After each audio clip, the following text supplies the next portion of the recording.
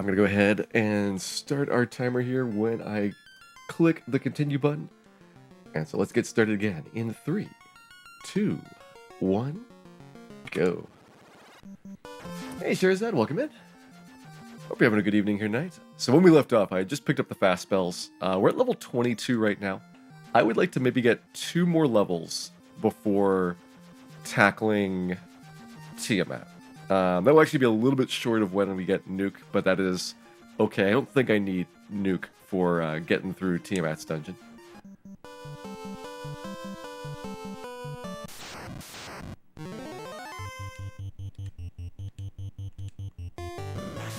And my basic plan, for right now at least, is to get 1 Black Mage to level 42. That's when they're going to get an extra attack with the Masbune.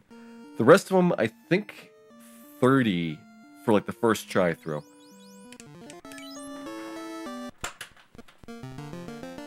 I want to say 30 is a strong level up for the Black Mages in terms of HP. And it'll be where they're starting to get a couple of nuke charges at that point.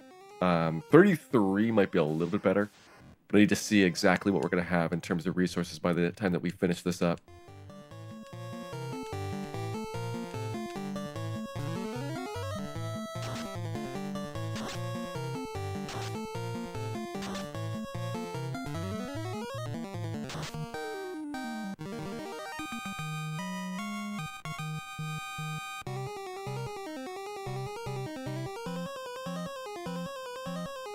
Up and around we go, getting our guards and vampires here. This is going to be a pretty familiar sight to anybody that's around for the conclusion of last night.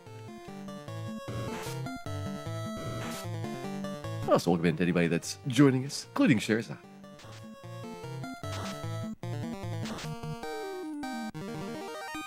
So the basic pattern here, the vampires especially are really good money, so I'll get a couple of vampires per trip. We need to get enough money for our 4 nuke spells before we are ready for those. That's going to be like level 25 to 26 that I want to be wrapping that up.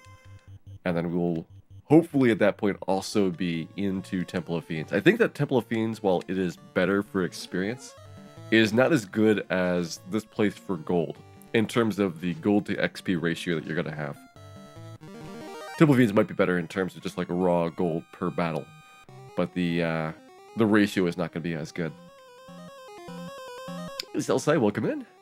And yes, the Black Mages continue on. Somehow continuing to venture forth, despite all odds being against them. Okay, 2 ice 3s, let's get a nice 2 out there. Black shirt, try to save as much as I can in terms of resources. Maybe I should split Black shirt and Thor off of Dan.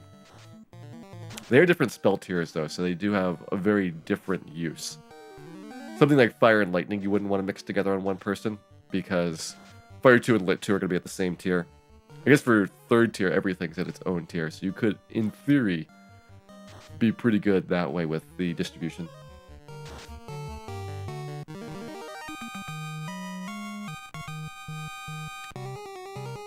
Oh, sure is that. If it is your birthday, happy birthday. Hope you had a good day today. Am I going to finish tonight? Yeah, the estimate I've been dropping over the course of this. It was 12 hours when I first started.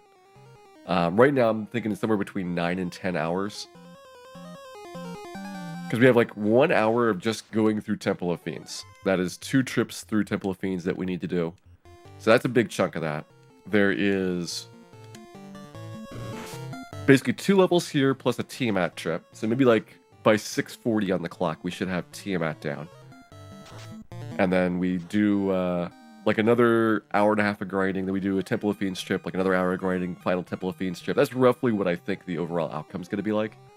So I think somewhere between 9 and 10 hours is not unlikely at our current pace. But I haven't done this before on stream, so we'll see what happens as we keep going through it.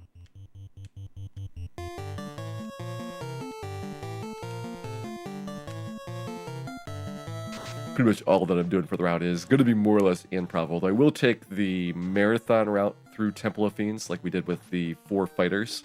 Marathon route does have a purple worm fight at the start and a purple worm fight at the end. So those are going to be ones which probably suck up a bunch of spell charges. Purple worms, I don't think are resistant to any elements, but they have very, very high magic defense, so you're not going to get a lot of double hits on them. Oops, not 3. We want ice 3 there. Go ahead and use those up. We're going to ice 2 and black ship.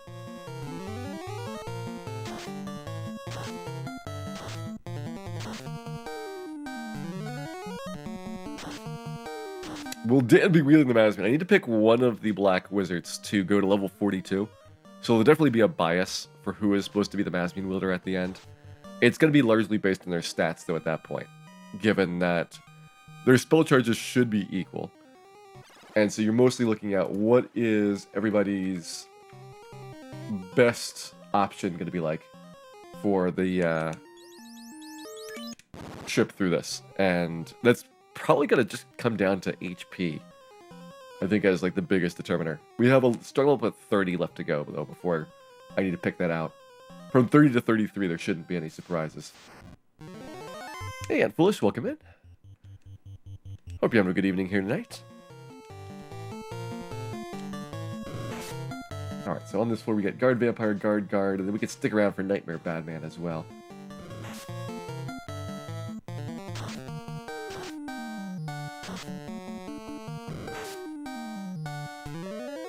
Starting to get pretty good at doing this loop around. And I think that with the amount of XP that I get for it, probably 2 loops should be pretty close to what I need for Tiamat.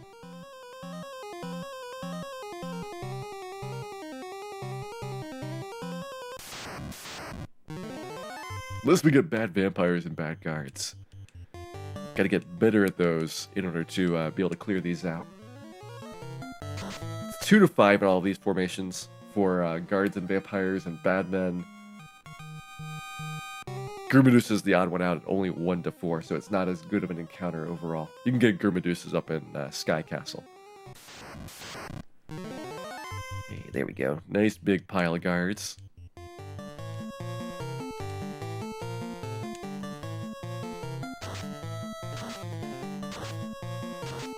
Yeah, the HP of the Black Mages is pretty bad. I actually looked it up, and we're going to have a hard time breaking 400 hit points, even for the Black Mage that has level 42. It's going to be really, really rough to survive that Lich Nuke. I think it'll happen. That's why I need to pick like the highest HP Black Mage as my candidate for that. Because if we don't have enough HP to survive Nuke, then we're going to be very frustrated at going through it. Now, their magic defense should be good, so my hope is that Nuke will only do 100 to 200 instead of its normal 200 to 400 range. In a speedrun, your magic defense is going to be really bad, because you'll be going through there at level like 18. So your odds of actually resisting Nuke are not good, but the Black Mages have a lot more levels with magic defense. The magic defense growth is not great, but it'll be hopefully enough.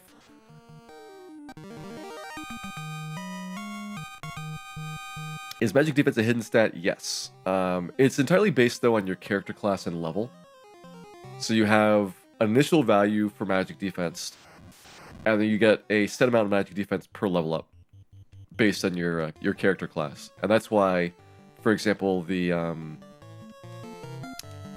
Master in Black Belt has that issue with class changing, because the Master will get only 1 point of magic defense per level up instead of 4, like the Black Belt gets. The mages get 2 all the way through, which is on the low end. They actually start with a better than average magic defense, but their growth is really bad. So they kind of get penalized in the long run compared to some other classes. Alright, so what are we looking at for level ups? 4,000, 1,000.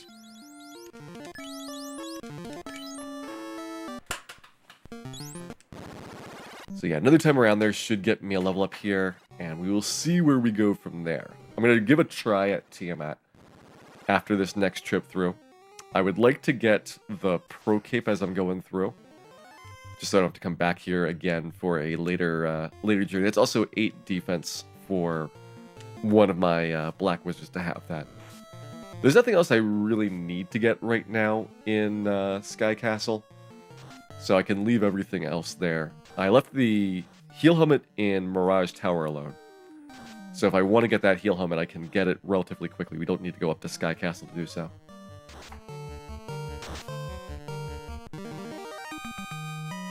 Hey, Kitty Star, you got an evil man to use nuke on you? Yeah, that's bad luck if so. I guess if you have a solo character like that, it's going to be much harder to beat out the evil man in terms of turn order and running. So your odds are going to go way up. With 4 characters, you know, the odds of the evil man going first in that second round are going to be pretty small. Not quite 1 in 5, but pretty close to it.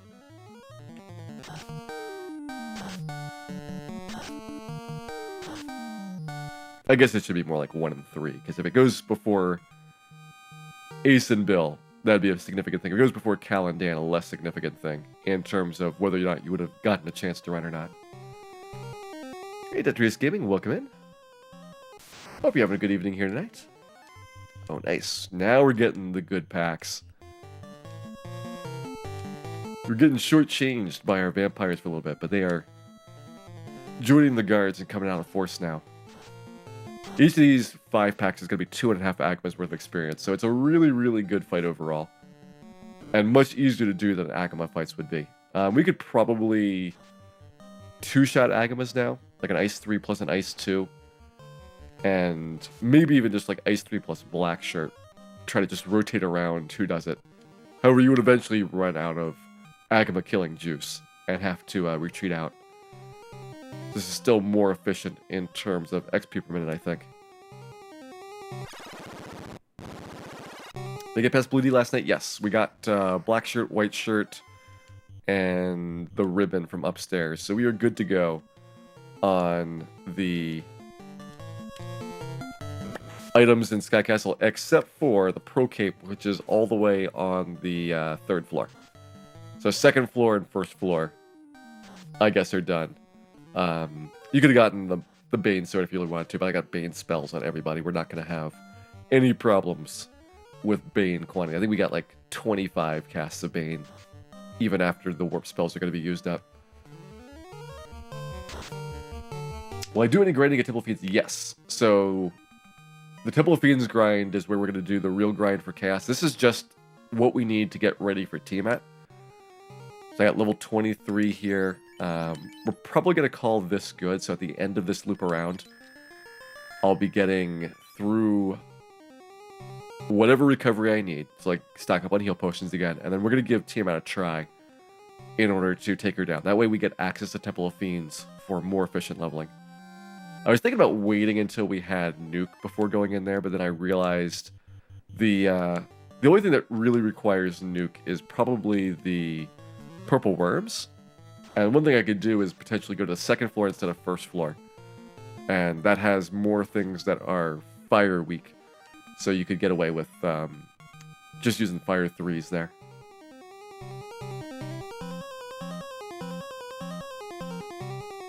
Hey, where's this? Emma, welcome in.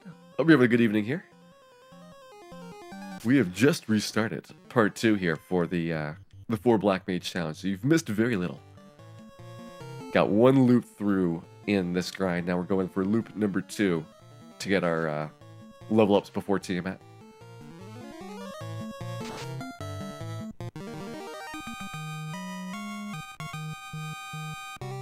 Made Thanksgiving today. Nice. Hope you had a good cooking experience and don't have too much cleanup to do. I think that cleanup is the bigger part of my large cooking episodes, just because I'll tend to build up a gigantic backlog of dishes. Like once you fill up the dishwasher, then you start piling them up in the sink, and then you're just kind of shuttling back and forth until you get everything undone from having a gigantic spurt in throughput.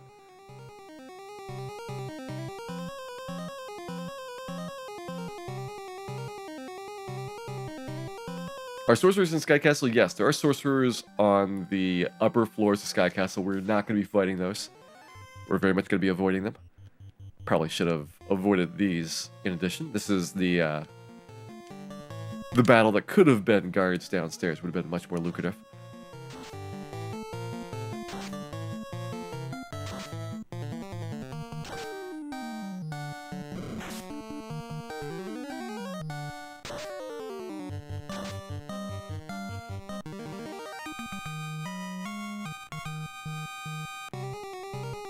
Back down we go.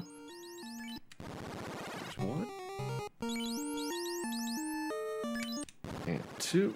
Alright, so that should take us down here for our guards and vampires.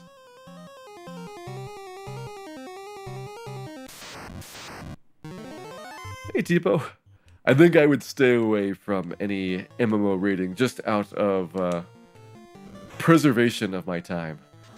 It's so easy to get drawn into those games for ridiculous numbers of hours.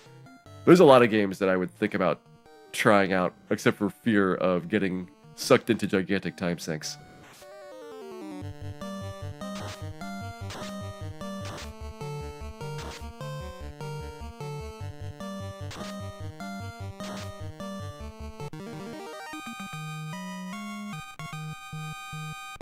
Alright, there we go, another 5-pack. Got, I think 2 guard fights, and then the Nightmare Badman fight to end it off. Nightmare Badman down here, whereas it's Evil Man together with the Nightmares upstairs. The Batman, I think, is actually more dangerous overall, so you get hit a lot more often by them. Whereas the Evil Man usually just wastes their turns or does relatively small damage compared to what the Batman can do. I think the Evil Man's also easier to kill sometimes. Only 339 hours of playtime. Yeah, you are just getting into that. Just barely starting the adventure.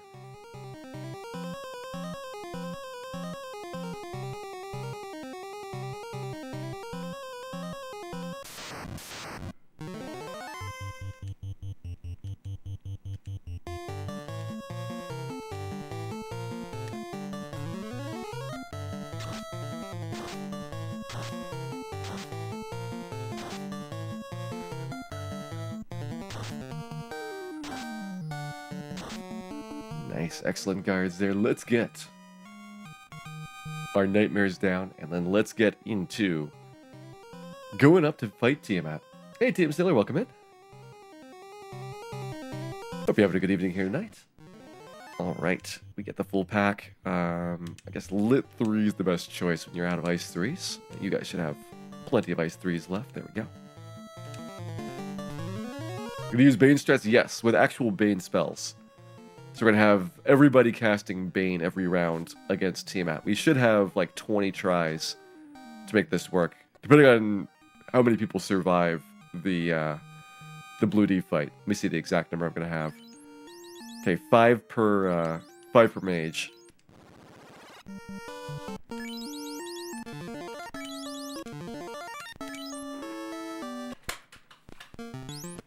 Alright, here we go, to Tiamat. I gotta actually keep track of where I am in the step cycle. I'm gonna be totally improvising this route because I need to pick up the Pro Cape, but that's a very different trip through compared to what I would normally have in the climb up here. So as a result, we're gonna be using more second tier spells instead of third tier spells. That way I've got all my third tiers for the good stuff upstairs. I need a way to get Blue D down. That's going to be one of my big concerns.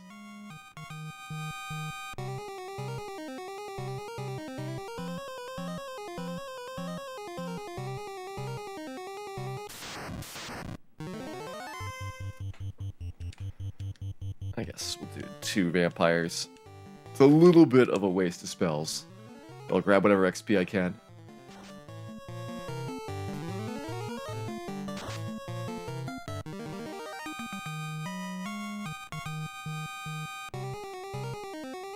Nuke would work, except I don't have nukes yet. It's going to be another couple levels before we have a nuke charge. We're coming close to it, but we have only 7th tier spells to work with so far.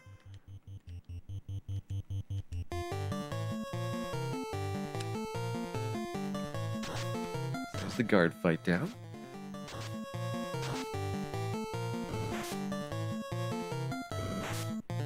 Dan is stunned at this outcome.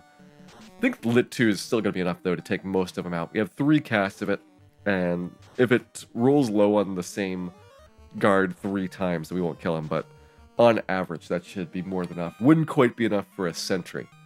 They would need all 4, but for guard, it's fine. We'll be doing some holiday hideline. We'll be doing hideline in the month of December, which I guess works for the holidays. We will probably be having a hideline Christmas special of some kind.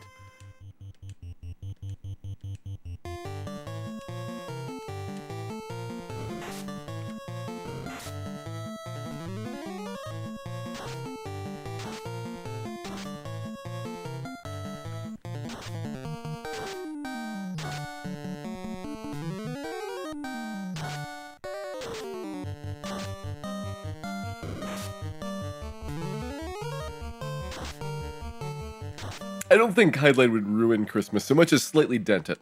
Hideline would maybe damage Christmas in ways that could probably be repaired later. Okay,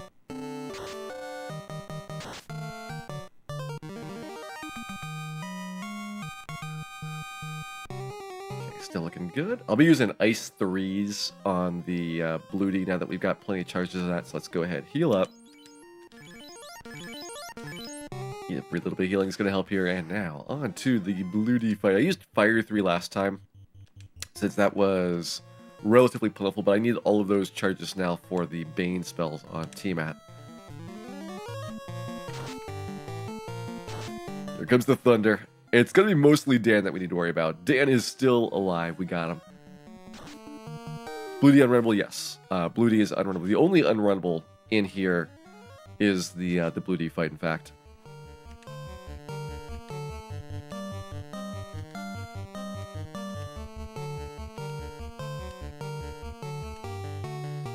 Bloody should be pretty close to dying here. Good. Cal might get him down before the Thunder goes off. Yes. So one Thunder. Reasonably good. Go ahead upstairs. Still pretty early in the encounter cycle. Warmech, of course, is the big concern for encounters, but there's also a whole bunch of other nasties in here, like sorcerers and man-cats and various other beasties that you wouldn't want to battle against. So I have to be very cautious about when I go upstairs for a lot of these trips.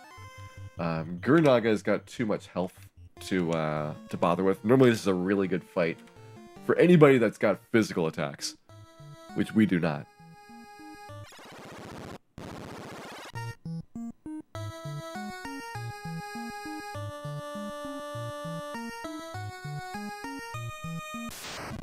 Okay, there's the eye fight, so I should be pretty good.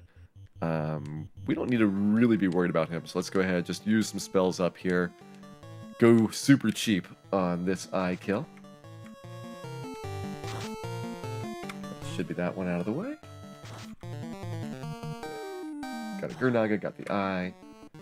So Whizvamp, our Hydra, Chimera, our Hydra, our Hydra. So we can stay on the 3rd floor for a little while. So I think we got time to go ahead and pick up the Pro Cape now. There's the Whizvamps. Unfortunately, only Fire 2 to work with, because of not having the charges for Fire 3 to be able to use here. I think Fire 2 should be pretty good. And when they cast A-Fire, it actually doesn't help them.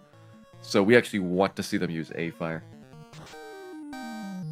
Look at that. I am 5 Bears with 16 months in a row. Thank you much, 5 Bears. Glad you've been enjoying the streams, and I hope you enjoy many more as well in the future. The support's appreciated.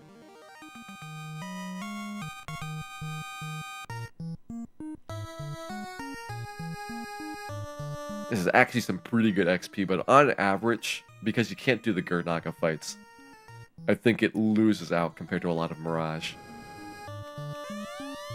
There we go, Pro Cape acquired.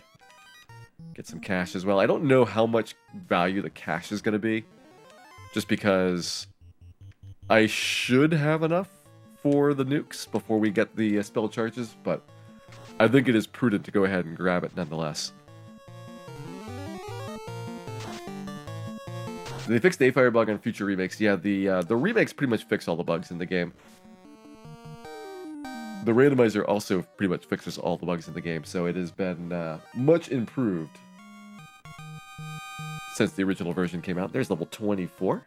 So we're starting to just get into the 24s. Now let me put Pro Cape on... I could give Ace super high defense, or I could make Bill a little bit better equalized. I'm going to put Ace super high defense as my strategy.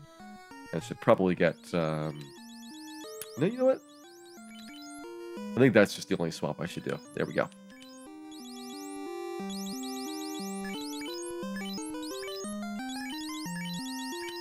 And that. Alright, I think I'm happy with my item arrangement now. But wait, one more thing. One more thing. There we go, cow.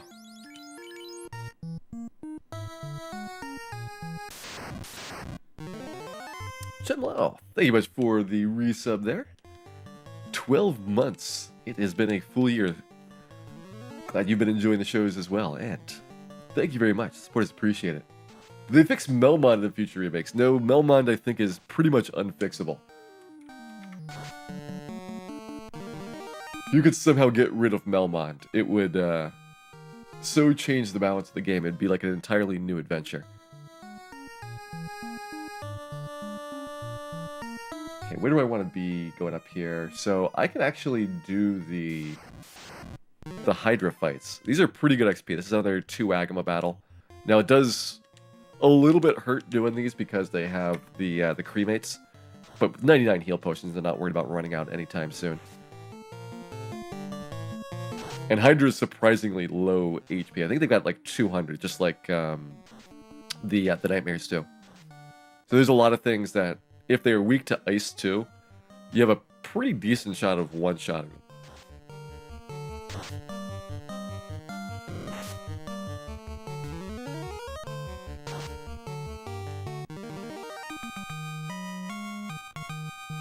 Oh, the town in Dawn of Souls, which is the Final Fantasy VI one for Phantom Train. Yeah, I know which one you're talking about. That one is a much cheerier place than Melmond, though. I feel like Melmond could learn from their example.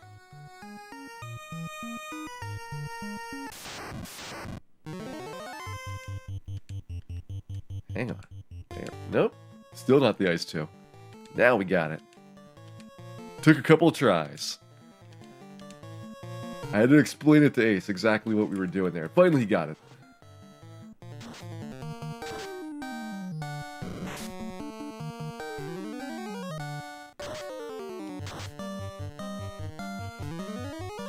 Okay, we have Guard Sentry here, which Guard Sentry, I am pretty scared of the amount of damage that Guard could do, or Sentry can do, but the Sentry only has, I think, a single attack. So Black Mage shouldn't take much more damage than most of the other characters from this battle. As long as we one round him, we should be fine.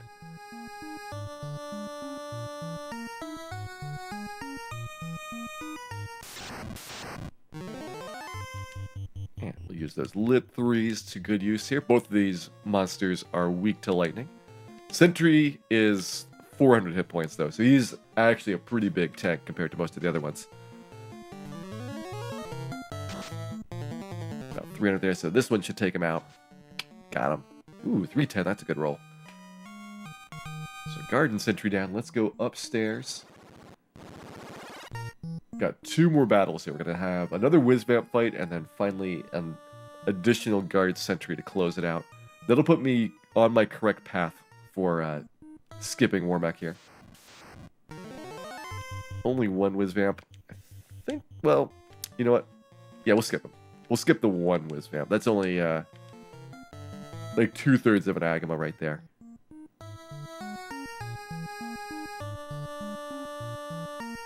So up and around. Let's grab our Guard Sentry. You actually don't want to go up sooner because the 5th floor actually has a higher encounter rate than any other place in the game.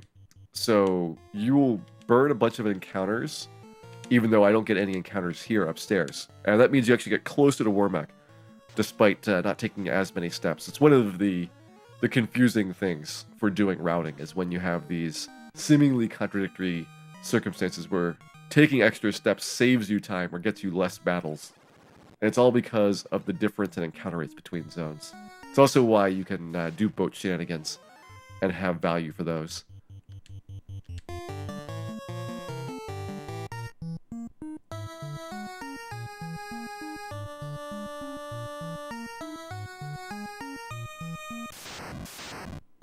Man, so much nicer on this than the trip up in single segment. There's got like 5 battles. This one's a cakewalk by comparison. How many Agamas is Warmac? We looked this up yesterday. It was 12.945, according to sources. I've been saying 12 Agamas, but I guess I should make it 13.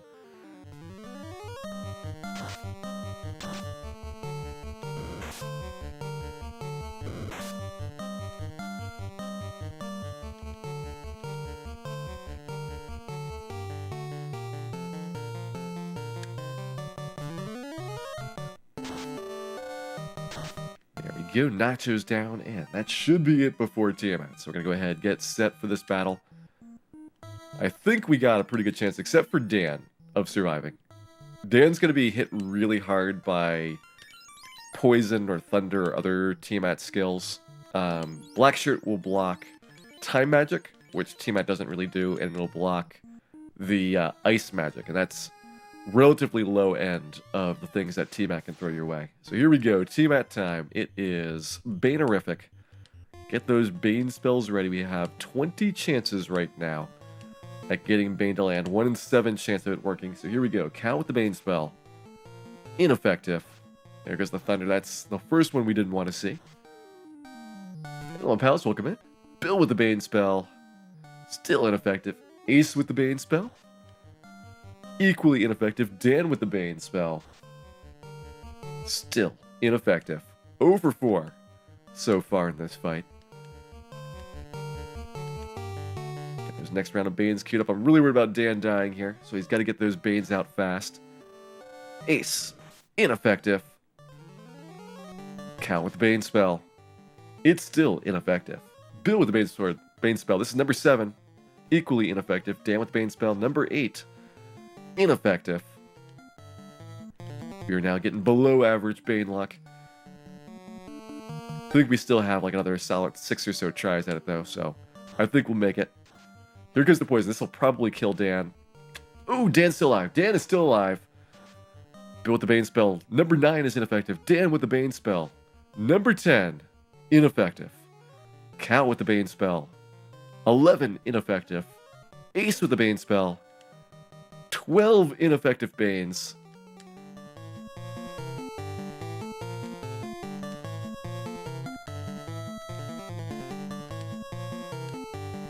Could be the final round for some of these guys. Yeah, that's going to take Dan out. No chance of him surviving now. So we have 3 more tries left on this party. Number 13, Cal, ineffective. Ace, number 14, ineffective.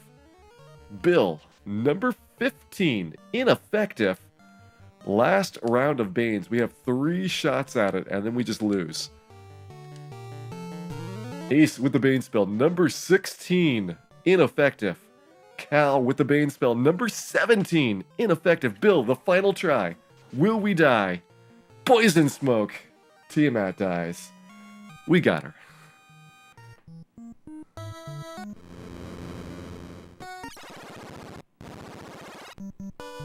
Easy every time.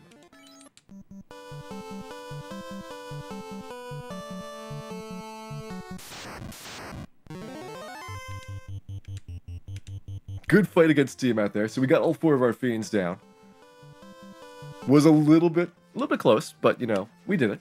No problems. And because of that, we now have access to Temple of Fiends for our grinders. We're gonna get Dan revived back up. See if he can stay alive for some of this stretch. I think it's gonna be tough to get Dan caught up on levels after a certain point. If he's only gonna have the black shirt on, then we're gonna get a large amount of deaths on Dan as I do this grind.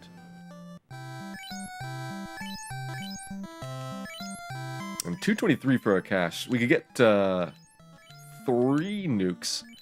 We need a little bit more for nuke number 4.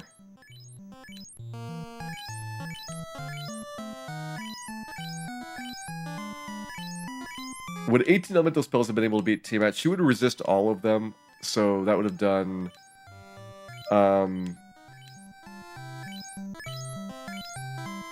maybe 800 to 900 damage. It might have been enough, depending on what the damage rolls were like.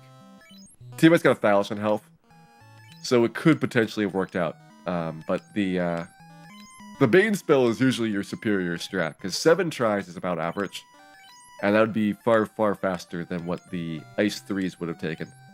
Remember that we were out of Ice 3 and Lit 3 because of using a bunch of those before. I think we were out of Ice 3s. We had a couple of Lit 3s left. And then Fire 3 is the weakest of the 3rd tier spells. So it would have been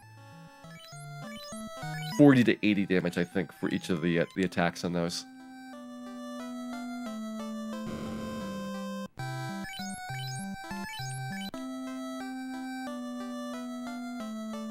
That was not a T-Rex, that was a Tyro. You're not going to see a T-Rex ever because I would have to do 128 battles without powering off the console, and so that's going to be impossible for me to get Group 8 encounters.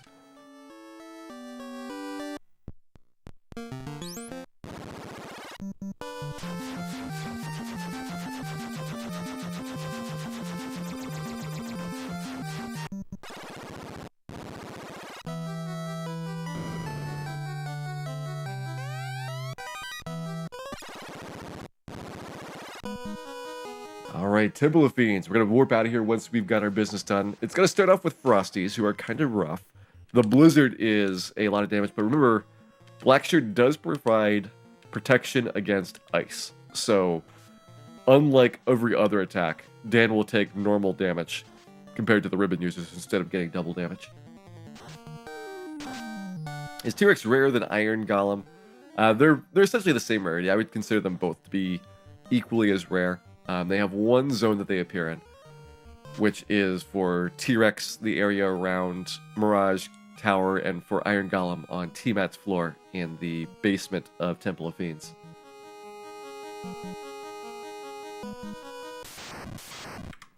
Okay, so double Frosties here. I'm thinking about doing the grind upstairs, but at the same time, we get good Frosty fights. This works out pretty well in terms of damage output. What I really want to do is make sure that we don't run out of a particular spell. Like Fire 3 is going to be stressed really hard for a lot of these encounters. I guess Frost Giant Frost Wolf is going to be pretty equally stressful for those. But we'll do it. And up to grab these.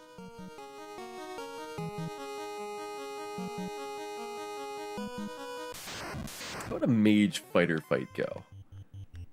Trying to think if that would be at all reasonable. We'd have a very high chance of being ambushed, which is not fun. Then the mages would all rub. They'd have Fire 3s after the rub. That's probably bad for us. Rub is no problem. Rub is not going to work on anybody, but the Fire 3s are going to be a pain. Can Black Mages beat the Black Belt time? No. We have like an hour just of Temple of Fiends walkthroughs, plus probably 2 to 3 hours of grinding left to go.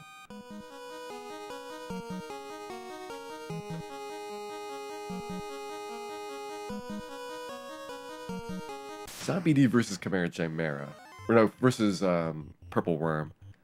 These Chimera Chimeras are versus the regular Chimera fights. This one has a higher possible XP amount, but more variance. The bottom one is going to have 3 to 4 Chimeras, so you get, on average, more here. But minimum is better downstairs. Then we have Zombie D versus Purple... I think Purple Worm, because I need to conserve my my fire spells a bit, I want to take a Purple Worm fight. Purple Worms have a lot of health, but they shouldn't resist any of the elements. Which means this is like the only thing I can use Lit 3s on. Hey Marcus, welcome in. Hope you're having a good evening here. And only one Purple Worm. We're getting low monster counts on some of these. Probably for the best for the start, when you are still pretty weak overall. Okay, let's see how the Lit 3s do. About 100 damage a pop, so we're not going to get the Purple Worm down here in one round of these. Yeah, we're going to be a little bit short. So I think that you guys can toss up whatever you got. Yeah. Some ice, some fire, some thunder. Whatever we can throw their way.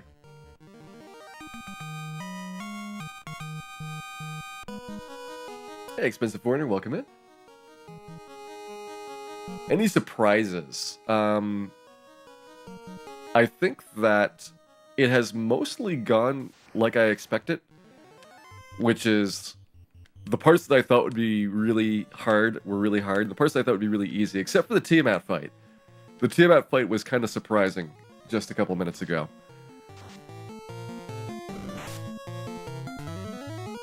A very unexpected outcome in that one.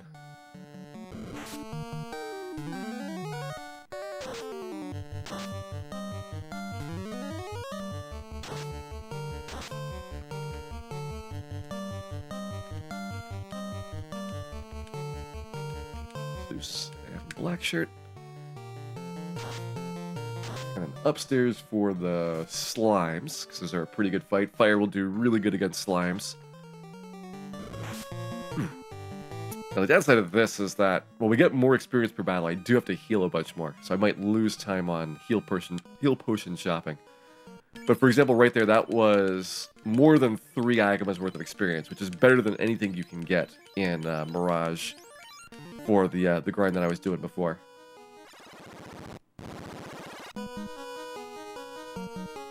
Yeah, I want to do slimes over Mage Fighter. This is a battle I actually take in the single segment route. The slime fight is extremely good for XP. You can get up to 4 Agamas here if they all show up. You get 4.5 Agamas upstairs at the Badman fighter. I think even more Agamas at the Ghasty fight. Ghasty 4 copies of might be like 8 Agamas worth of XP. They're a crazy, crazy monster for XP, but really, really dangerous. Would not recommend fighting Ghasties of any quantity.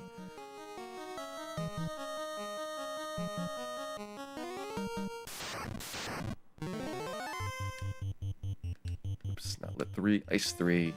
There we go. So we got 3 of those. Oh, only 2 of those. Gotta be mindful of how many charges I have for a lot of these, so I know which floor to take the battles on. I know that my my fire spells are going to start running out pretty soon if I take all the frosty fights. So I've been trying to mix it up a little bit. We get Frost Giant, Frost Wolf, Chimera Chimera some more, and then Purple Worm versus Zombie D. I might actually start doing Zombie Ds. Zombie D does have a paralysis chance, but that is, I think, a better possibility than the almost certain Purple Worm smack to the face.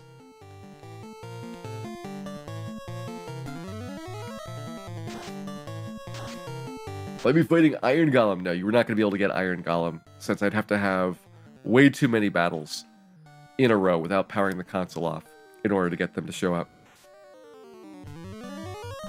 The first Iron Golem fight is 128 battles past power on. And yes, 414 damage is more than Nuke can do. You can do, I think, 420 damage with Ice 3 against a monster that is weak to Ice. It's the exception to the rule that Nuke beats everything, and Ice 3 is the only one that's like that. Lit 3, you can pretty much tie Nuke, and then Fire 3, you come out behind Nuke, even if it's a Fire weak monster. At least at max damage. Average damage might be a little bit different, because I think that if you are weak to an element, your chances of being critical are higher, even if you have good magic defense.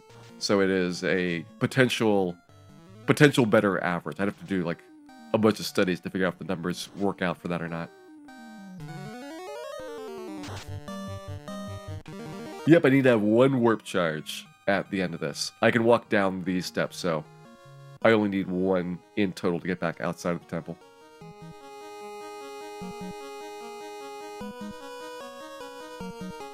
We actually can't go too much longer, just because we're going to run out of other spell tiers.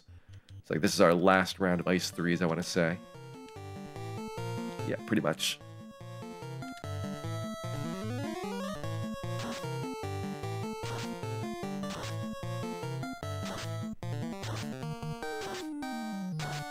Also run pretty low in health, for that matter. Beautiful Chimeras. Now, Chimera, if he did poison, the problem would be Dan doesn't have resistance for it. So the second round of the Chimera fight is not too good for us. But the first round, with the Chimera basically being a Chimera that has a little bit more HP, works out really well, because the Ice 3 doesn't really care. It's got enough firepower to power through either of those two's HP totals. Oh, you're out of Fire 3s already.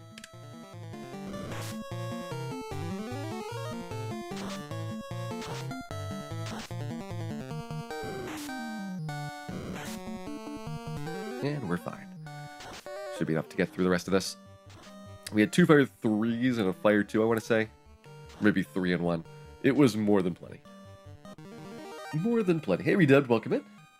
The only thing you've missed so far is beating up Tiamat. And then we've gone back to our grinding ways since then to work on getting ready for Temple of Fiends. All right, we do have our first spell charge at the 8th tier. So I can start getting people some nuke spells here. So let me just go airship over to Canaria. We're going to need to restock, do the Lufania walk, grab our nukes, and then come on back.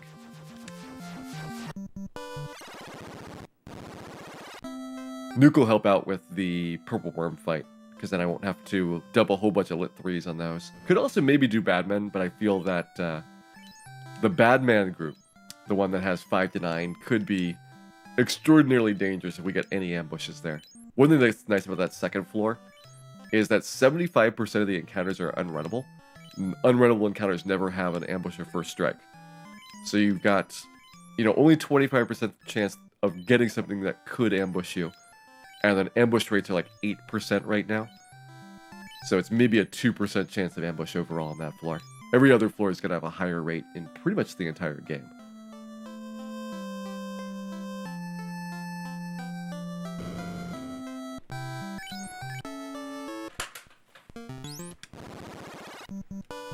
Alright, to Lufania we go.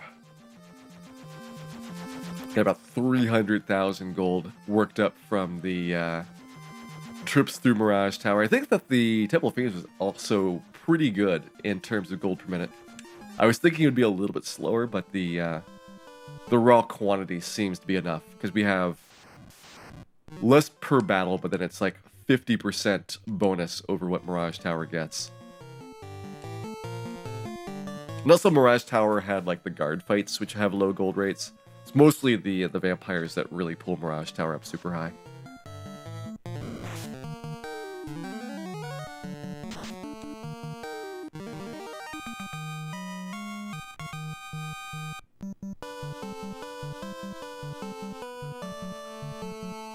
What level am I aiming for? I think one Black Wizard should be level 42. That's where you get an additional swing with the Masmune for the last time. And level 30 is one of the later strong level ups for a Black Wizard. I think the last 3 are 30, 35, and 41. So level 30 probably is going to be the most I want to grind the rest of the Black Mages to. I'll have to see how close that is to another nuke charge. Like, it might be 32 or 33 for the next nuke charge, and then I have to think about whether it's worth doing that grind.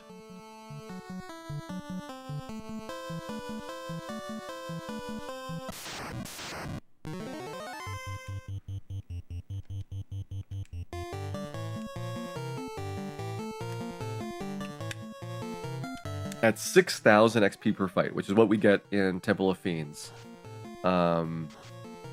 Divide by 4, so that's 1,500 per Light Warrior. I want to say it's 30,000 or so, maybe 32,000 for a level up. So that's 20 battles if everybody's alive. 5 battles if you only have one person alive. And 20 battles is like a loop and a half around. So I'd have to do a loop and a half per level up for everybody, or 1/3 of a loop for an individual character. I think works out pretty well overall for the number of encounters required. Here we go, level 860,000 nuke. It's gonna do all the good damage here, and with that, we are done with the nukes. Have enough left over for a cat claw. Should anybody need a cat claw, we can spring for it. Nobody's gonna get a cat claw. Those cat claws are terrible.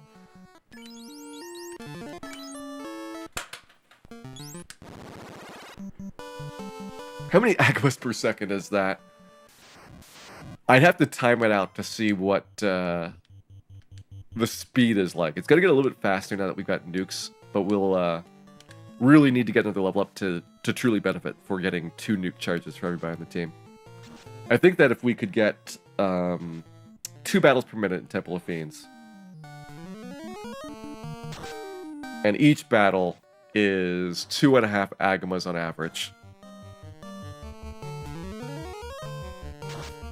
And you get 5 Agamas per minute, so 1/12 of an Agama per second in Temple of Fiends. A 1/12 of an Agama per second going through that dungeon. It's pretty good.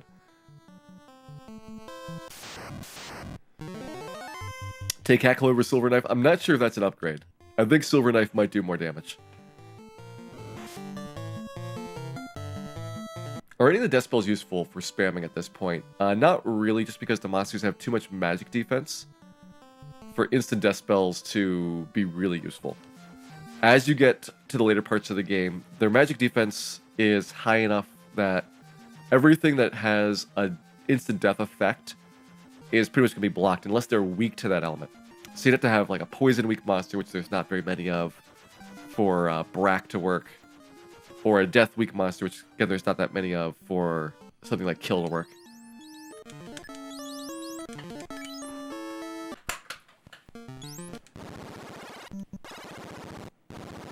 Back into the temple we go. Probably the annoying part of this is just the Frosties at the beginning. Those I worry about for the sheer blizzard damage they can do.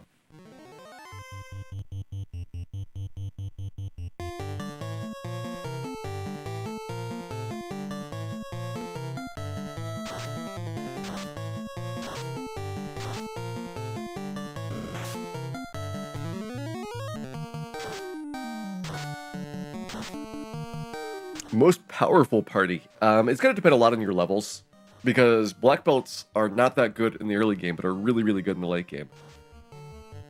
I'd say fighters are pretty consistently good throughout, and red mages start out really good, and then they're not as good late game, so they're kind of the opposite of the black belts in terms of progression overall. What about Zap? Zap is time elemental, so that is one where there are no time weak monsters in the game at all. There's only one time resistant monster, which is Chaos. But that doesn't really help you in this situation, because you're looking to exploit weaknesses so that the monster's magic defense doesn't come into play.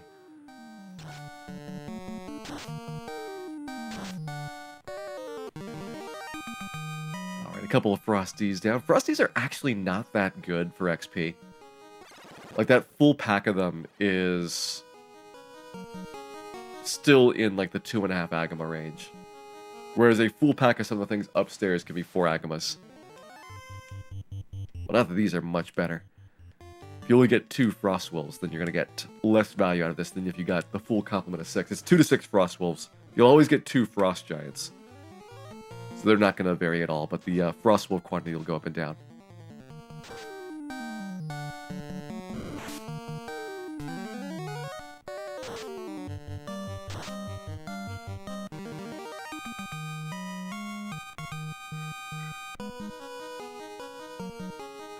Chimera get some ice 3s. I'm so tempted to try the Badman. It's 2.5 to 4.5 Agamas for the encounter, which is really, really good, but I think that probably we just die from physical hits before we could take them down.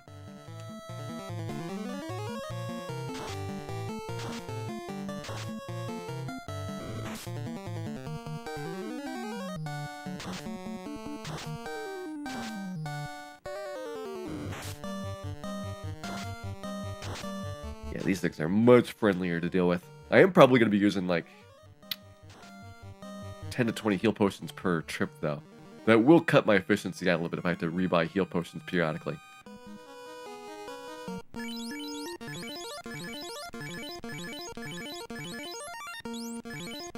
Here we go. Alright. Purple Worms. Purple Worm, Zombie D, or Badman is my 3 choices here.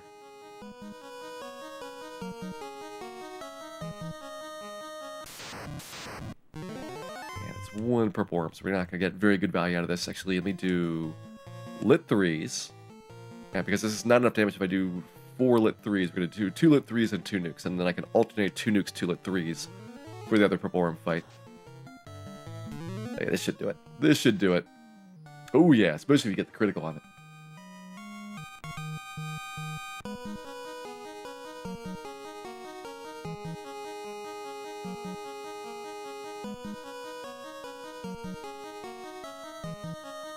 because Purple Worm is 1 versus 2 monsters, this is one where there's a really big swing in your potential XP value. I kind of like the ones that are more consistent, even though they have lower average amounts, just because it feels like I'm not getting cheated out of progress. But if you look at the number of battles that we're doing, it's almost certainly going to even out statistically to do whatever the best average amount is.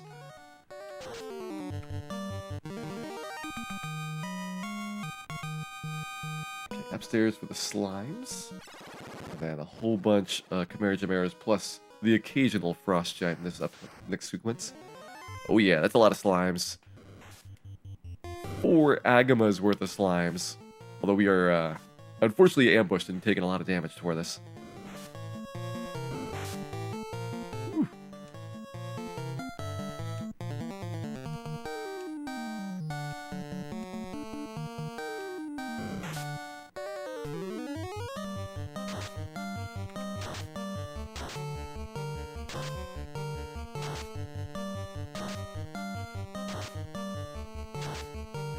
So different having these big tier spells compared to what I normally have coming through here.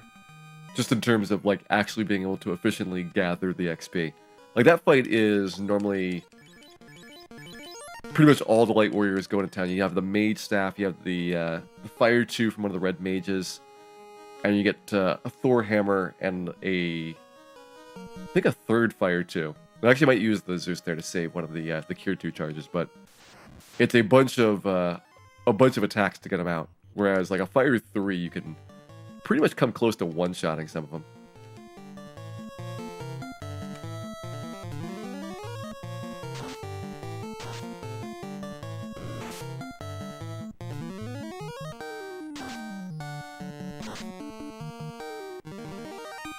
Alright, so fire and then ice.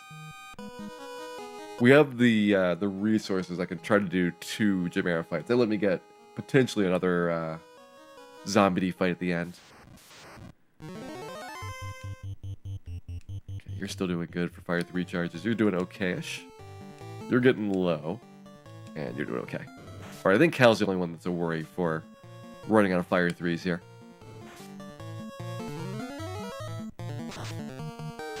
Should anybody die and then lose their spell charge, I want to make sure I can still warp out at the end.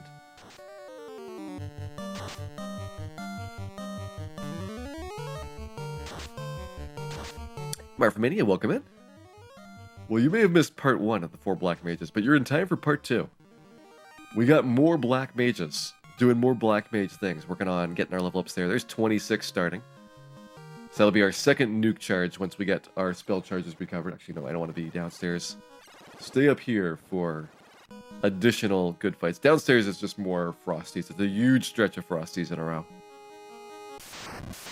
And strike first. This is maybe a good opportunity to save an Ice 3. So that we can have enough Ice 3s for the last Chimera fight.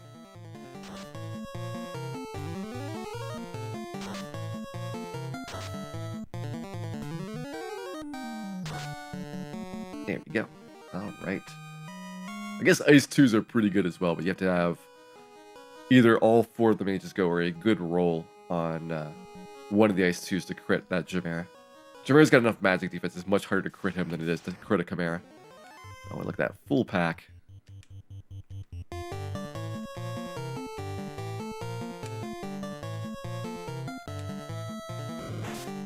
Ooh, don't hit Bill. Alright, Bill's pretty close to death here. We can probably take a Zombie D fight, since Zombie Ds don't have any AoEs. Still be relatively okay.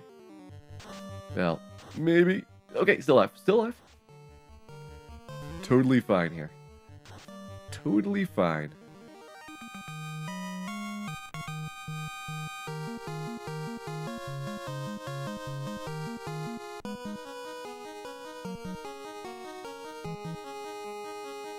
You know, have I ever done a low-level challenge speedrun? So, low-level is really low-level in this game. It is pretty excruciating to do. Because you can go through the game with basically no random encounters, and you make Carrie run away with fear. And so you can be, like, beating the game around level 9. That's what low-level is. And as you might imagine, beating the game at level 9 is not really something that is going to have a high probability of success. And what I find is that the amount of work it would take to get those sections, like, over and over again, everything going correctly, would be a really long endeavor.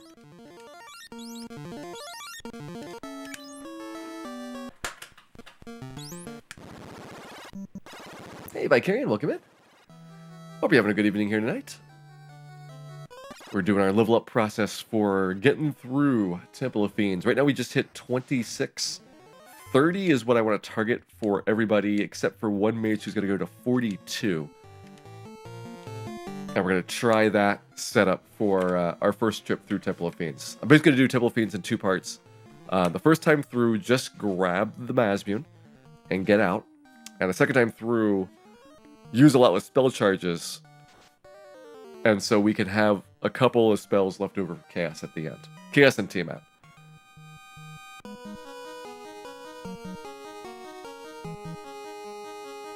Because to do the Masmune pickup, you don't need to beat Tiamat 2 for that one. So that's why you can get through at an earlier level, as well as potentially with not having as good of a setup.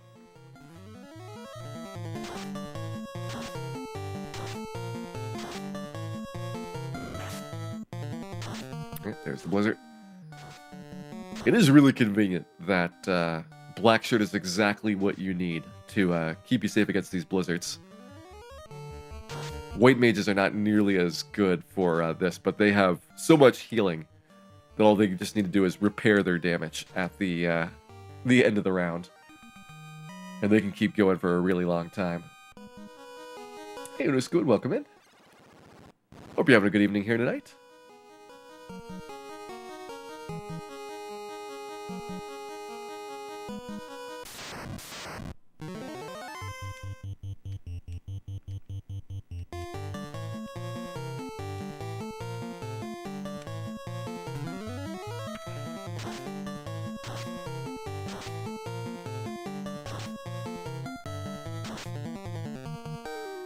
I think I may stay up here for the zombie fights. I've been going downstairs just so that I could get the purple worms, but it hasn't been working out really well for me for XP.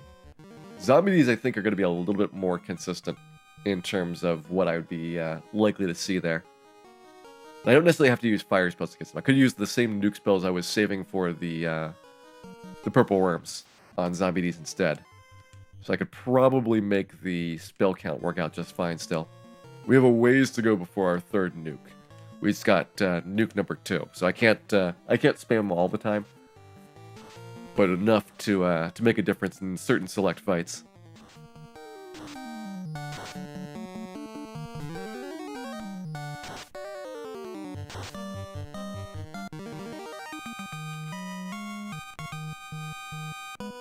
Yeah, Zombie, Slime, Chimera, Frost Giant. I think Chimera, Frost Giant after that. So I can do about a dozen battles per trip here. At this point, that is still a good amount. Once we get to cap out on our XP per level up, it'll be, I think, a trip and a half per level up. When do you get 9 charges of nuke? 50. There's exactly 50 when you get that 9th charge. So I'm not going to bother with that. The level 42 Black Wizard, I think, has 6 charges? Might have 7. I know he's right on the border between 6 and 7 at that point. And the 33 ones should have, or the 30 ones should have, either 3 or 4 charges. I think it's 3 charges at 30. So likely we'll have 3, 3, 3, 6 to work with on the trips down. This is where we're going to start using some of those nukes. So nuke, fire 2, fire 2. And rolling pretty good on the zombie decount. Fortunately taking a lot of damage from them.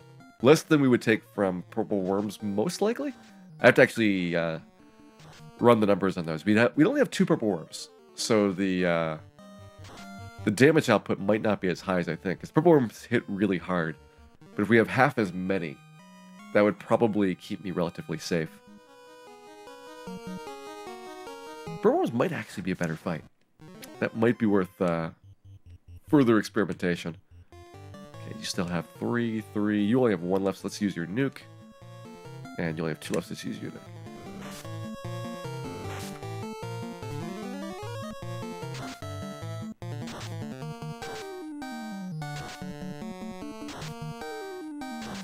Does nuke do bonus damage to monsters weak to fire? No, nuke is non-elemental, so it has neither bonuses nor penalties for any monster in the game.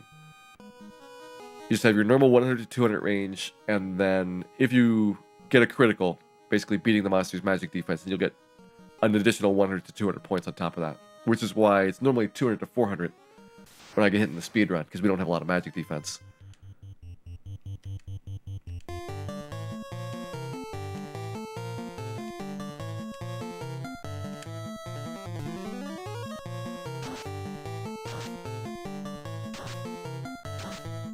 There's another 400 plus Ice 3.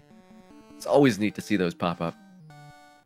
Pretty uncommon, but you will probably see a bunch with how many Chimera and Chimeras I'm planning to fight in this go-around before we hit level 30.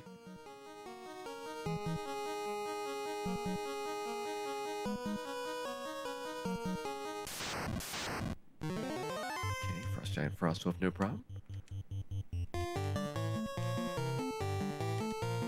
Still conserving those. I think we can afford a double nuke. We have only 1 more firefight, which is the zombie at the very end. So I think we're good for Fire 3 charges overall. You fill up all the Black Mage's spell slots for fun. I mean, going to level 50 with all the Black Mages would take a while. Again, it's 1.5 of these loops for a level up. And if we do 20 extra levels, then that would be, 30 of these loops overall I would have to do. Above and beyond what I was planning. I think that would actually still keep me under the thief time. We could get level 50 on all 4 Black Wizards with less time than it took to beat the game with 4 thieves. Pretty amazing of a stat.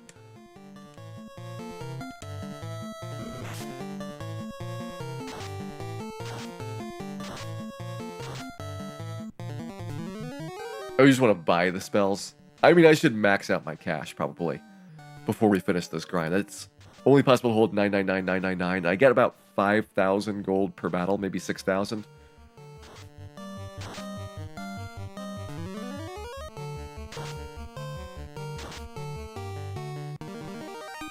So we would definitely max out our cash before we got level 50 on everybody. There we go, starting to hit 27s. Making really good progress now.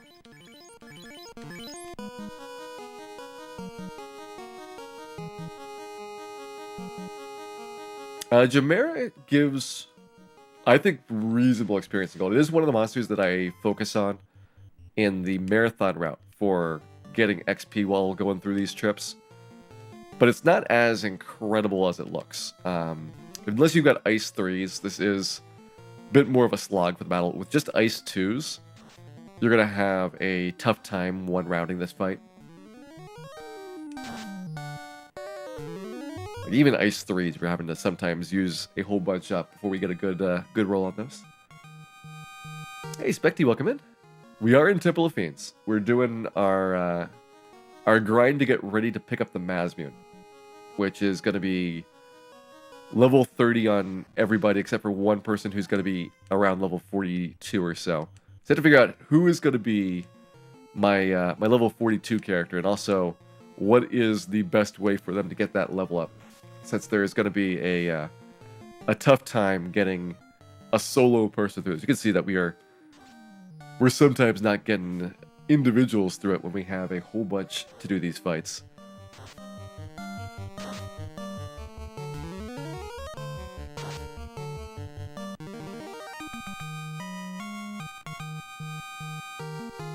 Yeah, 27. I think everybody got 27 in the end.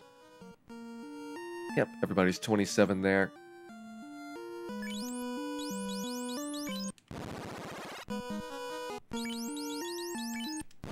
Did we bane Tiamat? Oh man, did we bane Tiamat? It was spectacular.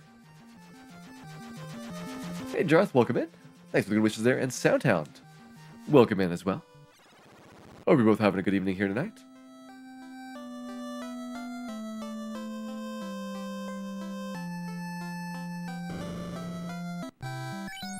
Alright, let's go ahead and get Bill back up.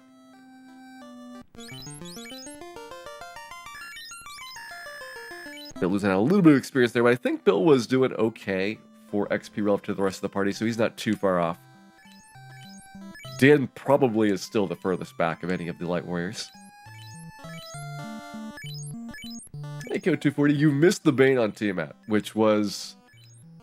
It was really good. Let me just say that. I'm gonna say one of my top Banes ever.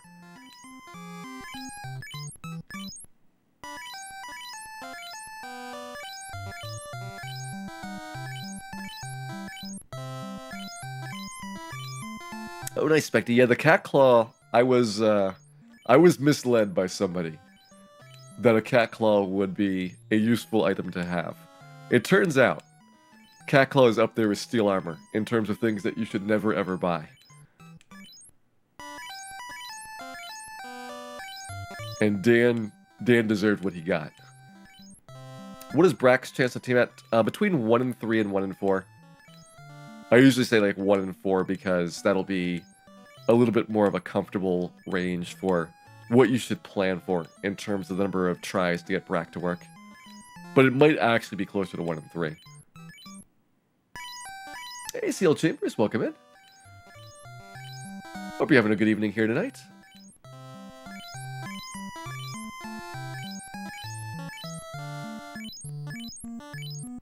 Who had the Bane? I believe it was Bill that got the Bane off.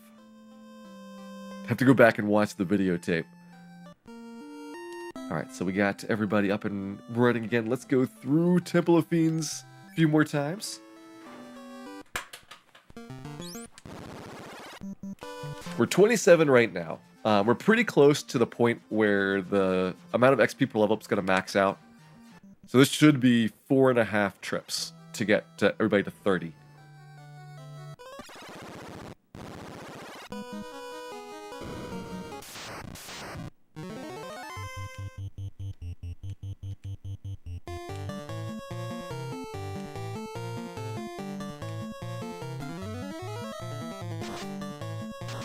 They all share a wardrobe. These are all hand-me-downs from Dan's old closet. He's just a clothes horse, and then everybody else had to share.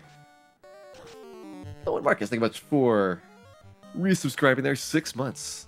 Thank you indeed. I'm glad you've been enjoying the shows. Hope you enjoy many more in the future as well. And thank you very much for the support.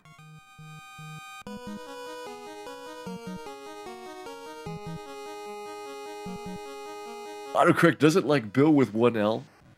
I knew autocorrect was up to no good. I think that autocorrect with any type of video game chat generally ends up in really hilarious situations. Like, the autocorrect in Discord, I think has never given me something that would be an improvement over what I had before. Even if I had things entirely misspelled, it is not making it better.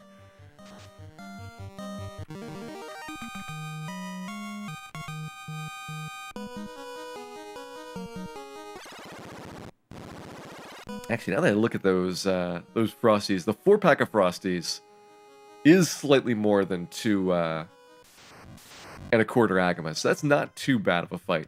It's not nearly as good as most of the other things in here, but I shouldn't say as many bad things about the Frosties as I do. Except for when they are in any type of speedrun, in which case they deserve all the bad things I've ever said.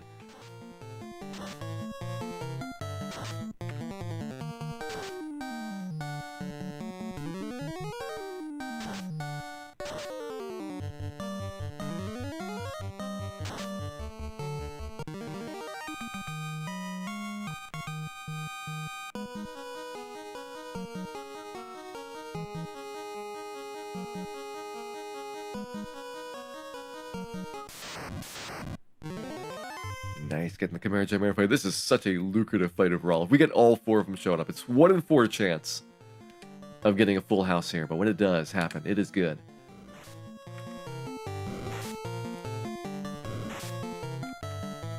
Alright, now let's think about our Purple Worm strategy. I think the Purple Worms I'm going to go for. We're going to go for the Purple Worms. We're not going to be lazy. We're going to walk up and down stairs because we deserve the exercise.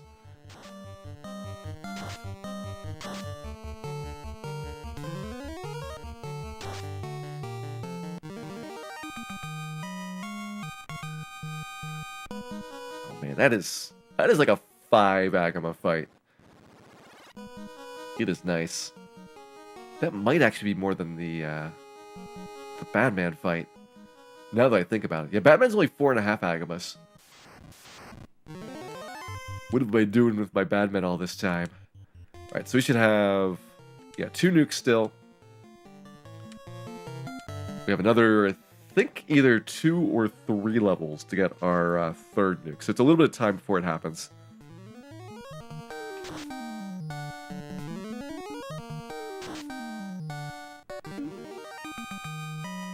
It's 1.5 Agamas per Purple Worm there, so we're looking for a double. Double Purple Worms to keep us in fine amounts of XP overall. Or fine amounts of Agama meat. You are so up for trading between one monster species and another. And it's another single Purple Worm here. Disappointment in our worm quantities.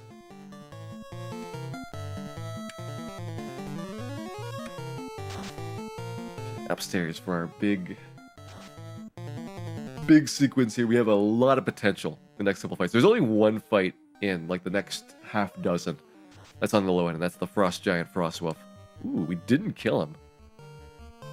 Interesting. Well, we got plenty of lit 3s and nothing else to use these on, so might as well throw them in bonus round against Purple Worm.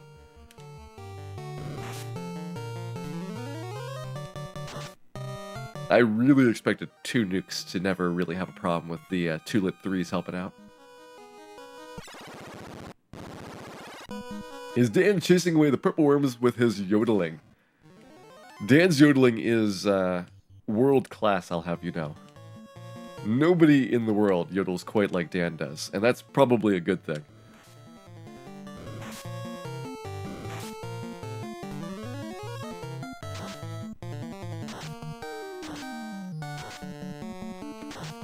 Alright, so Chimera, Frost Giant, Chimera, and then probably Zombie, the last one that I'll take for the loops around.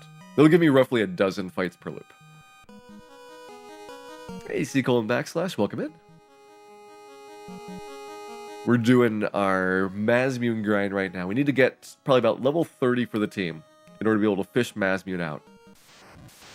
And then figure out what I want to do for the real trip down. Mazmune will significantly improve how much resources are required spell-wise to get through the first couple of fiends. Because I'm fast at Mazmune, on Lich, and on Carry. Should be able to take them both out without too much trouble, I want to say. Although there is always trouble when it comes to doing Black Wizards in a dungeon like this. Like, considering XXXX on anybody, no, I don't think it would ever really be effective. It's potentially something you can use if you have a monster under 300 health. But the likelihood of being able to really pull it off, I think, is slim. The problem you have is that a lot of situations where you're going to be thinking about using it, the monster just has too much magic defense for it to work. I mean, death resistance for the ones that are interesting. It's like, I guess if you have a non-death resistant monster, maybe you save a round of damage. Oh man, speaking of saving something, we did not save Ace from his terrible fate. Ace going down to the Frost Giants. That's going to cut this loop short.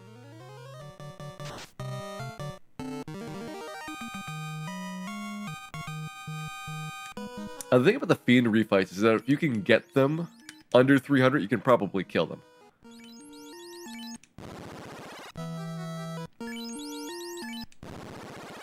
So the potential is that it saves you a nuke. However, the spell charges that XXX used up are also pretty valuable for other things. So I'm not sure if using the XXXX is really overall a net benefit.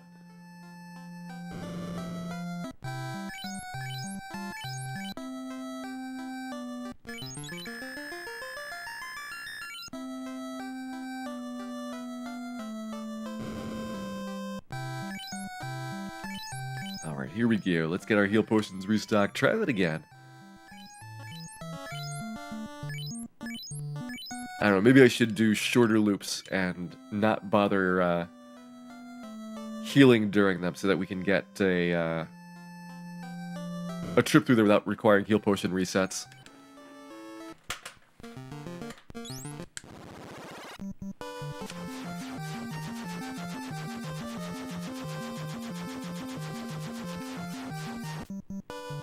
Yeah, the way that XXX works is if you have less than 301 health and you do not resist death, then it always works.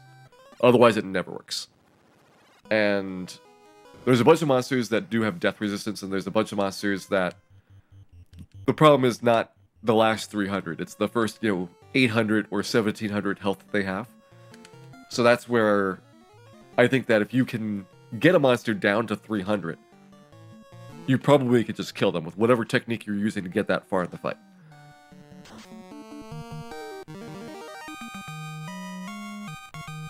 How do I plan on fighting Lichs? The first time is going to be just with nukes.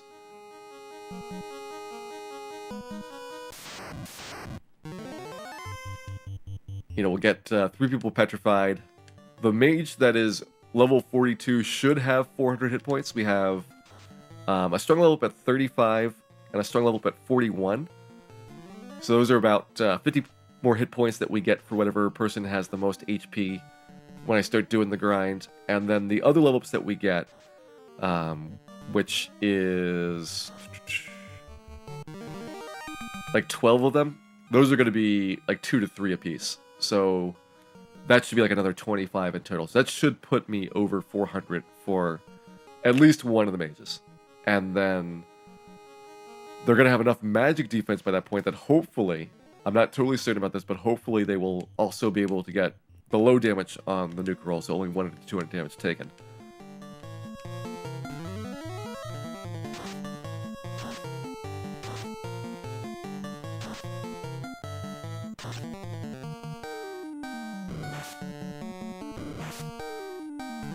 Landed Bracken Kraken too. I don't think the odds of that are outrageous, but definitely a bit of a long shot. It's one of those things that's probably like a 1 in 10 chance.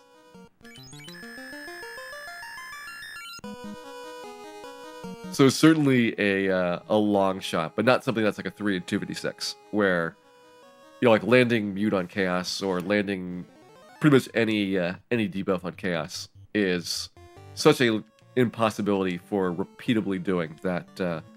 Getting it to work in a fight is just amazing to see.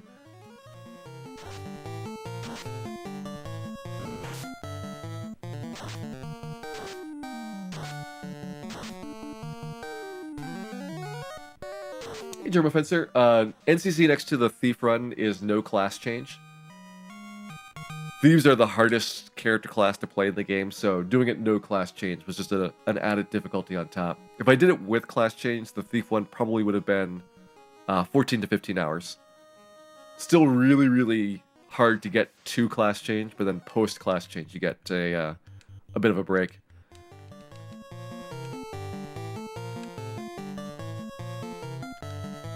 Use these nukes up. This is where it's either Zombie D or Purple Worm. And Purple Worms have been disappointing me. So I went Zombie D this time.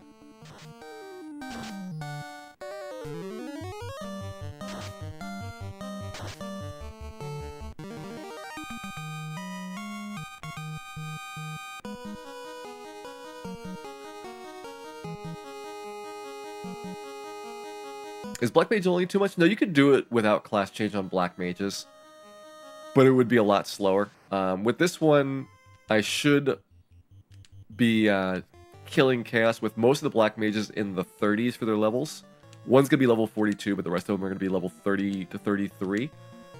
If it was no class change with this group, then I'd probably have to have everybody in the 40s. I don't think I need to have everybody in the 50s, but to get enough spell charges to get through there, you're looking at probably everyone at level 41 for additional health, and then you're missing out on the nukes as a way to make fights much faster, and that's the difference that is going to be just kind of throwing a wrench into a lot of your plans. Nuke is really, really useful for its non-elemental properties.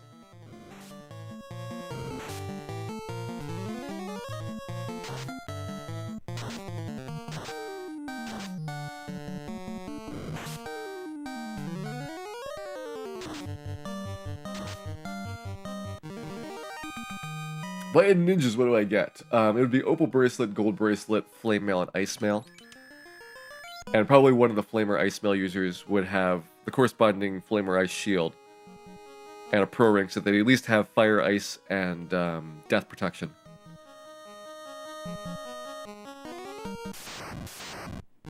Plus, they'd also have a little bit more defense because they'd be rocking the heal helmet. Oh man, Dan, be rocking the heal helmet instead of getting the less defending ribbons. So they have +5 defense from that as well.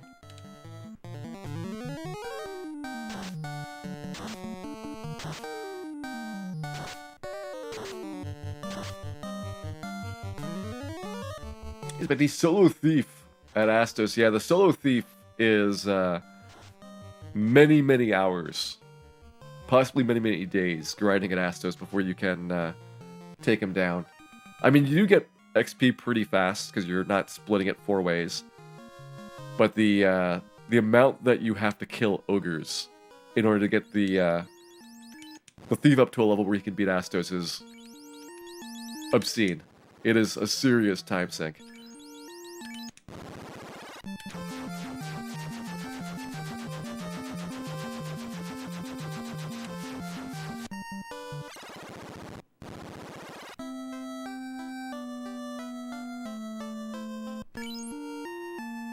Still 99 heal potions.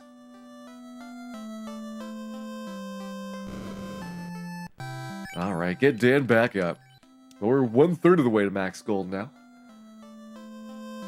Means max gold probably would happen before level 35 if we kept going with leveling everybody up at the same time. I think, though, that the current plan of getting everybody up to 30 and then making a decision about which of the Black Mages is going to go to 42 is probably going to work out best. At 30, you get a strong level up. So at that point, you are only 2 strong levels left. So you're going to have at most a 10-point swing in HP for the rest of the game between your mages.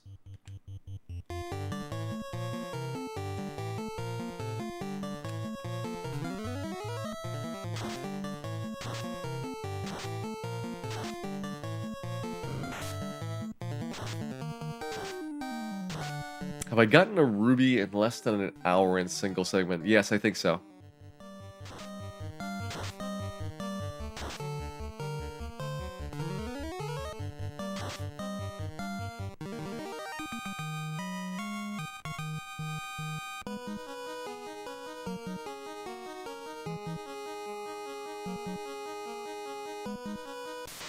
Yeah, definitely, because like my best Astos times have been around 32 minutes, and it's definitely not 28 minutes from Astos to killing Vampire.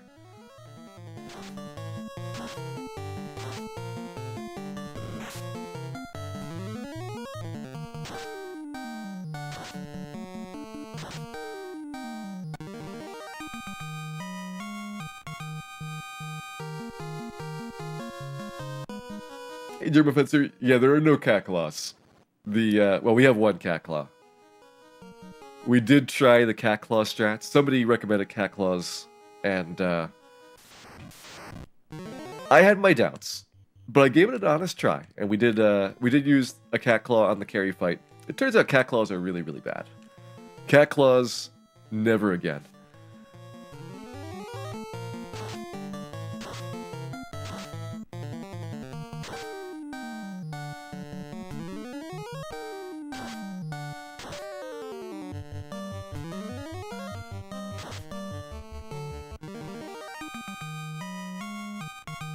serious magic resist than the Frosties. Almost everything in here has enough magic defense that they're going to be able to resist almost all of your elemental spells. Some of the ones at the very high end, like Nuke or sometimes Ice 3, because they have a little bit of a higher,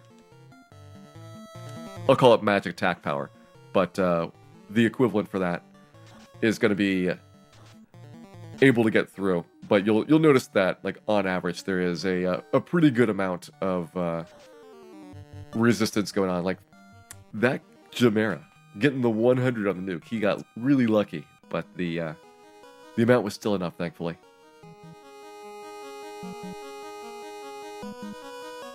And it's true, we did get a 46-point hit on carry. I think we got a 42-point hit on carry as well. Like, the very first hit was like 40 damage. Like, okay, this is probably okay-ish. It's acceptable in terms of what the damage range is going to be like. And then we went many, many rounds before we saw another one that was more than 2. It's like, oh, okay. I see how this Cat Claw is going to work. We would have done the carry fight much faster if I just used elemental spells from Dan instead of Cat Clawing.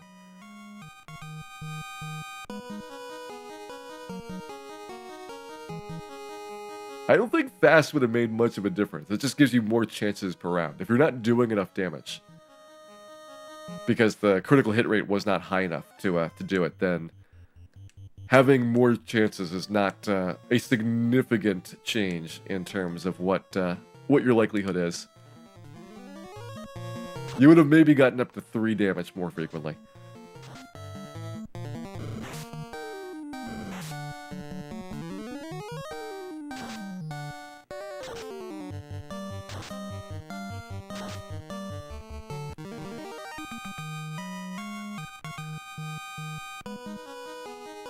Alright, keep those good XP monsters coming. We want to see those big full packs.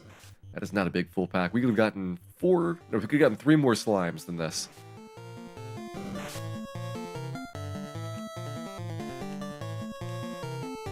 Okay, still plenty of Fire 3s. Fire 3 is the critical one because that is what turns into my warp spell at the very end. So I need to keep Ace and Dan away from their Fire 3s for a little bit.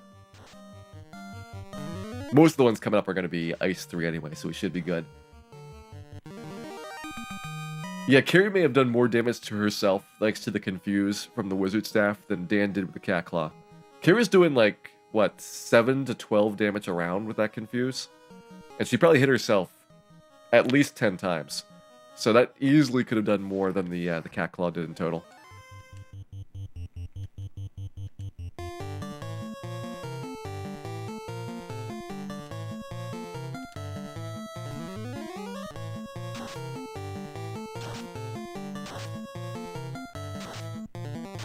Alright, Cal under 100 health here. Dan also pretty low. Dan is not getting as much resist as he should. Make sure the black shirt is on, but that number has been higher than I expected for a lot of his hits. Yeah, he's got black shirt on. Must be Dan doing Dan things.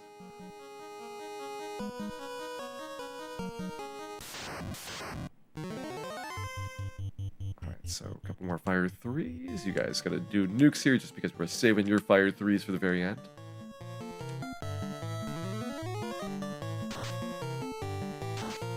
What element does the confused enemy use when attacking itself or another enemy? Fire.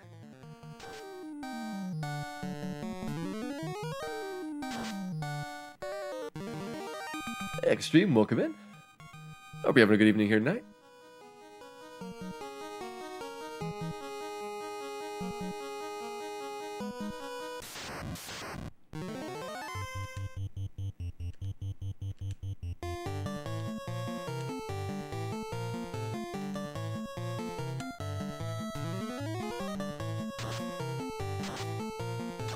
Been a pretty good evening so far, Extreme. We started off with getting all set to take Tiamat out. Tiamat was an adventure. The Banes didn't go quite like I planned. We did eventually get her down. And now we're doing our prep for getting the Masmine. We are level 28 right now. I'm targeting 30 for the bulk of the Black Mages. We're within a couple loops around of being done with this initial bit of the grind. Then we have to get one of them to 42. And it sounds like a lot, because that's 9 more levels, but... Or 12 more levels, but it is only about 5 battles per level up for that Black Mage going solo. So if he can just get in there, nuke a bunch of stuff, and get back out, then you get the level ups pretty fast.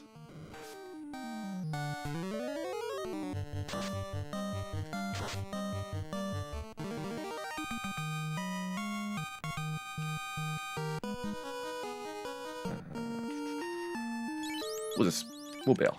We got enough for this trip. Feeling good about that one.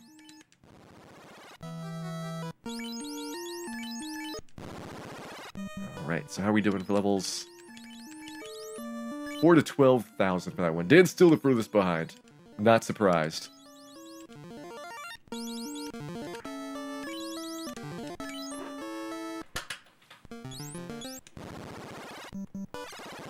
I am somehow not surprised that Dan has died the most so far. He does have a little bit of a deficiency in the fact that he doesn't have a ribbon, so there's a lot of opportunities where the rest of the team is relatively safe, and Dan is more up in the air, because he's got time and ice resist from the black shirt. He's got death resist from the pro ring, but missing out on fire, which is pretty common, and poison, which a bunch of the late game bosses use.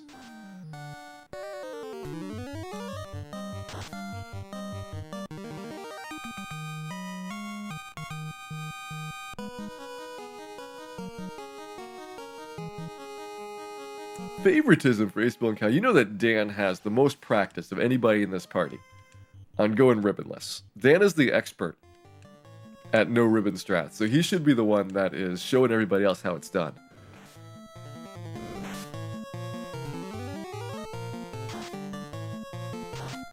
Look at the highest HP or best overall stats for level 42.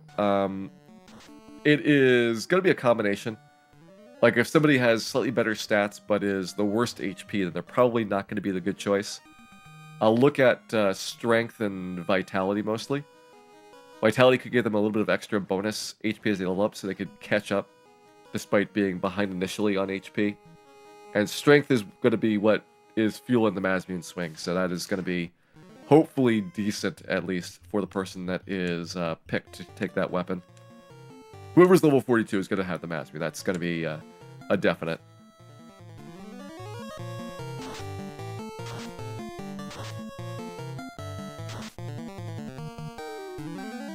Ooh. Frostwolf surviving a Fire 3. Very uncommon to see that.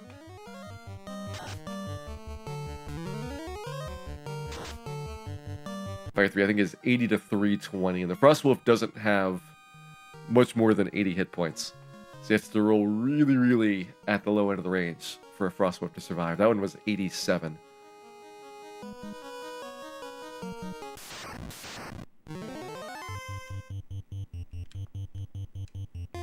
Make sure I get the Ice 3. There we go.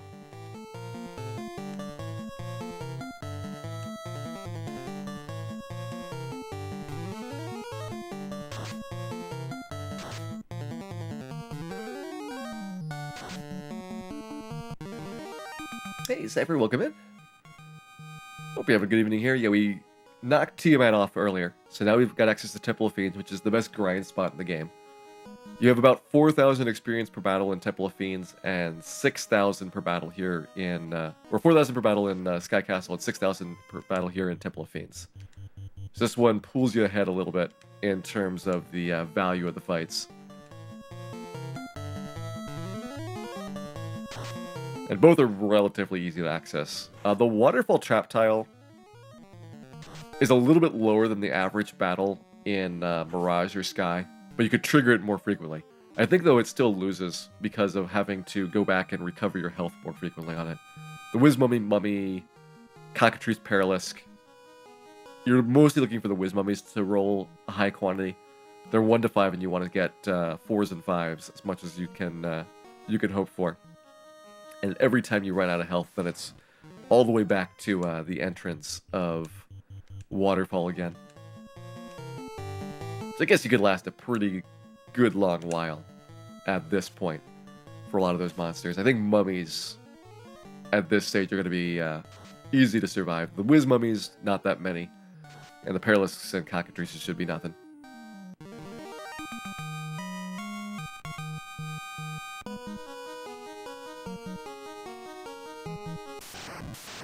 Oh man, low slime count.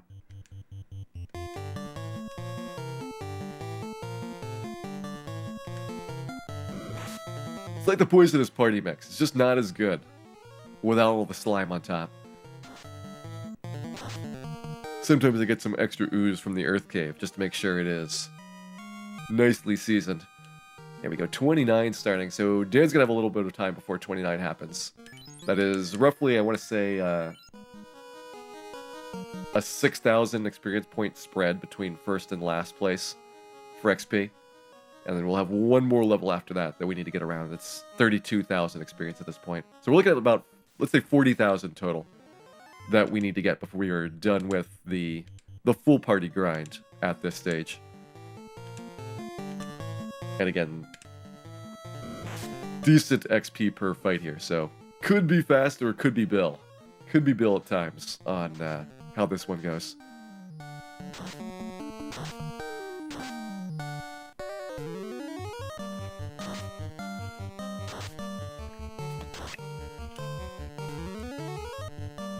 That's probably going to put Bill pretty close to Dan in terms of poor XP performance. Cal should get his level up. Dan gets his level up. Wow. What was our distribution then? Oh, Bill already had it. Never mind. 23-31. Yeah, we got an 8,000 spread between Cal and Dan here. Bill's still actually comfortably in the middle, surprisingly. I would have thought he would have lost more progress having died twice in Temple of Fiends so far. Did I use any heal potions? I don't think I've been using heal potions, yeah. We're clean on those.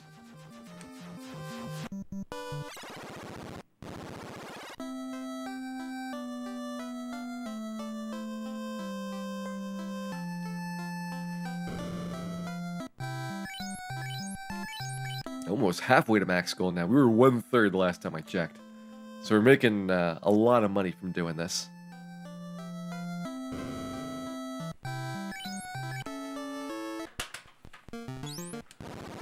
Here we go, one level to go. Probably 1.5 of these loops around to get that. So we'll be a little bit into level 30 by the time that I finish up the second trip.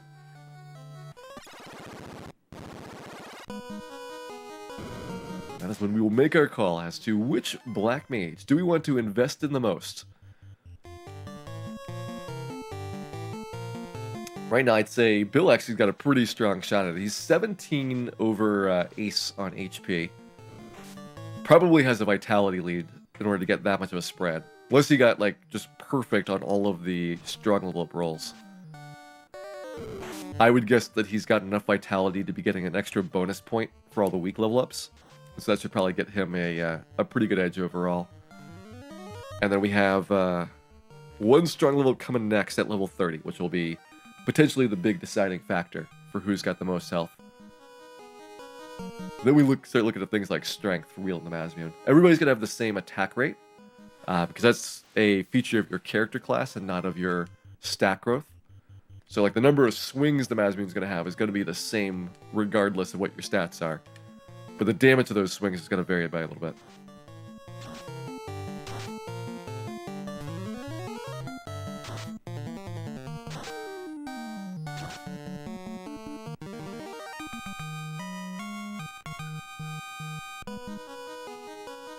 On we go. Let's get some good XP here. Looking for those big Chimera packs especially. Or a really big slime pack if we could make that happen. Hey, Mega the Gamer, welcome in. Hope you're having a good evening here tonight. We are doing our prep work for the first trip through Temple of Fiends here to get the Mazmune. I would say we have a pretty substantial part of it done, because we are one level away from the bulk of the Black Mages being done. And then going from 30 to 42 on the chosen Black Mage, I think is going to be less than 30 minutes. But I'll have to see how that goes overall. A lot of it's going to depend on what battles that we can successfully sneak our way past.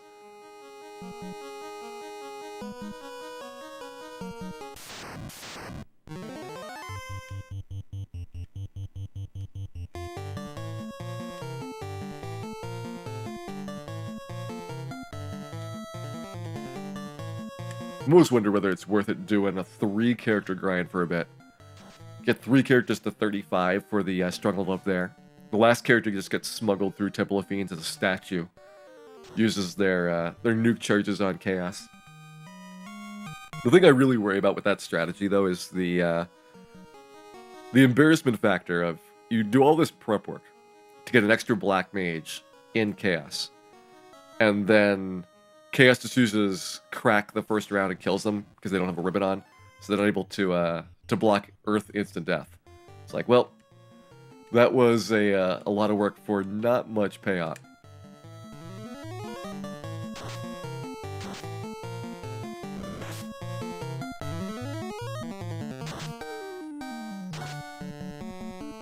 Doing okay here. Worried about putting Bill in the front because he's died a lot.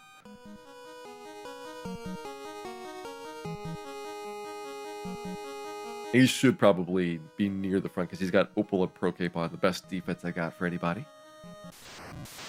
The other ones are all pretty much, I think other ones are all completely identical for their defensive values, actually.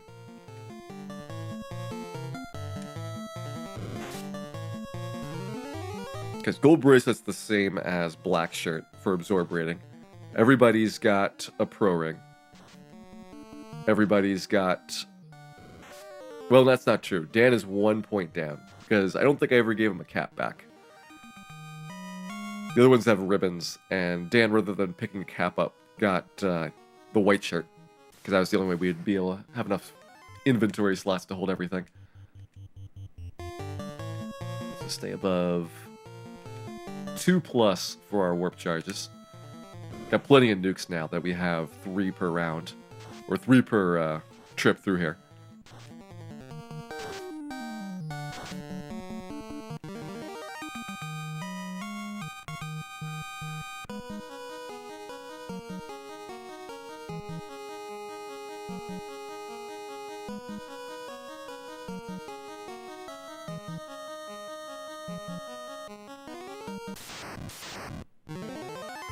Alright, more Chimeras. Sadly missing Chimera's cousin Jim for the 4th and final slot. That takes it down from like a 5 Agama fight to a 4 Agama fight. See, more than that, because the Chimera I think is worth more than an Agama. Or Chimera is worth more than an Agama. Chimera is in the neighborhood of an Agama for XP. And Chimera is like an Agama and a half. Maybe Chimera is a little bit overrated in terms of monster value. Agama and a half is... It's gotta be something special to get that. I feel like you should have to work to be an Agama and a half monster. Purple Worm's an Agama and a half monster. He's got gigantic tank prowess. I think he makes the cut. Okay, get our spell charges back, get our HP back. One more should do it. And final trip through, hopefully, for level 30 here. Getting close. You like the Temple of Fiends Revisit music? It's very similar to the Sea Shrine theme, which is my favorite theme.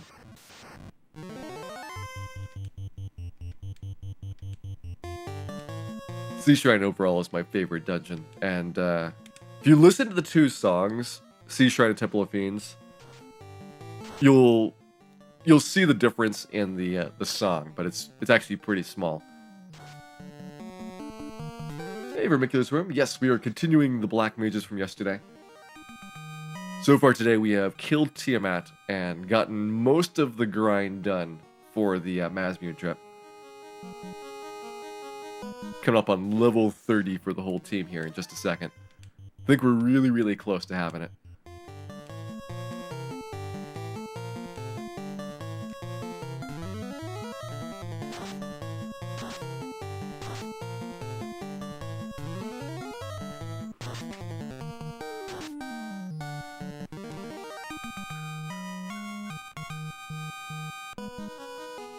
Back to second floor we go. Second floor is probably my favorite grind spot overall. You would get way more XP per battle on the 3rd floor, but it's because the monsters are hideous and terrible. Like the Gas D fight. Gas D fight is a ridiculous amount of experience, but the damage is also pretty ridiculous. Even if you have everybody protected against poison, which would require a knight, since you have to have 3 ribbons plus the Aegis shield to pull that off. Even with everybody resisting poison, it's still a very dangerous matchup against 4 Gasties. It'd be a good grind, though, if you could swing it up. Just go in there with Ice 3s blasting away. Ice is their really only weakness, and that helps out a lot, because the physical defense is pretty high on them. And the other stuff in there, like the Mage Fighter fight, it's got like a 75% ambush rate, so it's really annoying to deal with. I think there is one other bad one, but in general, the XP is immense. I guess the 5-9 Batman can be pretty bad if you happen to get ambushed by him.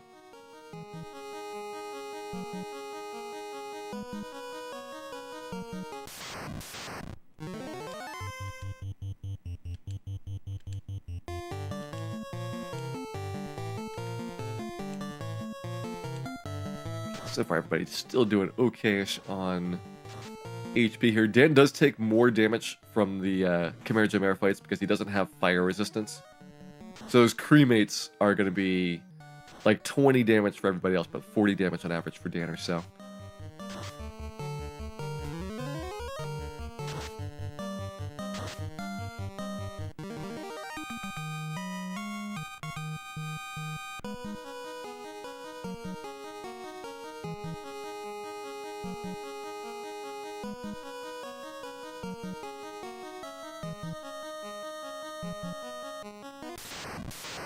Through the loop we go. Alright, so let's start using those nukes up to save our fire 3 charges. See how everybody's doing. 4, that's fine. 3, alright, that's your last one. So Bill will have to use nukes from here on out. Make sure we have 2 fire 3s on everybody. I used to do it with just 1 fire 3 on everybody, but now I can be more restrictive since we have enough extra charges that I should never really drop down to 1 or 0.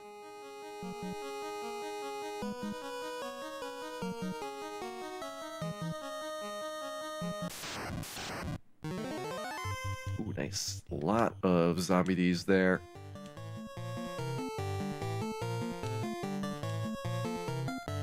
Yeah, sure. Ended up not using the fire 3, so we're still good for count. Still good for count here. See how long we can push this. It's going to be probably easier for me to get my HP recovered in the overworld rather than to use stacks of heal potions and buy them back. So I've started bailing out a little bit earlier on the trips if necessary to get HP back with houses and cabins. Oh, there's a nice slime fight. Big old pile. 3.5 Agamas worth of slimes right there. One less than a perfect slime fight would be.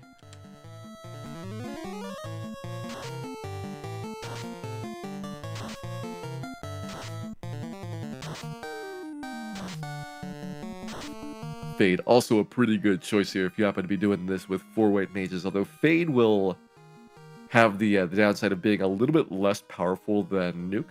So Fade is essentially the same damage as a Fire 3 would be. And so it gets beaten out by all of the elemental spells, even if they don't have a weakness, as long as they don't resist. Hey, Pajamas, welcome in. The 4 Warriors of Light, actually the 4 Warriors of Darkness, it turns out. They've been moonlighting. Oh man, Dan, big hit right there. Might have to take him out of the dungeon pretty soon. Don't want to have another Dan death getting even further behind on XP at this point. But we were so close to getting the rest of the team up to level 30 that I would like to go all the way. If we can get 30 on everybody, then I can actually start planning out for the solo character grind.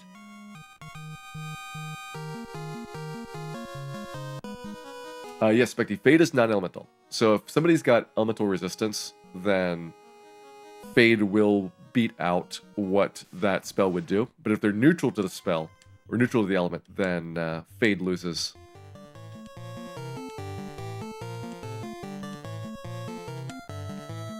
Did I get Cat Claws? I have 1 Cat Claw. we have an experimental cat column that was purchased, and I was not happy about the transaction. And so while I have a lot of money right now, we are holding off from additional cat claws at this time.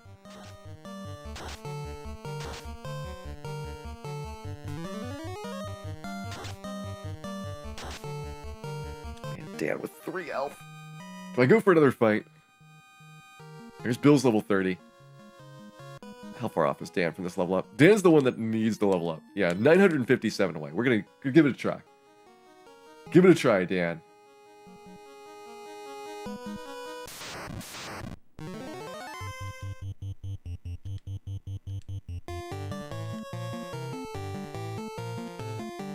Nukes ahoy.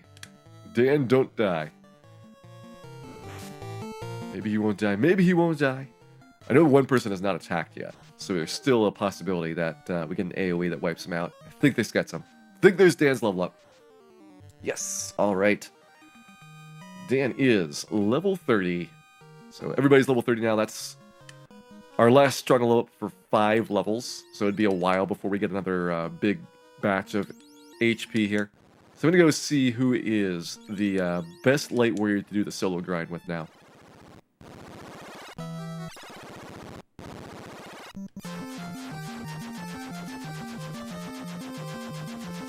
Can you link the cat claw clip? Yeah, the link should not be blocked. Just keep them mostly video game related. Okay, we're good for everything there. Alright, so let's check out stats. So we have Bill in the clear lead for HP. Ace pretty far behind. 13 strength, 15 vitality. Also 13 strength, 15 vitality on Cal. Dan is 12 strength, 14 vitality. And Bill is 16 strength, 18 vitality. Yeah, Bill is by far my best light warrior here. So what I'm going to do is get everybody besides Bill killed off. And then we will start working on doing a solo grind with Bill by himself.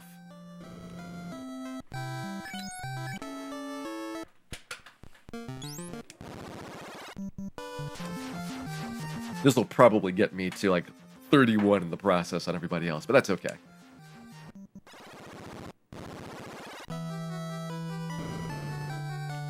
When we're doing this, we probably want to get Bill with the best stuff on, so he's going to get that. He's going to get the Pro Cape as well.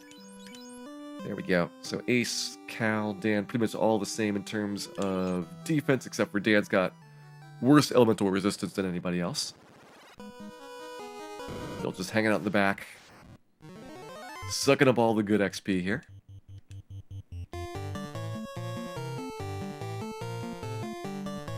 Have to make sure that Bill really doesn't go low on his Fire 3 charges. If he's going to be the last one left, then he has to have at least one at all times.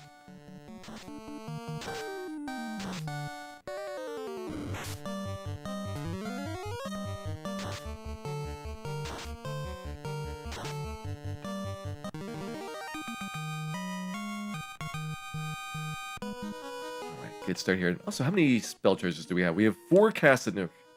So we do actually get 4 at 30, which means it's going to be a while before we have 5 charges.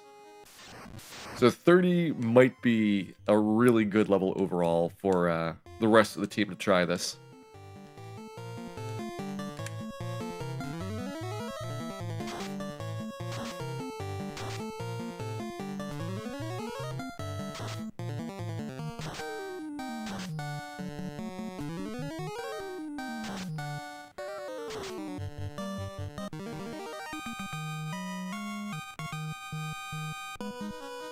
Up to second floor we go for the good stuff.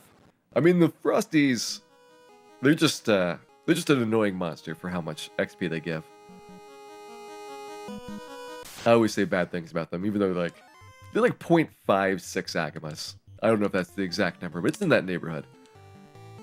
It's in the vicinity of that amount for the Agama count. Way more dangerous, though, than a half Agam would be. Half Agama is mostly seen as delicious meat for anything non-XP related. Right, Ace is going down really fast here. Now that he doesn't have all that defense, taking a lot more damage from those hits to the front. So we dropped Ace's defense by 16. So every single hit against him is doing 16 more than it used to.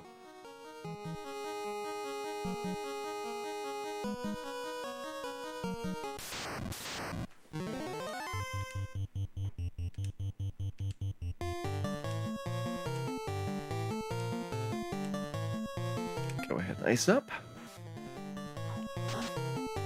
He's gonna go down pretty soon here. Then we get a 3-way split for the rest of our XP. So this will be going from like 5 Agamas to 7 Agamas worth of XP. And Ace will now be really far behind everybody except for, I think, Dan.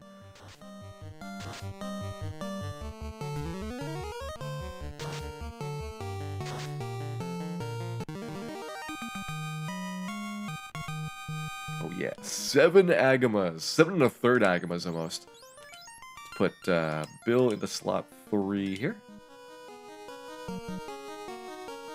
Want Cal to die before Dan because that gets Cal and Dan a little bit closer in terms of their XP totals. Easier to work with for future level ups if we have to. You know what? You guys can still use Fire 3s. Just save them on Bill. And now that we have only 3 characters, it's actually going to be tougher to kill some of these encounters off without resorting to nukes.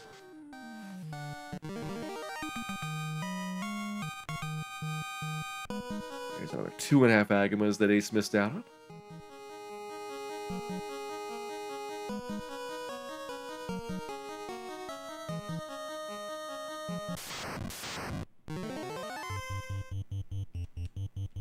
I guess IBDs are actually more than Agama. I always think of them as being almost identical to an Agama, but really he's more like 1.2 Agamas. Because you can get some pretty good fights compared to the Agama grind if you do the zombie pack and get a lot of doubles. But it's still hard to argue for that for late game grinds, because almost everything else is going to be, in comparison, really good. Like once you get to Sea Shrine and beyond, Agamas stop becoming as attractive as a monster. Right, let's see. Here's another 8/3 of an Agama.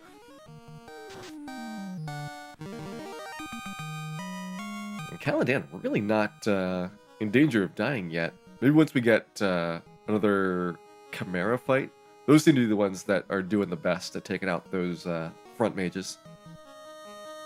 Either that or the Frost Giants, if they get a good swing in.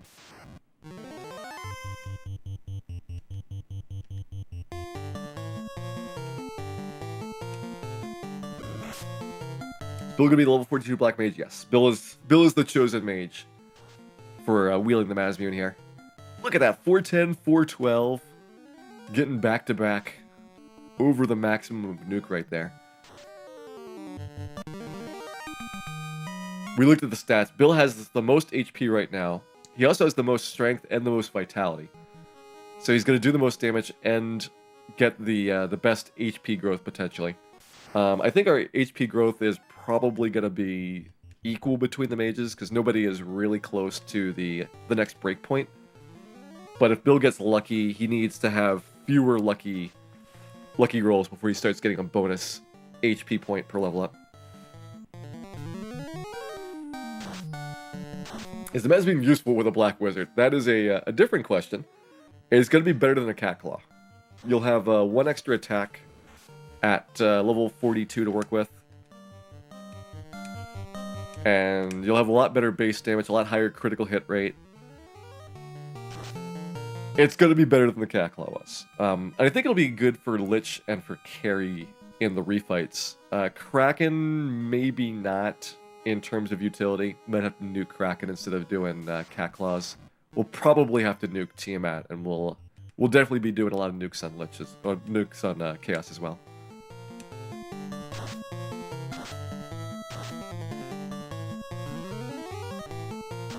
Dan almost dead here. Alright, so Dan's gonna lose XP relative to Cal, but I think that's still okay.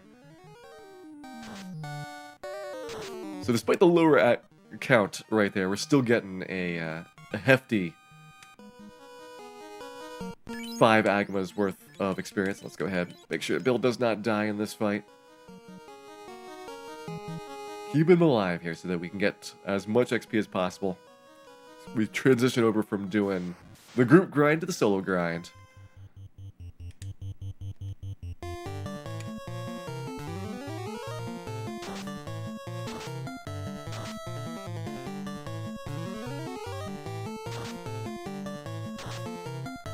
I think if you take the Mazmune to Melmond, it will melt. Can't confirm this. I think it's just a rumor that I may have heard. In any case, don't go to Melmond. Even if you don't have the Mazmune.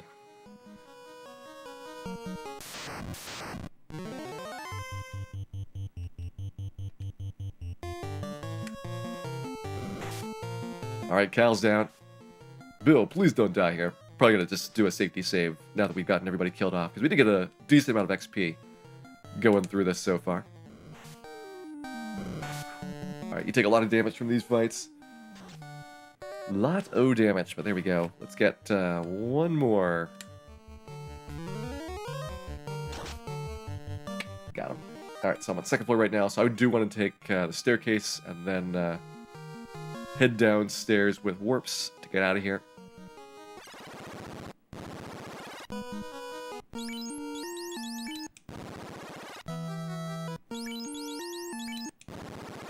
Alright, let's see how the solo grind looks. It's either going to be really, really good or it's going to be really, really bad. I should probably move it to the start again. I don't necessarily want to get these Frosties at the beginning because of the blizzard danger. But I'll just keep it running from this point on for the encounters and see what we get.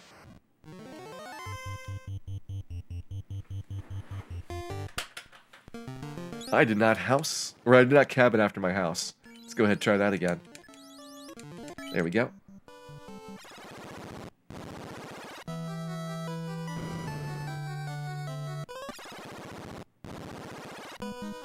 Should have just kept the Frosty fight so that we would be past it by now. Alright, here we go. Frosties again. 4 nukes. Let's do the nukes. See how much mileage we can get out of these.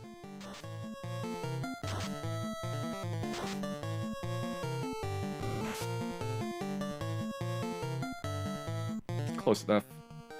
I don't know if Ice 2 is a good choice. Nope. Bad choice. Should have Fire 2'd. Wasn't thinking for throwing that. There we go. Oh yeah, that is twice as much as we were getting before. That is 10 Agamas worth of experience that I just got. 10 Agamas worth of experience for this fight.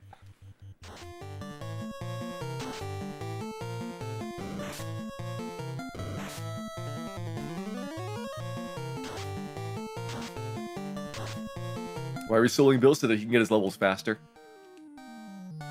We need to get Bill up to level 42. It's going to take a really long time to get the entire party to 42. So you might as well go solo here.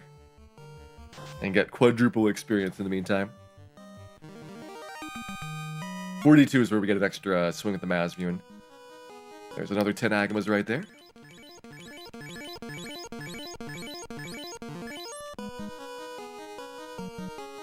Alright, away from the Frosties at least.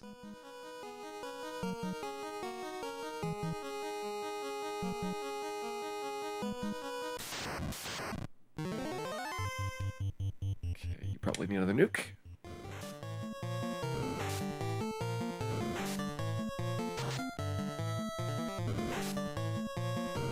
This is actually a really good matchup. I was thinking some of these would be really bad because of the quantity of monsters there, but it's 1 in 4 chance of a Frost Breath, which is like 20 damage. Everything else seems to be doing 1 to 10 in this encounter, so definitely better than the Frosty pack overall. And then Fire 3s, I guess, the rest of the way. Gotta conserve them to make sure that we don't run out of these, so that I have my Warp Charge at the end. And Fire 2. Okay, doing a little bit more than 10 damage now. A little bit more than 10. Only 9 Agamas for that? I guess it's easier than the Frosties for a reason. Maybe Frosty's not as bad balanced for the XP as I thought. Okay, 1 nuke, 5 ice 3s. Ooh. That critical hurt. What is the lowest level this game can be beaten at? Level 9.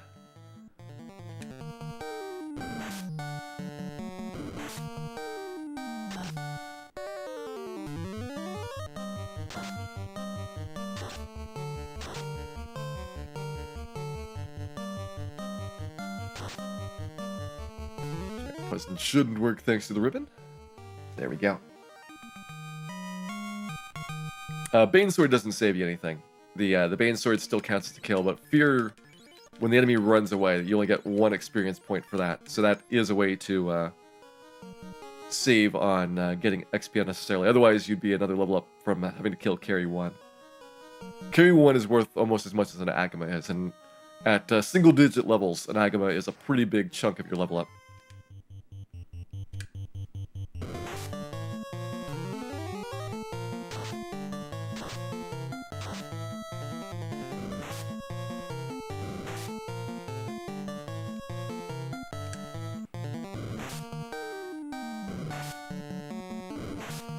I don't know if I should lit 3 these guys now that I'm out of nukes, or if I should go down and do the purple worm fight. Purple worms are probably pretty aggressive with solo Black Wizard here. Probably want to stick up here. There we go, level 32. So yeah, we're getting so many Agamas worth of experience per fight that instead of having to do 1.5 loops per level up, we did like a half loop and have already gotten a level up here.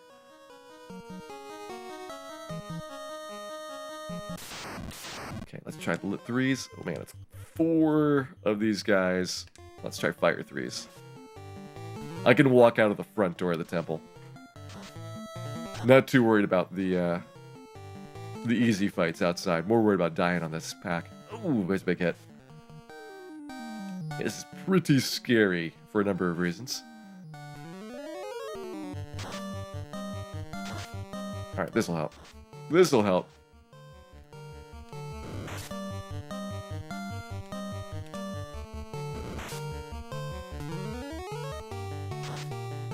There we go. Alright. And the XP we get for that is 15 Agamas. 15 and a half Agamas.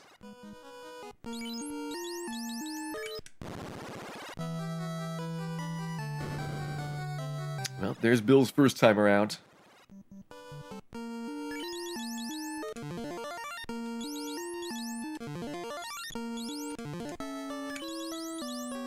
I have to use 4 of these. I think that's okay. Just means that we'll be doing a lot of shopping per trip through here. Might want to get some cabins to help out with the HP recovery. Alright, Bill, let's see what you got now. Keeping the encounter table running, because the start of it is double ice 3s.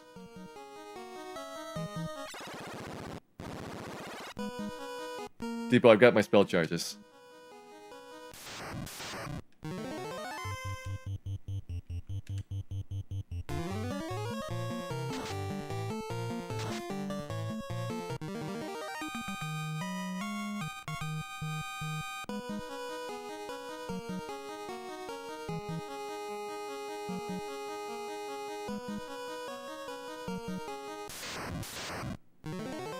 Alright, here comes the Frost Wolves. I think this one we got away with a Fire 3. So we can budget 1 Fire 3 here and then think about what we want to do against the Frost Giants, depending on what we see. 75, we're going to need a nuke. Make sure we get enough damage on top of him. Maybe another Fire 2 on top at the end.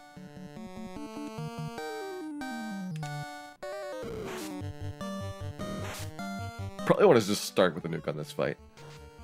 Given the possibility, I think, of one-shotting a Frost Giant. We get a really good roll.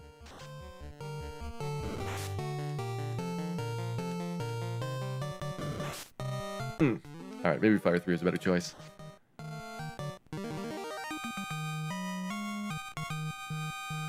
All that for merely 8 Agamas worth of experience.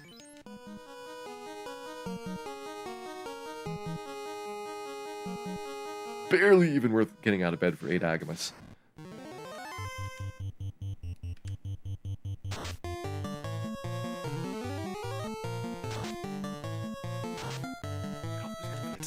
Bill seems to be really good at landing those 400 plus hits with those Ice 3s. There we go, level 33. 9 more levels to go on him. It's about 45 battles.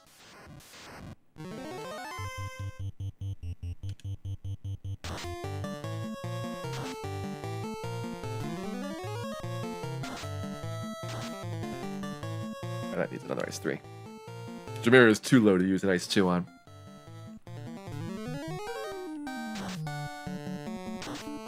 Still really far off. I guess we go with Ice 2s. Hope for a good roll on one of these. You can get 200 on the Ice 2. Hey Fred, welcome in. Yeah, we're grinding right now to get our lead Black Wizard to level 42. So that he has all the swings you can get with the Masmuin. The rest of the team's up to level 30. So that should be enough nukes to get down to where the Masmuin is and then escape. Hoping the Lich fights. I mean, at level 42, we should be able to do the Lich, no problem.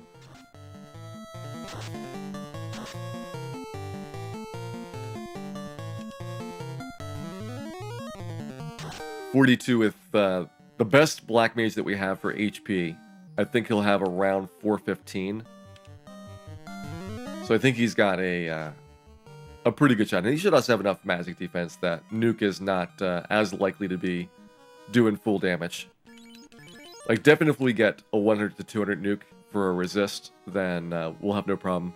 The 200 to 400 gets a little bit more tricky to deal with, but that is, I think, still going to be doable. How many wizards do I need to have in order to beat Chaos? I mean, I would like to have 3 going into the fight. I mean, really, I'd like to have 4, but what's going to happen is that one of them is going to get petrified early on. And so I'm going to smuggle him in, so I get a guarantee of a helper. And if somebody dies along the way, then that person gets the ribbon. So there's not going to be a situation where, you know, we have 3 or less without everybody being full covered against Quake. And then we just go for it from there, looking at what our nuke count is like. I'm going to try not to use any nukes until the Kraken fight. And at that point, we just go for hopefully good rolls on a lot of the battles. Defensive maybe on Kraken, White Shirt, and Defense Sword.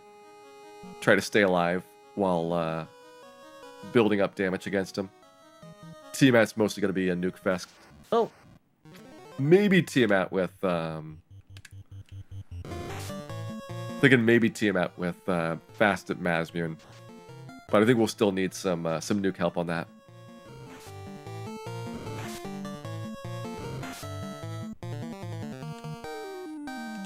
Did I solo grind a White Mage for the white one? Yes. I'm pretty sure I did on that one as well. I don't know if I did level 42 or not. White Mages, I think, have an easier time here because they can revive and they can heal. They are just so much better to take through the late game with, even though their offense is not very good. They'll have Fade charges and then just go to town and then get the Masmuin and hopefully get through Tiamat and carry using that. They're in pretty much the same boat, which is... the first time you go through there just to get the Masmuin, and then you come back with Masmuin saving you some of your big damage dealing spells for another trip around.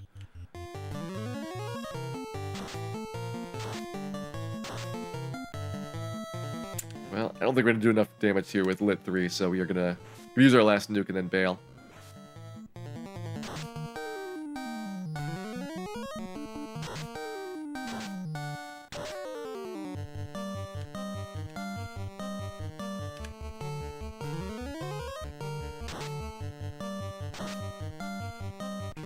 What was the hardest part outside of Temple of Fiends? Well, the carry fight was no picnic. The carry fight and the Tiamat fight were both quite difficult. Surprisingly so on the Tiamat fight. The carry fight, I was not surprised, was really tough.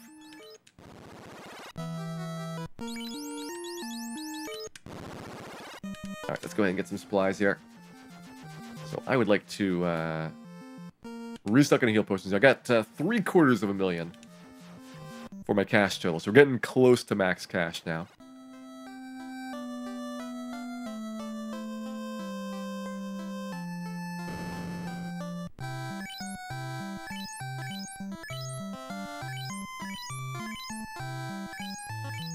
Did I do carry last? No, I actually did carry pretty early. We had the wizard staff for confusion. And that was my main strat for the fight, is to wizard staff, keep her on lockdown, and just whittle away at her HP. So that's why I was expecting it to be a pretty tough battle. Tiamat was going in with Bane, and there were some complications in the Bane strats.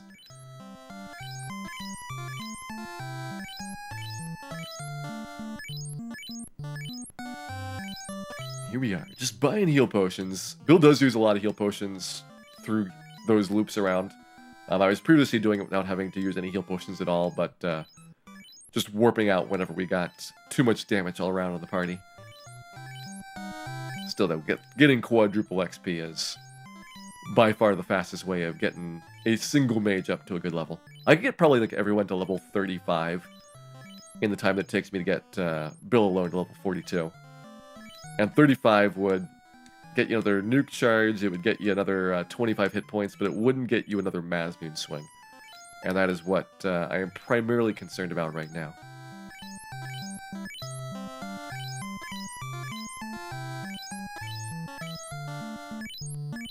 Not that we have to have Masmoon for,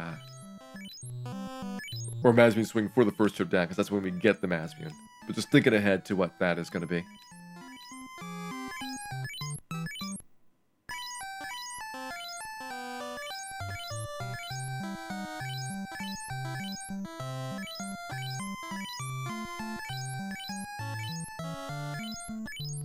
How many heal potions did you drink, Bill? We're going to have to talk about Bill's drinking problem when we get done with this adventure. Bill is going to need an intervention.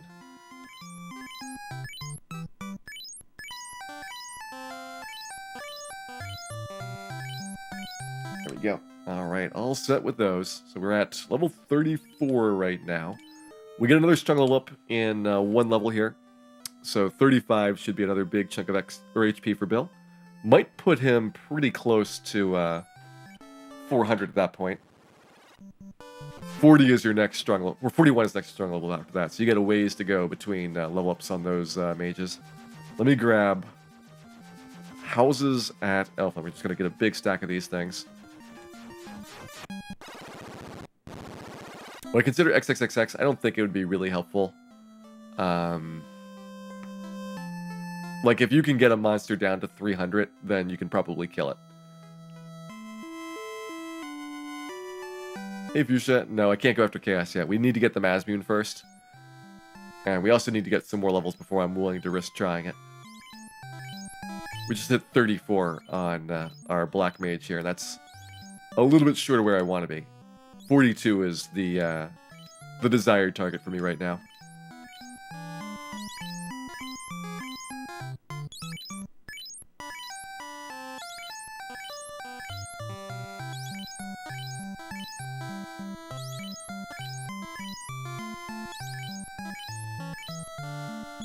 Well, there went all of our cash. Let's see, I can get probably a full stack of houses if I really put my mind to it, but I don't think we need that many. I think Bill's going to need about, well, probably 3 houses per trip, depending on where he comes out of there. Definitely need 2 houses per trip. Keeping my last tent and cabin so that my heal potions are in the bottom left-hand corner of my inventory here for easy access. And that should be enough for right now. And then once I'm all set, I will... Actually, I don't even need to worry about trading the Masmoon in. Or trading the Excalibur in. I got the Adamant, which is why I can have tents and cabins and still have my heal potions in the right spot. Normally when you're going through Temple of Fiends, you have to get rid of everything except for one item type in order to go through there.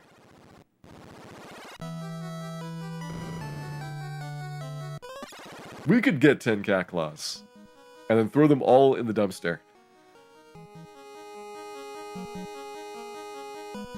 They would all go into the giant dumpster known as Melmond, never to return again.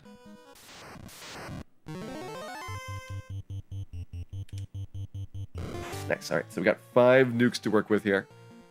I think that's another increase in our nuke level. I want to say we have 6 or 7, probably 7 for the level where I'm going to be planning to have Bill at the end. Yeah, it had to be 7 because you get 9 at 50. And I want to say you get 8 at, like, 45.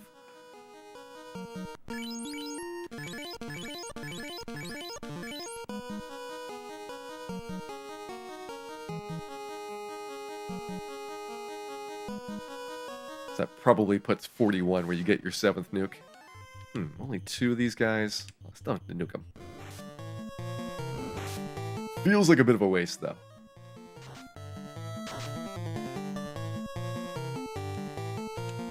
And you're like 70 ways. I think a Fire 2 will do. Save me a Fire 3 charge for this. I can use now a Fire 3 extra on the Frost Giant fights coming up. Should be a Frost Giant here somewhere. If you're patient enough, you'll get a Frost Giant. Ideally, we get mostly Chimera because that's going to be a really high XP fight. And you can actually one-shot a lot of them with Ice 3s.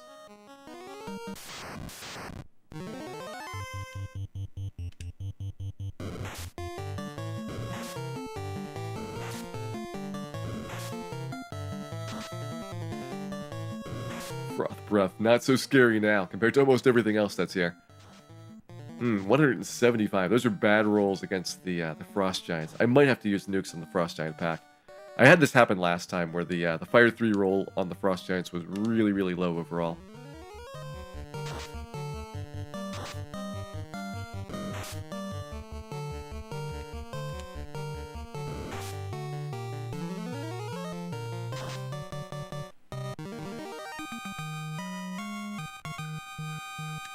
All that for merely 8.5 Agamas worth of XP.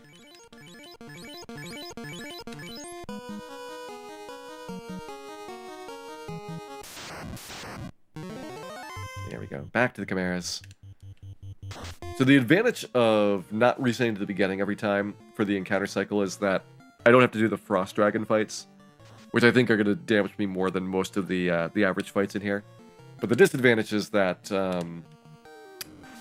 I don't have the same nearly good stretch of second floor encounters. Like, I don't think I get slimes very often.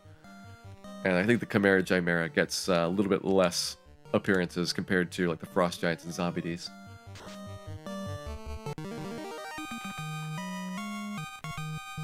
Ooh, that's a lot though. Close to 20 Agmas worth of XP.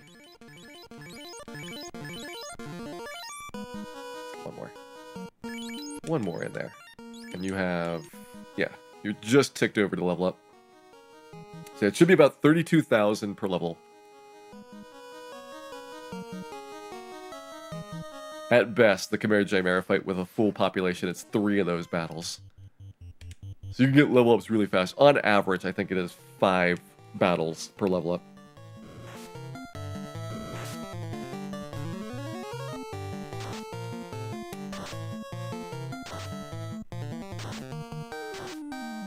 Those slimes are being recalcitrant. I'm not sure if bottom slime's going to die to a fire too. He only took 75 there. So I guess 75 must be the minimum for Fire 3 then. 75 to 300. I thought it was 80 to 320, but 75 makes sense. Because that means 50 is the base. And then the 50% bonus would knock it to 75.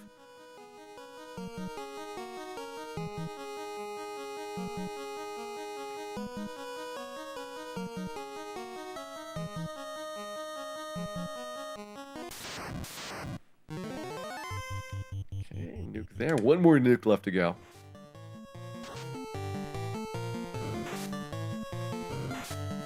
So this will probably be the second or third last battle for this chipper out. Didn't know that A-Rub gives you earth resistance protection. Yeah, A-Rub is actually more of a generic protection against a variety of dangerous magical effects. So they put rub in the name, which is very confusing. But the intent is actually like all of the obscure oddball ones you should have protection from. So it's actually a pretty decent spell. I think it gets less accolades than it should. Just because it sounds like it's just rub and nothing else that you are going to be defending against. And that's not actually correct.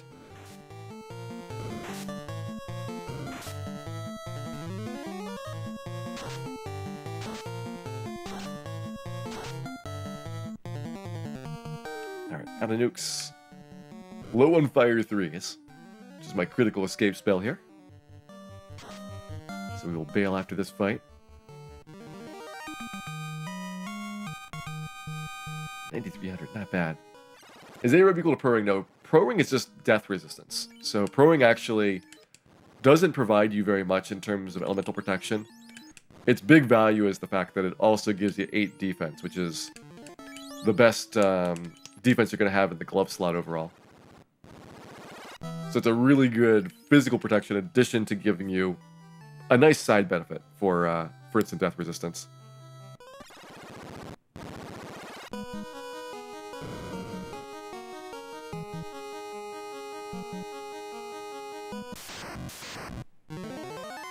Yay, Frosties. I could probably get away with Fire 3s.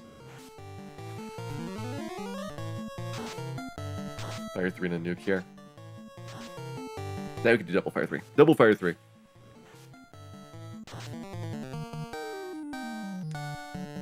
Been nuking pretty hard on a lot of the other encounters, so I feel like I should have enough Fire 3s still left over with the way that the fights on the second floor have been going.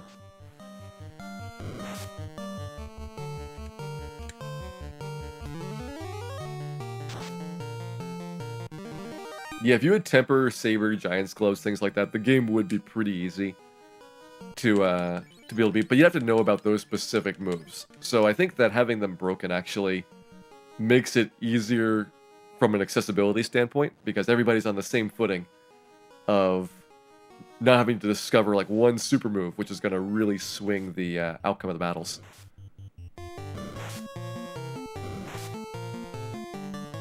Because in the remakes where you can use Temper and Saber, oh man, that is just like the only thing you do. You have one character that attacks, you throw a whole bunch of Tempers on them, and then they just demolish the bosses.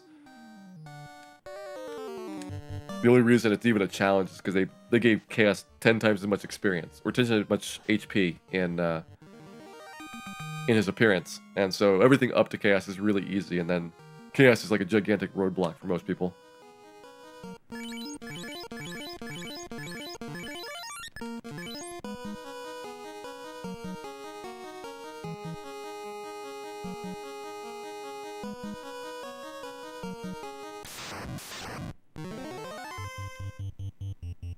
Alright, let's get into the nukes.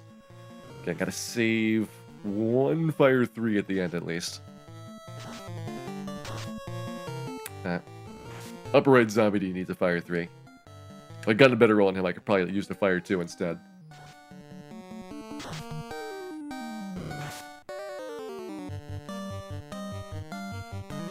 They boost Chaos's HP on the Origin version of PSX. Yeah, they doubled it. So he had 4,000. They doubled a lot of the bosses in there. So that was something that the remakes did, was the boss fights got a little bit harder. And it was, for PSX, just the Fiends and Chaos that got improved. But then for GBA, they also doubled Astos and Vampire. So they got a buff as well.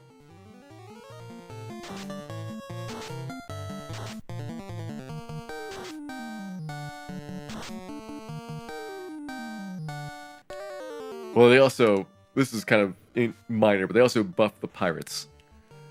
So very, very small small change there, given the pirates are still pretty wimpy.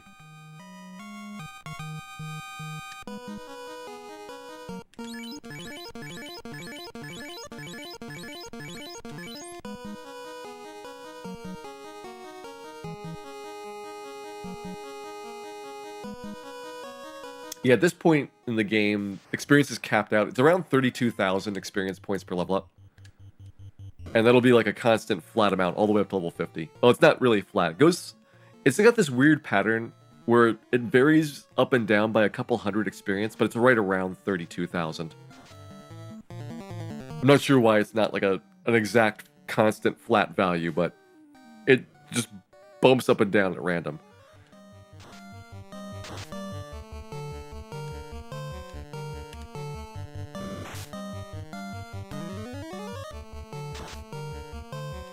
This Zombie D doesn't want to go down. I think I can get 2 more battles can get at least one more battle before having to go back. There's another 15 Agamas. Already used up most of my heal potions now. I can maybe do one more loop with this heal potion count.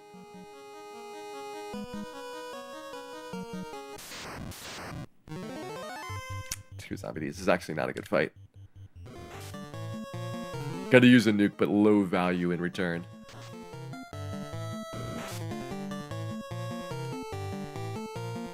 I guess lit 3 because it's not as dangerous. I'm gonna save the fire 3 charge here, trying to have that extra one left over for the trip out of here. I don't know, maybe I should have just double nuked and then warped out. Saved a bunch of heal potion grind at the end. And we got him. We can do one more battle here, no problem.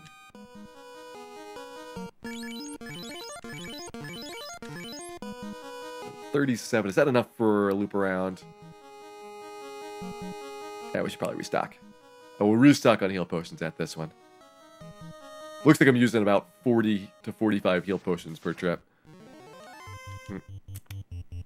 And just another zombie D pair.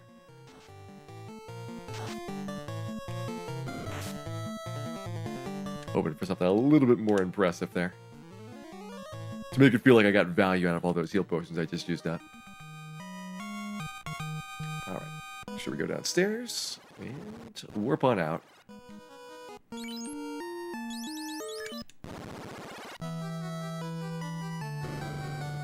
Alright, so where did we get to? I think it was 36? Yeah, level 36. Oh, we are very, very close to 37. Again, 42 is our target here, which we're getting a level up pretty much every 5 battles or so. So very, very fast leveling overall for this stretch. Anyway, James, I do not have the Masby. We're not going down until I get level 42 on this Black Mage.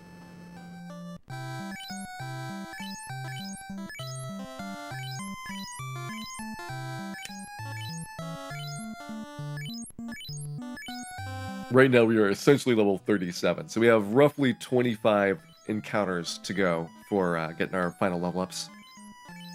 I'll get one more strong level up for HP at 41. Everything else from here to 50 besides that one level up is going to be just a weak level up. I think that's 3 HP right now. It might be 4 HP if we get lucky in our vitality rolls. I'll have to see what Bill's stats look like now that he's gotten some levels since we last checked. We looked at level 30, and he had 18 vitality then. It's a 1 in 4 chance, I want to say, of vitality going up. Not sure if Black Mage has got very many guaranteed vitality level ups at all in the entire game. I think he gets one like every 6 levels or something like that. 'Cause I want to say he starts at like 5 and ends up at like 13 at minimum.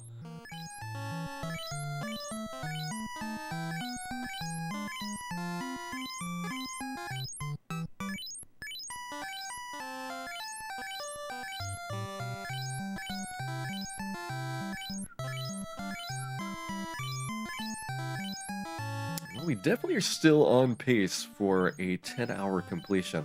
We'll see if we can do Temple of Fiends first try both times going down there. That's my big worry, is that Temple of Fiends is a 30-minute time sink. You go in there, well, if you die quickly, then it's much less, obviously, but if you get all the way to the bottom, and then disaster strikes, it's about 30 minutes for those trips. So those are the biggest worries for anything going wrong. It's also why I want to get pretty much all my leveling up done beforehand. When I got a target level, you might as well go there before going down, since the penalty is very severe if you're under-leveled when you do your Masmune dive.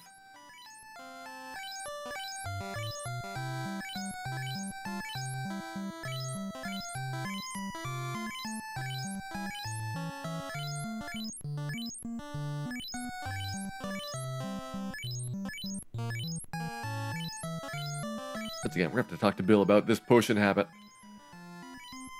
50 potions a day is just not a reasonable amount, Bill. You gotta slow down.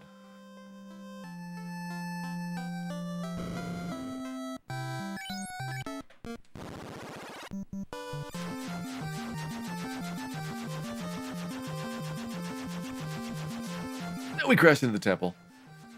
I knew I should have let Dan's dead body drive the airship. That one's on me. I shouldn't have let Dan do that.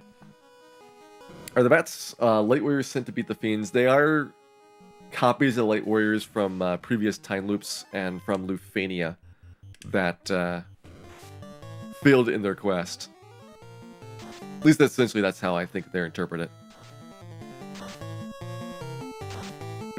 Alright, so we didn't do very good on that upper right Frosty, so I'm going to have to go ahead and nuke here. Using up one of my 5.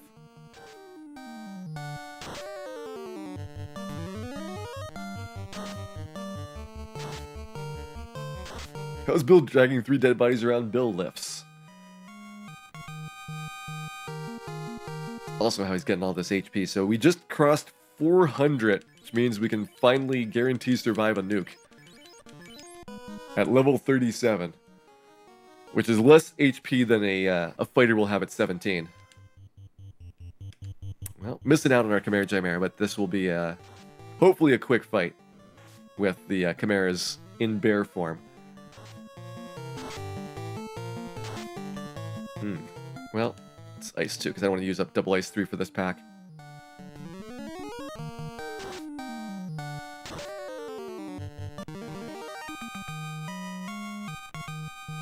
Oh, reminds me, I was going to check Bill's stats now that we've leveled up again. 21 Vitality, so he's getting another bonus HP per week level up. So that's going to give him 1 additional HP now that he's gotten another 10 there. So it should be plus 3 per level up instead of plus 2.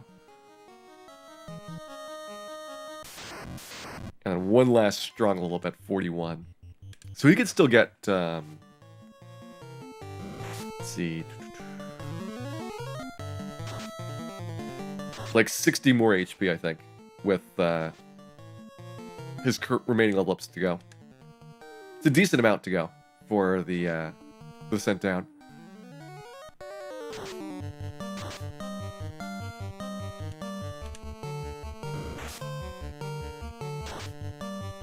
Man, we're using a lot of heal potions here. I almost want to be more aggressive with the attacks, just so that we don't have to be rebuying heal potions all the time. Because getting back in and out of the temple is not too bad of a process. So like do a couple of fights, double house, then we'd be buying houses all the time, but I can buy 2 houses much faster than I can buy the equivalent in heal potions, which is 8.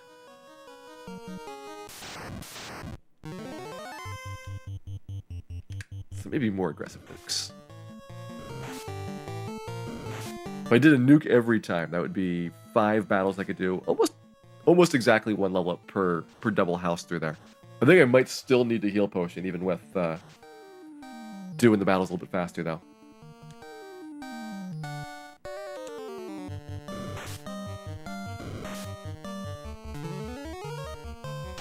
Yeah, Toxic is death-based instant death, and Poison is petrification-based petrification. They actually match for their elements, which is a very big rarity. Except for the fact that you might not guess what the elements are just from the descriptions. Well, Poison you should guess, because Poison and Petrification is the same same resistance amount. That was a lot of work for 8 Agamas. They should do Gurgu Volcano where I get 4 Agamas at a time. I think it wouldn't be that good of a pickup. I think it's, what, 10 Agamas... Is the 10 Agamas average here? Can't be that good. There's some number of Agamas averaged. Hey, as you may know, this is continuing from yesterday. We were starting a little bit before I got to Tiamat. Now we've beaten Tiamat today. We've done most of our grinding here. We got our last couple of levels on our solo Black Mage, who's going to be our Mazmune wielder. And then once he's level 42, then we will be heading down to try to get the Mazmune out.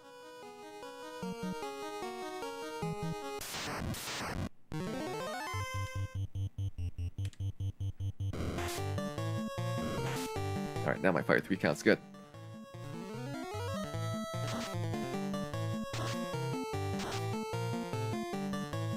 We should actually be really close. Let's see if fire 2 will do it. Come on, fire 2. Can't trust Bill with anything. At least it only cost me a a third of a heal potion, which is not too bad. Could have been a much bigger penalty for that. Can we get the Mazzy and beat the game in one shot? Probably not. Because getting down there the first time is going to use up all of my spells, and at that point, you probably don't have enough left to beat Tiamat and Chaos. So it's a lot easier to get the Mazzy, warp back out, so that you have the Fiend refights with Mazzy fasted, and that'll take care of Lich and Carry probably without having to use any nukes. Then you can save a bunch for doing Kraken, Tiamat, and Chaos at the end. I think it's going to be tough no matter what you do, just because if anybody dies, there's no revivals. And that is a big difference compared to almost all of the classes.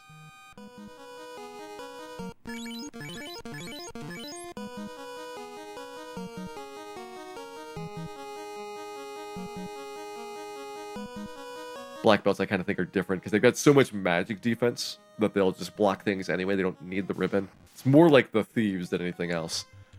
Oh, look at that. We have 14 Agamas worth of experience here in this slime fight for Bill. That is a nice amount. We get the second Pro Cape? Yeah, we're going to get the second Pro Cape on the way down the first time. I need to do that anyway to get rid of the sorcerers on Tiamat's floor.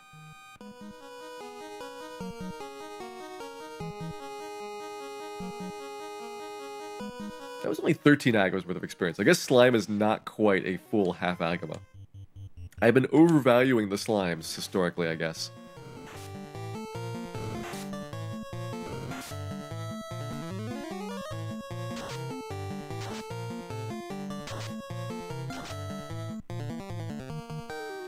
Can use a Fire 3 here because I've got the last charge after walking over the staircase, and then Fire 2s if this does not work. Got him, and got him. Alright, good time around there, Bill. That's another 15 Agamas right there.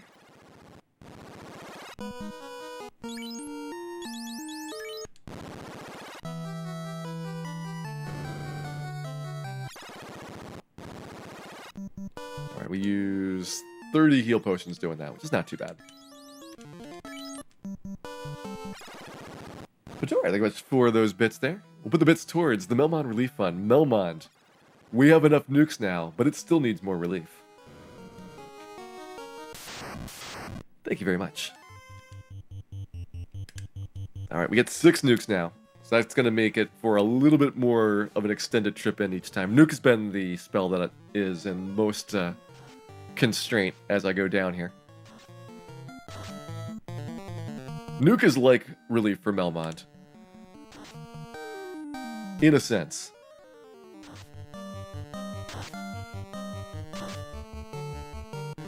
It is a relief compared to living in Melmond. I'll say that. Nice, Bill. 39. 3 more levels to go. It's about 15 battles left.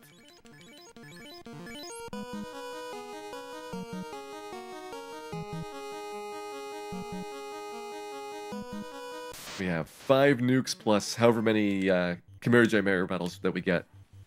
The Chimera ones let me use Ice 3 in so I can save a nuke charge on them.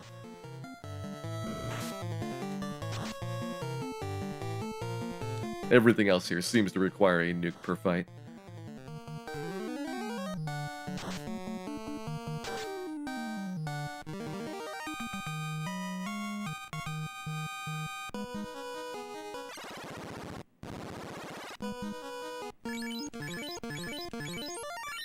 Say the heal potion.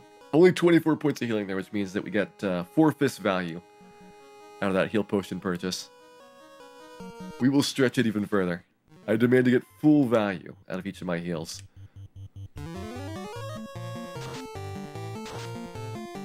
Okay, 146 on bottom left giant. Might make it difficult to do this without an additional Fire 2 on top. Let's see if we can get a good Fire 3 roll on him to make up for that.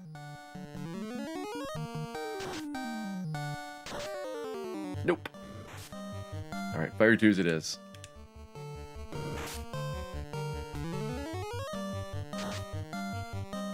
We had any full game overs yet? I'm trying to think when the last game over was. Very long time ago.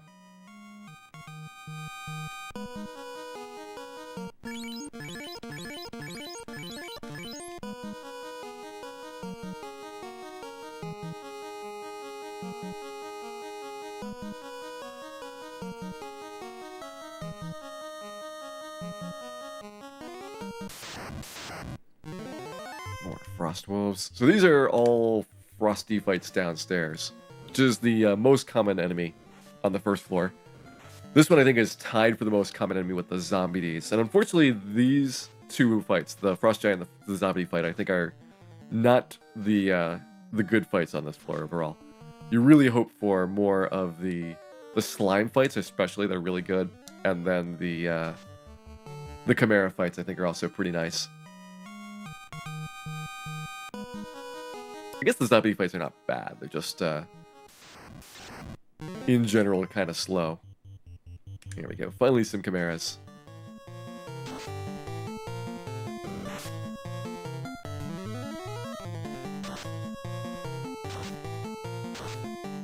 I think we're far enough in that we can afford to double ice 3 here. Get 3 double ice 3s. That's probably all of the Chimera fights I'm going to get. Wow, both of them survive. Chimera I'm not surprised by. He's got a lot of HP, but Chimera, usually he goes down to a single ice 3, much less 2.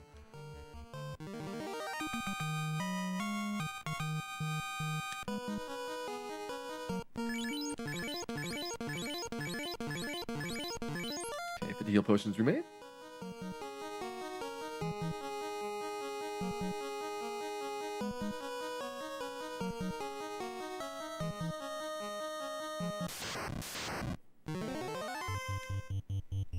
Alright, one more nuke to go after this. So I think we'll get level 40 here. And then the next time around we should be able to get 42. I think we can do 10 battles in a trip through if we get a lot of Chimeras and Chimeras. We'll definitely be able to get it in 2 trips.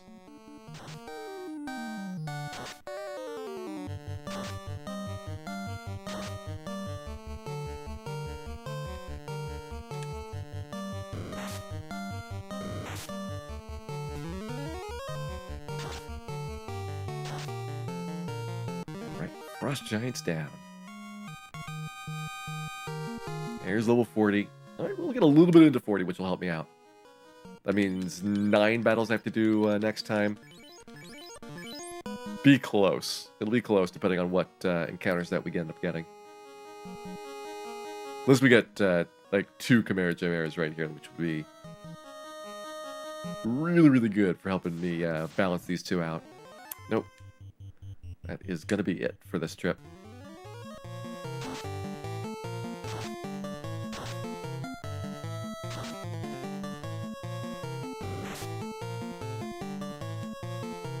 Okay, 1 fire, 3 remains. That's our escape warp. And so if we don't kill him here, we've got to use fire 2, but we got him. We got him. Yeah, so about 1 battle, maybe 1.5 battles into the next cycle around. And probably this walk back and forth, we lose a Chimera fight, which would have been the preferred one to have. Couldn't chance it though that the Chimeras might not necessarily have been the next fight after the Frost Giants. We got like zombie Ds, be a slow time taking them out with lit 3s.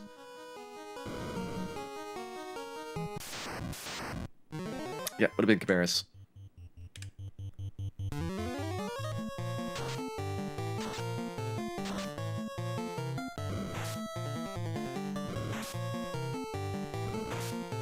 Oh, at least these are ticklish Chimeras. Got relatively low damage there.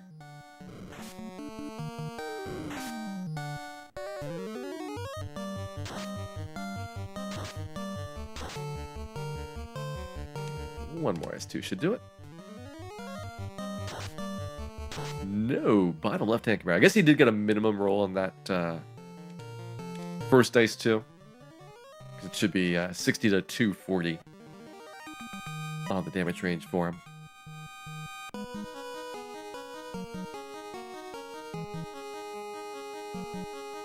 Normally 40 to 160, but again, the 50% bonus makes a big difference on them. Chimeras, Hydras, and Nightmares all take really good damage from ice spells. I guess Water Elementals as well. They're another monster that if you don't have ice, you pretty much want to skip them and not even try to do the fights.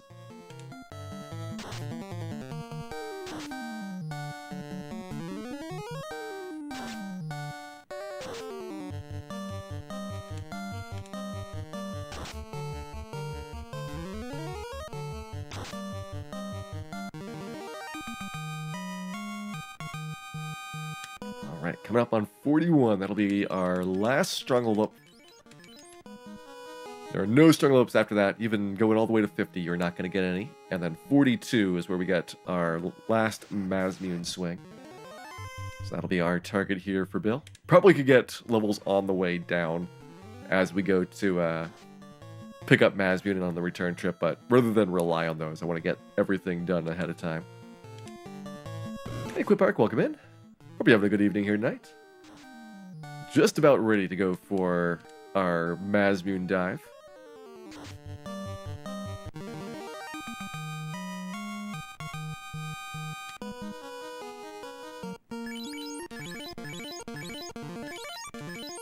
Heal potions. Alright, that's enough. We can get most likely everything done here. If I get one more Chimera fight, I think we'll be good.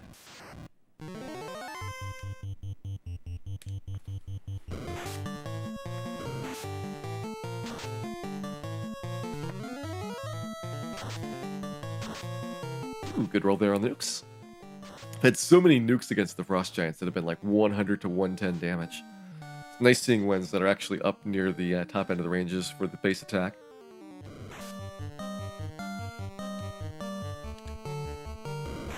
Is the best party for the NES version.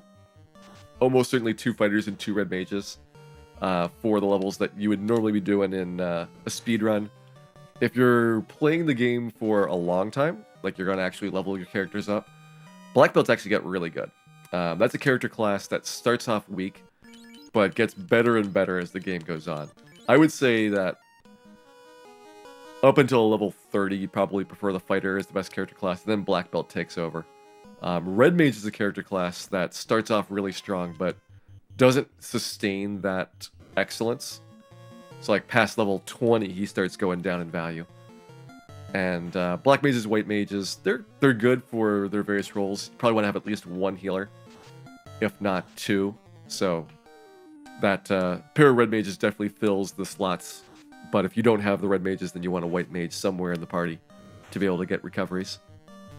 And the most important thing, of course, no thieves. No thieves at all.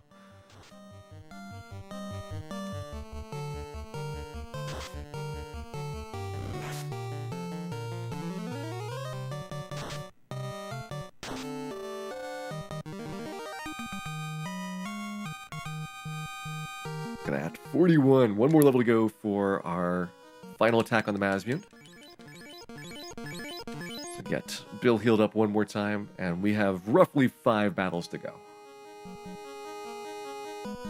Hey Dax Belmont, welcome in. Hope you have a good evening here tonight. Well, not a good start for XP. Got the minimum here on the Zombie D fight.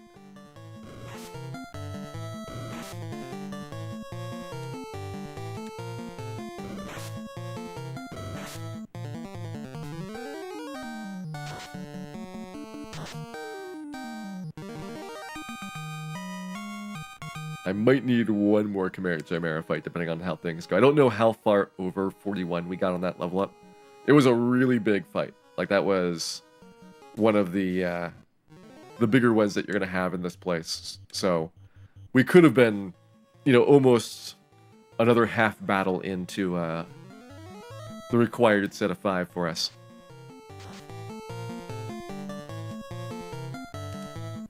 Ninja's almost as good as a fighter. I would say the ninja with levels is better than a fighter. In some ways. Because he has a fast spell. He's going to have less HP, but the fast spell is pretty good for increasing his damage. Now his offense... I mean, if you compare a fighter with a Mazmune to a ninja with a fasted Mazmune, I think it's going to be close. Depends on who you're fighting. Like I said, thieves are really bad. Even if you class change them, they stay really bad.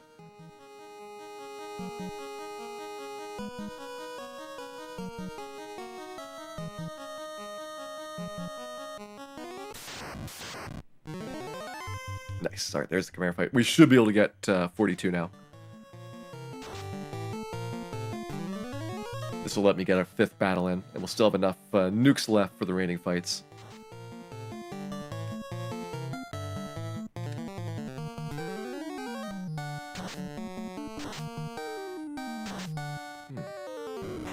Very stubborn chimeras and chimeras here.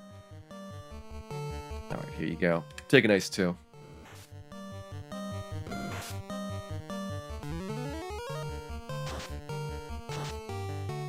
Not enough. I want to save the other ice too. Let's do an ice 1. Now we're scraping the bottom of the Black Mage barrel here.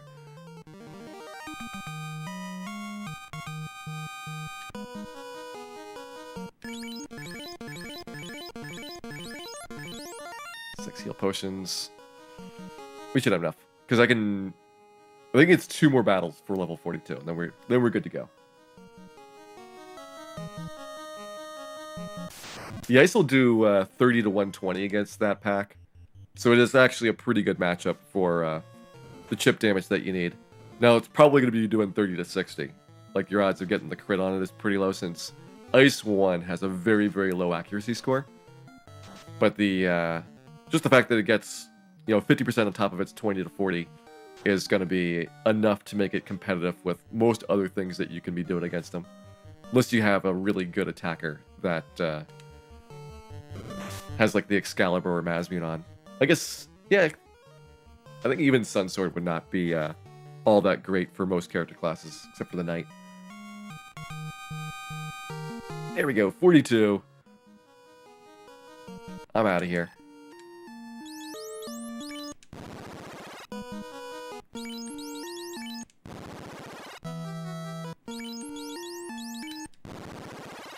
We got our levels. It is time to try to get the Masmuon, which means we need to buy, I think, 95 heal potions, get our other characters revived, and think about what our party strategy is going to be like on the way down. So I'll use the marathon route for traveling through. We're going to have, I think it's 4 nukes on the rest, so 19 total nukes. That is a pretty good amount, but if you think about what we have to work with, there is a lot of bosses along the way, and most of them are going to be resistant enough that they're not going to be taking full nuke damage. So Kraken, 900 health, Carry 700, and Lich 500. Phantom we can deal with Fire 3s on, and Purple Worms probably do need nukes as well, but not a huge amount. We can do like 2 nukes on the Purple Worm battle. That's the only unrunnable, I think, on the way through there.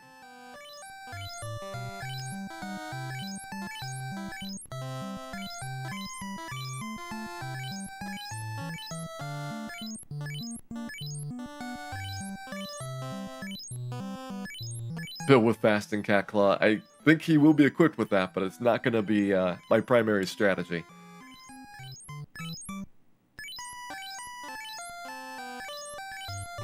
I think Bill is going to be the classical nuker. Once Bill's nukes run out, like he has to use his nukes pretty heavily on Lich, maybe on Carry as well.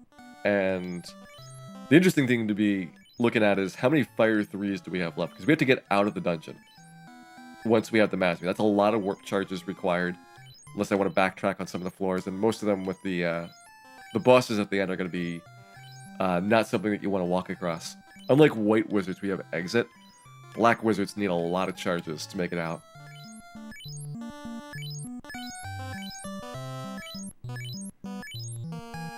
We're going to burn the rest of the gold in Cat Claw. We're just going to burn the rest of the gold. We're not going to get the Cat Claws. They can keep them.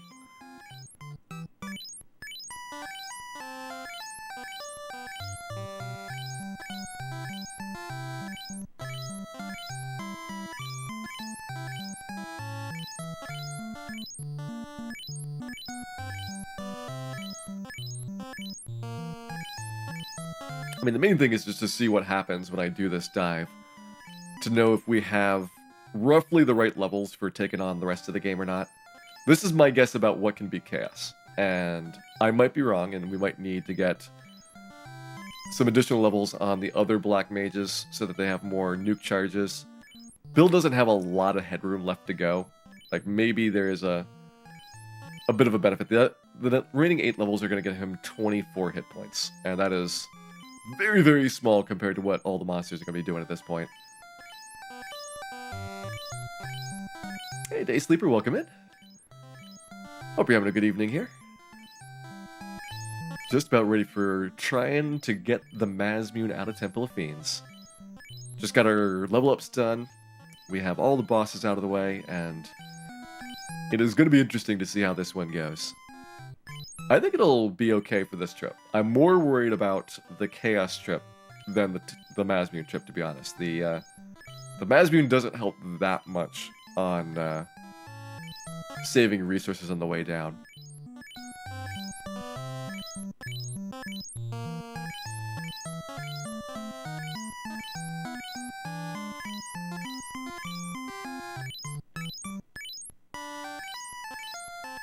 Debating about whether we fire 3 Phantom or not. If we don't fire 3 Phantom, he probably is a pretty big pain overall. The Phantom does a very large physical attack, and then he's got Time Magic for paralysis, and we can actually say we're good for that. Actually, his instant death is Time Magic as well, so maybe we're actually in not too bad shape for him. Alright, so what is our setup? It's going to be you... I think we'll do Bill, Ace, Cal, Dan. Like that. I know that Ace is a little bit behind on experience. Ace 30 instead of 31 like Cal is, but it's close enough. And then weapon-wise, you're going to get the Cat Claw. And put the defense there. Probably need the Mage Staff. Well, you got plenty of Fire 2s for the Grim Medusa battle now that I think about it. Alright, so you got Thor, you got Mage, you got Zeus, and then Dan's got Black Sword. So everybody's got an item that they could use to attack with if necessary. Let's do it.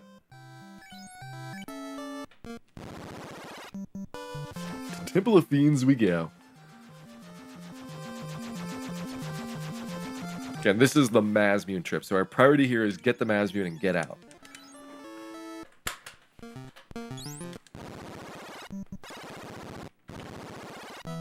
For this route, I'm basically going to burn off 9 encounters at the start. Well, 8 encounters and then be at the purple orb at number 9.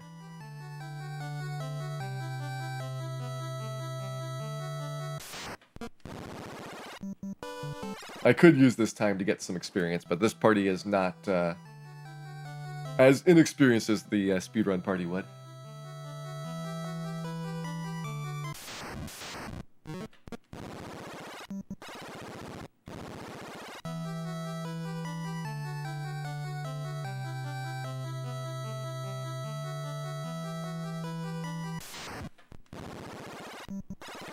Yes, we will have to fight the Fiends again. They're implemented as trap tiles, which means they don't go away when you kill them. So if you leave the dungeon, or even if you walk backwards, then you have to redo the fight. There's no way to like partially clear things and then come back later, which significantly increases the difficulty of Temple of Fiends. If you could partially clear the dungeon, I could do a lot of these things at much lower levels overall. Because the random encounters are not that bad. You have 99 heal potions to get through them. You could deal with a lot of pain in the random encounters, but the Fiend fights are always going to be there.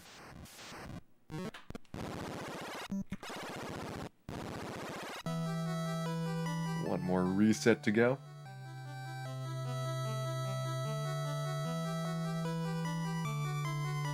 Yeah, with the Mazmune, the refights are going to go better, especially Lich and Carry. Those are the ones that I am using the Mazmune to really improve and save on spell charges for. Maybe Phantom as well. You can get a fasted Phantom with Mazmune and probably be okay.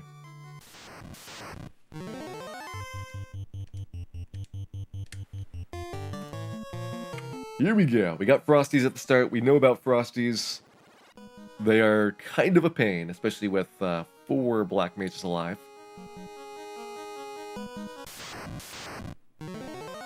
Nice first strike. That is a really good start.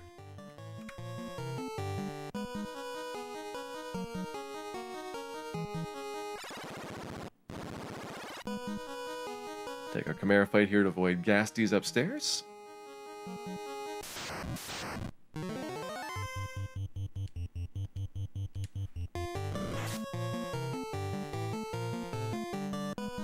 Badman we actually did not do any Badman. I thought about doing Badman because it's up to 4.5 Agamas worth of experience if you get a max size pack, but they're gonna hit you really, really hard. It's due to your lack of armor on these guys.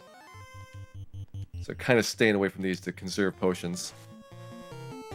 Which I think is probably not going to be a big problem here in trip number 1. In fact, we've had very good luck so far on potion usage. Be pretty good for just getting Bill back up there. Alright, so Phantom strategy is going to be just a whole bunch of Fire 3s. These are also my warp charges, so I have to be careful with Fire 3s, but this fight, it's worth it, because the Phantom is going to hit you very hard on physical damage otherwise.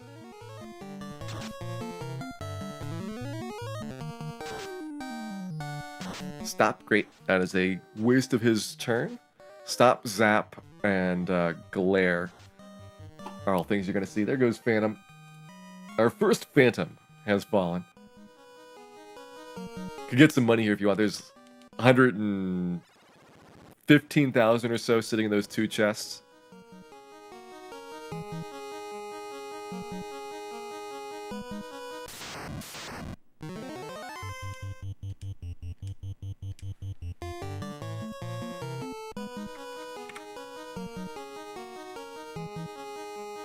I think this one gets the purple worms on this floor. Purple worm is the first one where I actually have to fight something.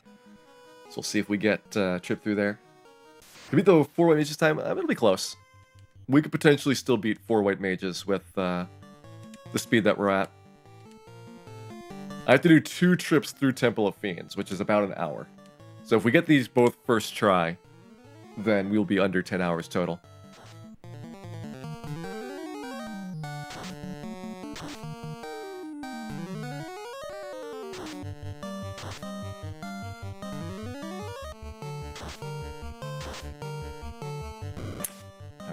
No luck on the lit 3s. This will be still the best spell to use. I'm saving my nuke charges for the fiends.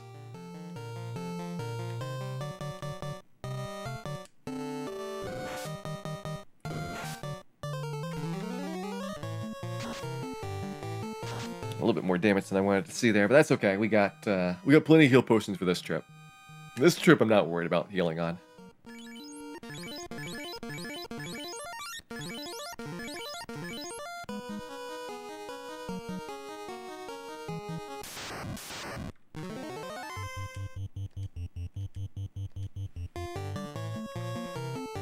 That should be it for top half of the temple. On down to bottom half here.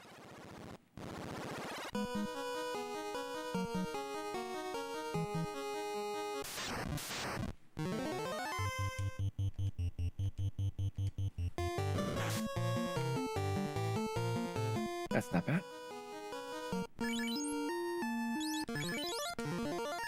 Okay, everybody except for Bill's gonna get petrified here in the Gurmadusa battle. This could actually be a really tough one to get everybody petrified on because we actually have really good magic defense compared to normal, so we'll see how long this takes. Conceivably, I could go through the Lich fight with everybody and still be okay, because we got a very large amount of chance of getting the nuke to not do too much damage. Alright, damn petrified right off the bat. Good to know that he's still easy to take out.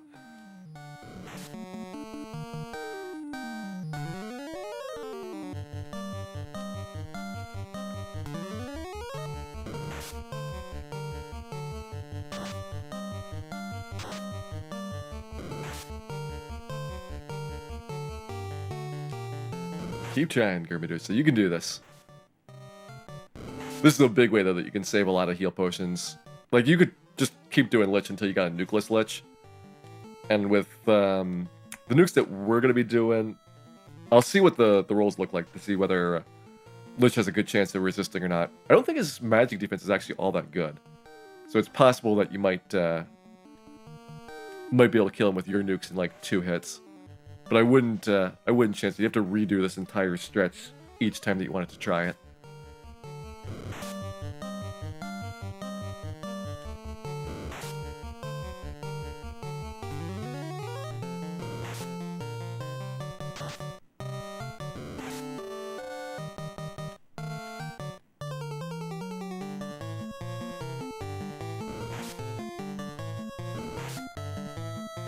Come on, Grimmer, so you can turn Ace to stone.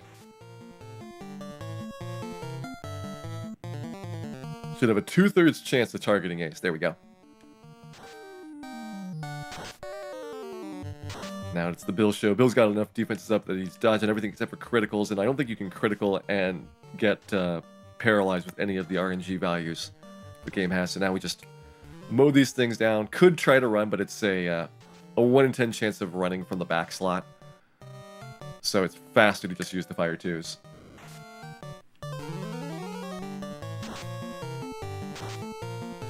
There we go. Get Medusa's out of the way.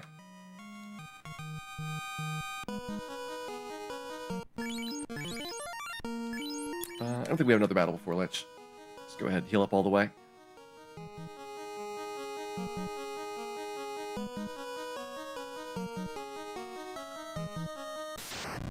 Lich time. Let's see what our nuke does.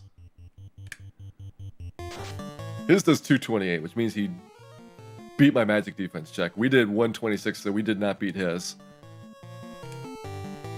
Yeah, I think it'd be tough to get a nukeless Lich here. It would be tough. 193, yeah, we failed on both of them. Still about 170 away, so I have to use another nuke here. There we go, finally beat him once. So 1 in 3 getting past Lich's magic defense.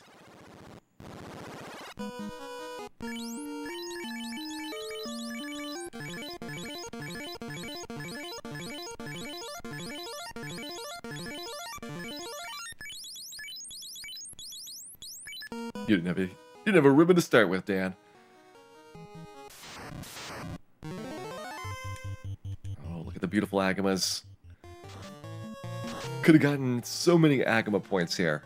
If only we had spells to use. I could be Ice 3ing and things and try to collect XP on the way down, but I don't think it makes a difference on the overall outcome between like 30 and 31 on these guys.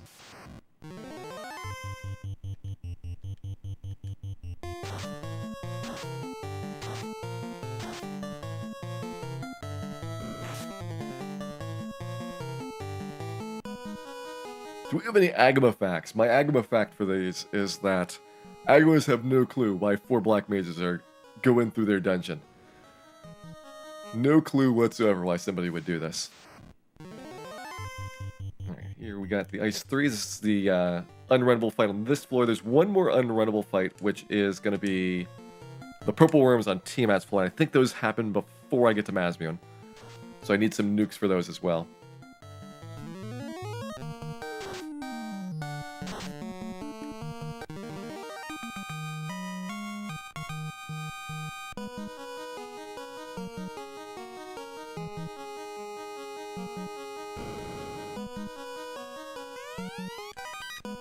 There's Pro Cave number 2, so a little bit extra defense now for Cal, which messes up.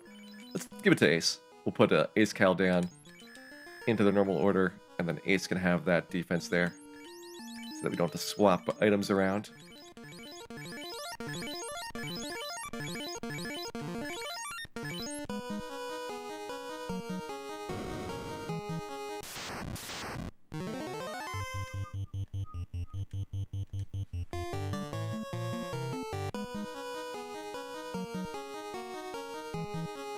There we go. Alright, so everybody healed up here.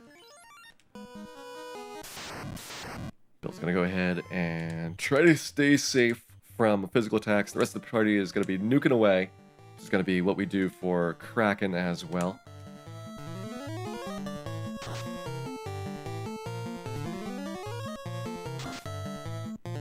Ooh, maybe I should just go nuke all the way. Oh man, Ace was clinching. Luckily, that was just enough to save him.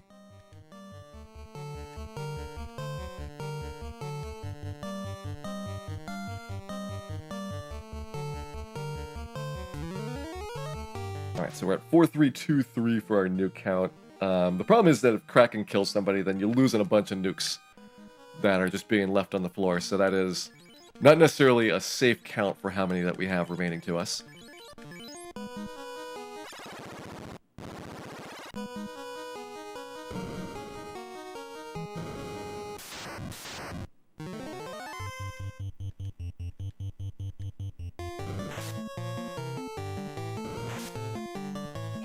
So much lobster damage. The big pile of lobster here is actually pretty dangerous for this party overall. We are halfway through our heal potions. Halfway already, and that gets grimmer by the second as you go through these battles. You need a lot of heal potions for the last little bit compared to the first half of the dungeon. Although the very, very first part of it, when you're fighting against like the Frosties, probably a pretty large handful of heal potions in many cases.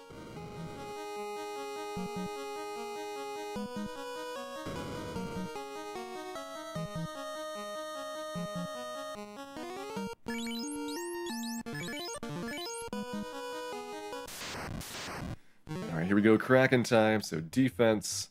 I think Dan's the one that's got the white shirt. We're going to try to get a little bit of buffs up. Please don't murder anybody, Kraken. Please do not murder anybody.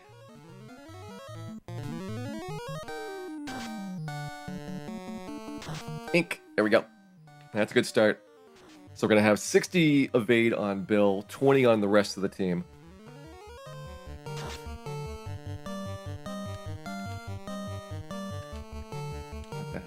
Get the nukes off.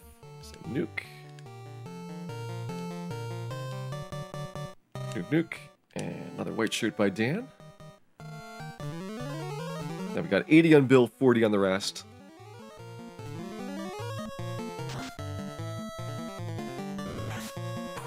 Okay. 7 out of the 8 hits dodged. Snuck one through, even through the defenses there. Alright, Kraken's down. So now it is Mazmune time. We need to get this battle here so that we don't fight sorcerers downstairs.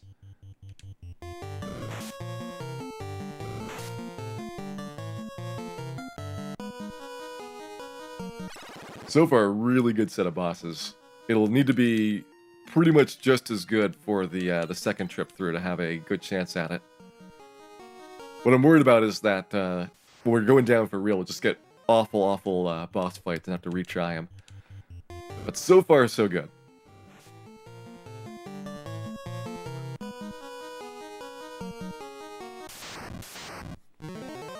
Now the problem is we still have to do Tiamat, so you would be out of nukes by the time you beat Tiamat and have nothing left for Chaos.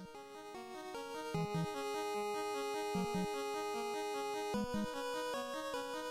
know, it seems like we've got so many, but we are actually pretty much using them all up as we go through here.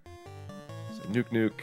It's another unrunnable, so we gotta be aggressive on these guys. Nuke.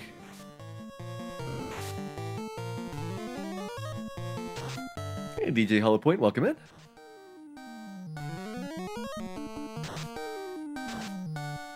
Just about ready to grab the Mazmune here. Then we have to escape all the way back out. So we have plenty of warp charges for it. Nobody died. I was worried that a death on one of the mages would knock out a big chunk of my warps, but that is looking like it's not going to be a problem.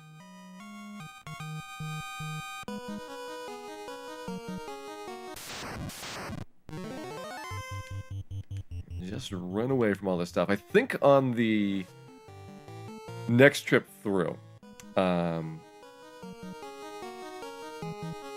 think we don't have to do the purple worms, but I'm not totally confident, so we might get a battle right before we go down Chaos' staircases after beating Tiamat. There we go.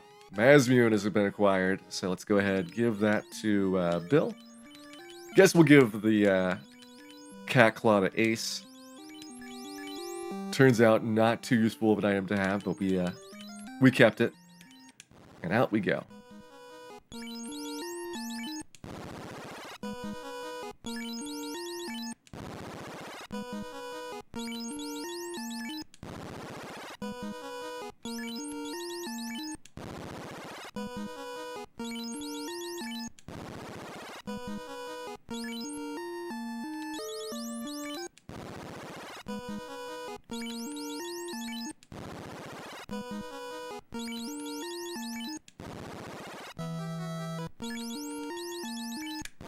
Alright. Let's go ahead and restock. Try that again. So we gotta get back up to 99 heal potions. I think we used up like 55 or so on the way through. Did I do the final dungeon twice with the 4 red mages? Now, I think 4 red mages did it in 1 trip. White mages did it in 2 trips, and thieves did it in 1 trip, obviously, because they didn't have any travel spells, so they were stuck there. Fighters, red mages, black belts, and thieves all did a single trip in their playthroughs. If I had ninjas, I'd probably have double tripped it. Assuming that we could get through there with enough warp charges left. I think we would have had enough with ninjas. Wait, ninjas don't get warp. Never mind. Even if we had class changed, it would not have helped for that.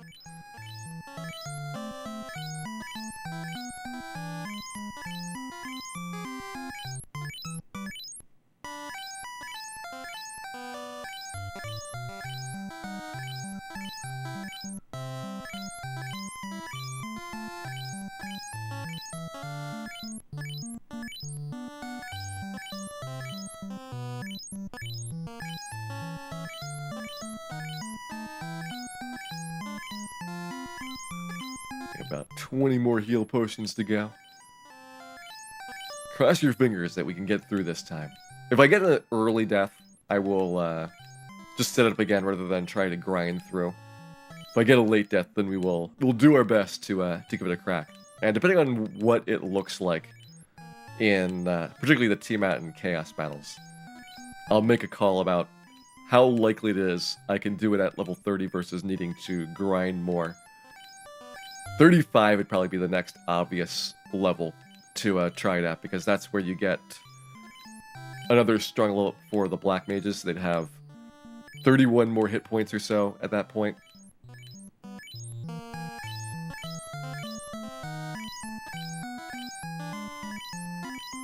But there's not much we can do to make this practically a lot better.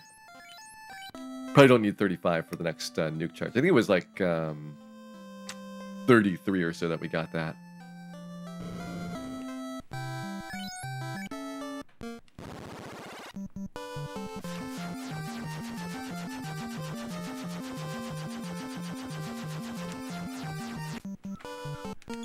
Alright, house down.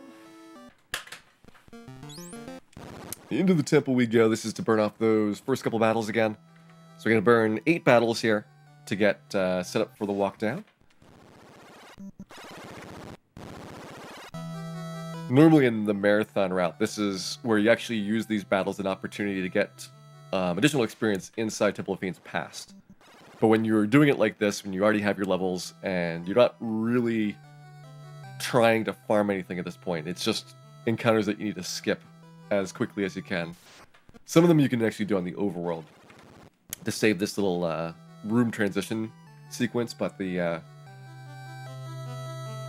requirement is that you have to know which of the first 8 battles is safe to do that on. It has to be a battle where it's the same number of steps between overworld and dungeon for it to work out. Hey Pooh, what does NCC mean for 4 Thieves? That was no class change. The Black Belts were also no class change, but that is not as impressive because Black Belts are better if you don't class change them, whereas Thieves are much, much worse without class change.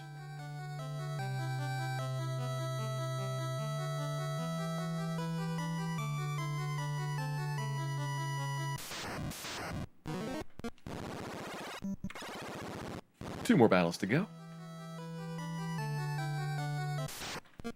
1 more battle to go.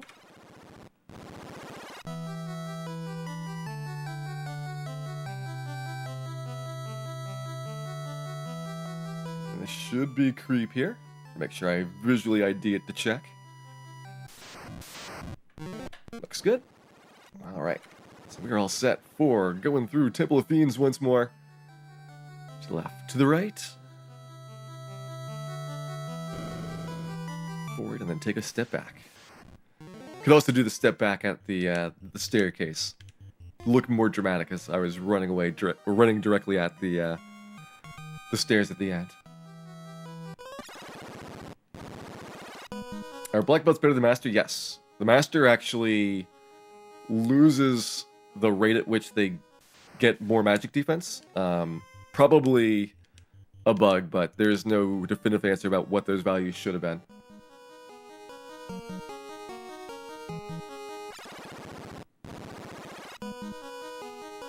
So what happens is a black belt gets 4 magic defense per level, and a master gets 1 magic defense. Otherwise, their stats are totally identical, and there's no differences between them for any growth properties. So, as a result, they get strictly worse, although it's a small thing if you look at it holistically, but if you class change really, really early, you'll find that your masters will get hit more often by spells, and you'll take more damage from spells on average.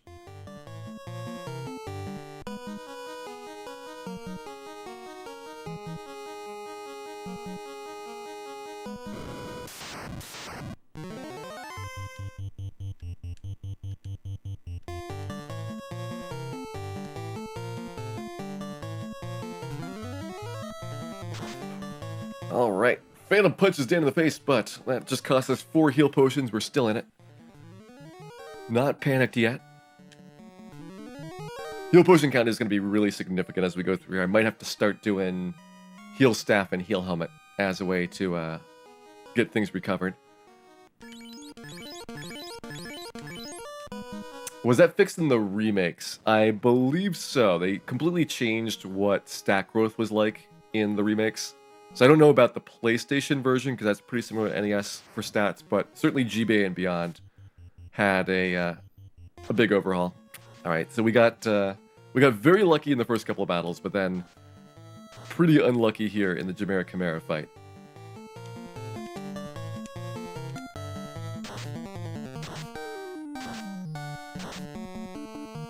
There goes Dan into petrification.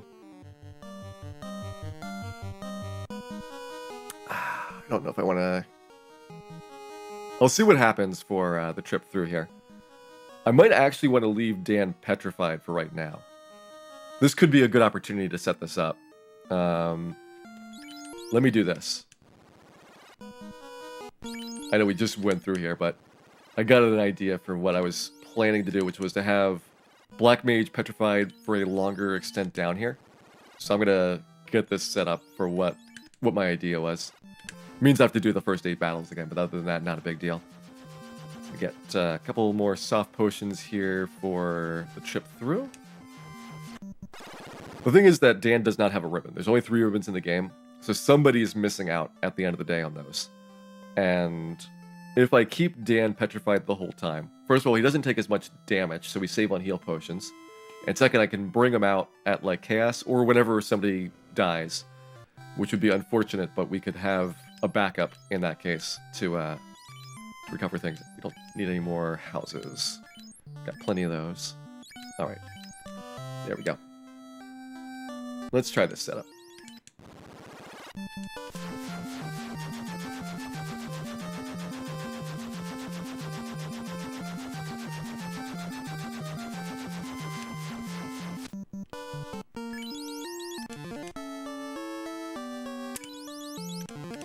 Dan's gonna come out of petrification down some HP, but I think I'll still take it. Should've let him be at full health for it, but that is still okay. Alright, let's count these out again. 8 to skip. Oh, did I use up heal potions? You're right. I should get those heal potions recovered. It's only 4, but that is still valuable to do. You want all the heal potions you can get for doing this.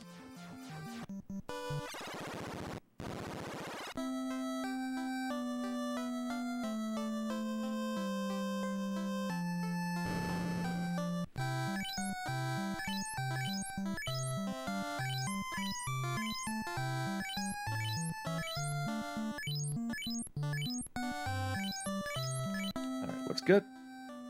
I'll house up again so that we save with the extra heal potions in my inventory.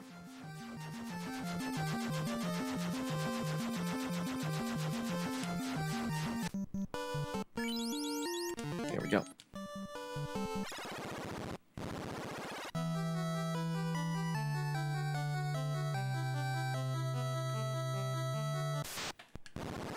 That should be 2.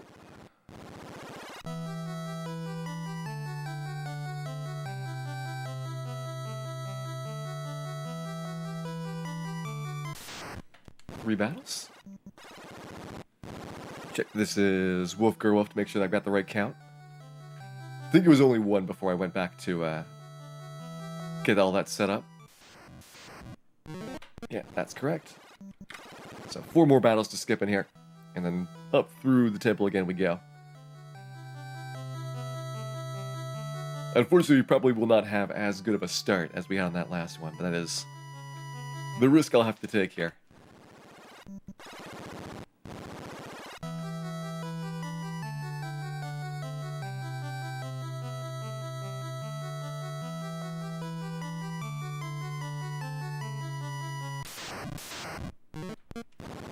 Last spider fight.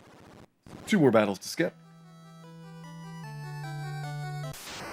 1. And again, you could be grinding in Temple Fiends past using this time as long as you remember to house up before going back in there, but I figure that these Black Mages levels are not going to make that big of a deal on. They're either going to live or they're going to die, because it's going to be stuff like, do they get punched in the face by Kraken? Yes, they die. If not, they live.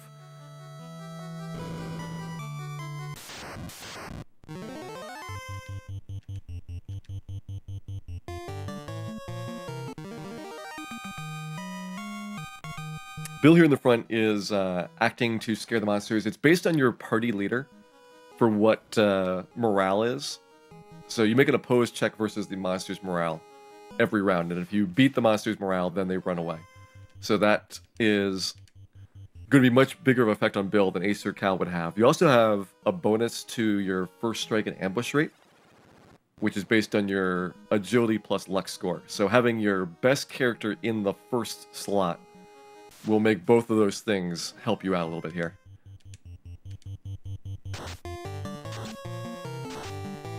Alright, saving 2 heal potions there on Dan by having him petrified.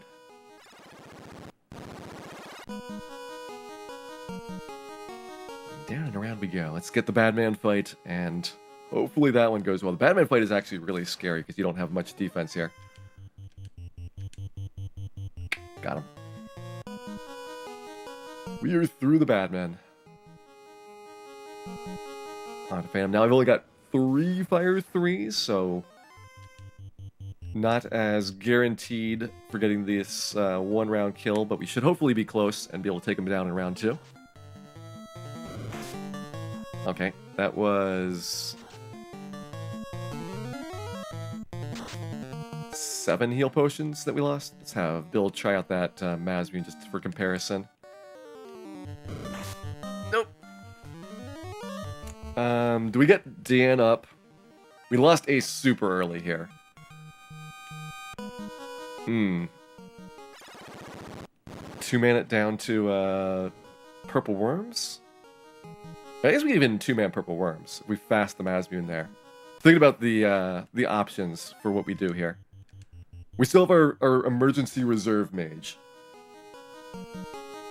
So that's okay.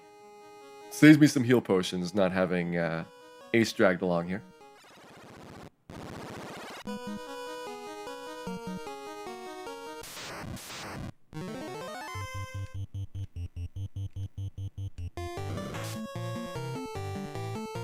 Masmune doing 339, pretty good.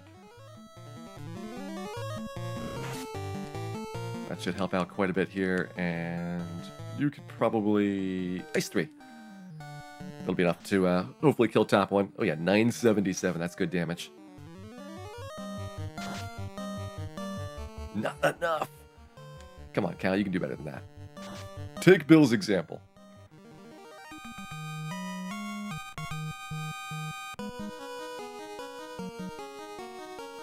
I don't think it's worth resetting. The chances of getting through here, I think, are to be mostly based on just plowing through and getting good setups for things. So if we can get through Kraken with 3 characters, then we're good. You know, it doesn't affect the setup really much for what I've got planned.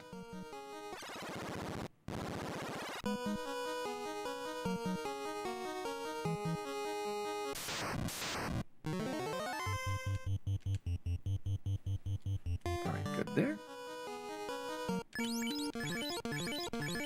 The nice thing is that I still have a lot of heal potions left over at this point. So I'm going to take your ribbon off, give you Pro Cape now, move that ribbon to Dan, which I guess we can equip because he's not going to need it. Okay, that looks good, except we're going to have white shit there. Alright, looks better.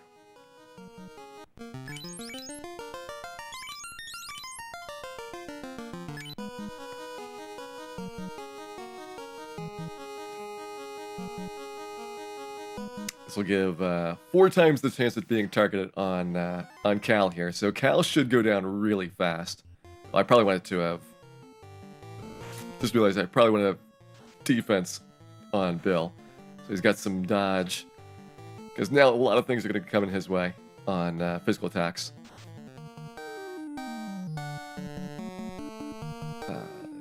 We don't need Fire 3s on anything. These are safe to use. The glance is not the problem. It's actually getting paralyzed that's the bigger worry. So having Bill just sit there and get glanced at a couple times is actually the ideal outcome. Wow, 2 of them didn't die to Fire 3. That is pretty extraordinary.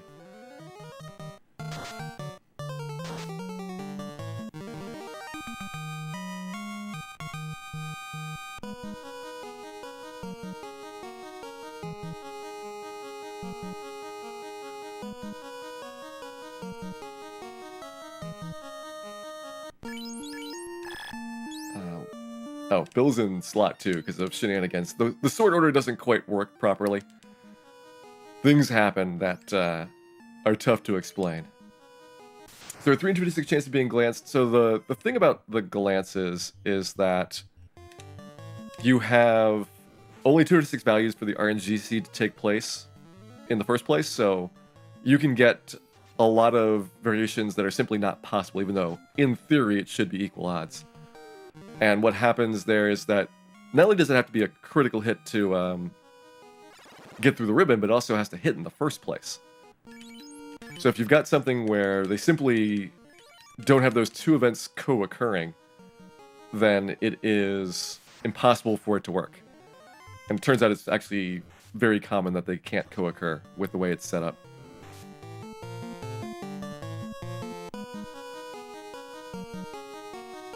I don't know if I want to break out my Dan here yet.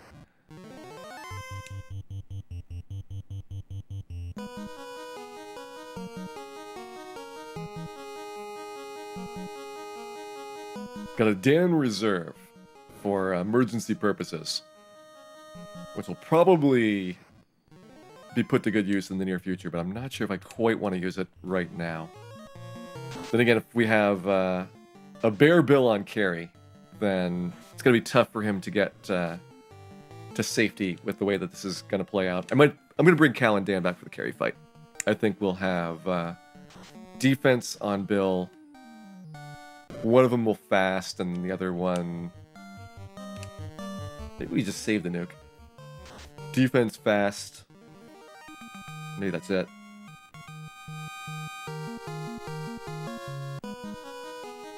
Oh, I know, we can have somebody besides Bill in the front defense. Bill will be fasted in slot 2.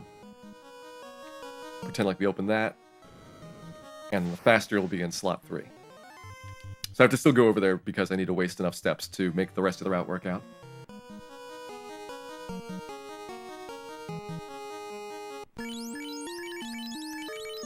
Now we'll see how we're doing at this this fight here. Okay, so we're gonna put Cal in front. I think Cal's the one that's got the Pro Cape. Yep. And Dan's got white shirt. We could do that as well.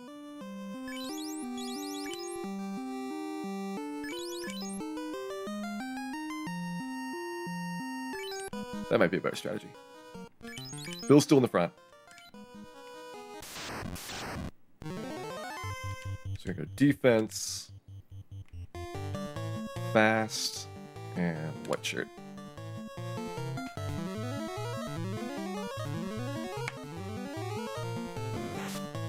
All right. Didn't get the fast or the defense up, but we did get our fast there, and we got the white shirt in time, so those are good. You got that, and then you're gonna white shirt again. Worked out okay. 2 rounds to kill carry with this setup. We're gonna be doing something very similar on Kraken, where we're hoping that he does not open up with physical attacks. Kraken, we really want to see an Ink or a Lit 2 to start.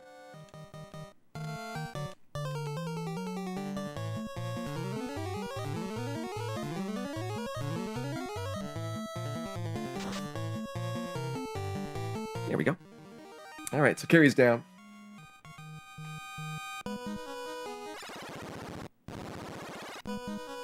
Was the plan always to grind Bill? No, Bill got picked out at level 30. We got everybody level 30, and I looked at who had the best stats, which Bill was by far and away the best. It was not even close between the four Black Mages.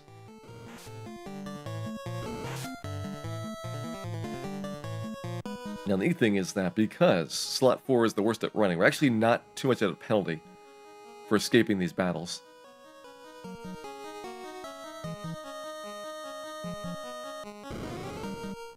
Dan did have the worst stats, but he had okay-ish HP. He had the second most HP, but really low vitality, so he wasn't going to get a bonus point for his passive level-ups, and he had the lowest strength.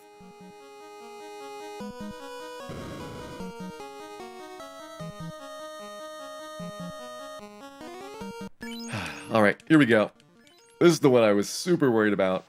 First time went very, very nicely. Will it happen again?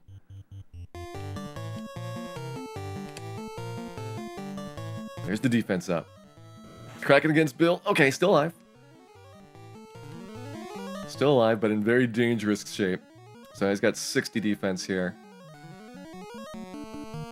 Gotta go in for the kills. You're gonna need to get some heals on him. Try to get some more defense up. No, don't hit Cal. Ah, we lost Mage.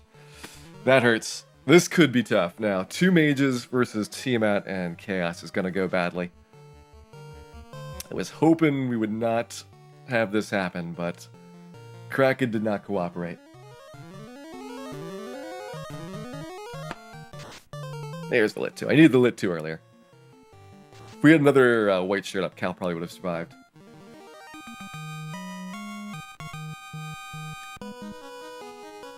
Can still make a go at it. We got a lot of heal potions left. 52 for this, so plenty for this trip down. Still can run from things.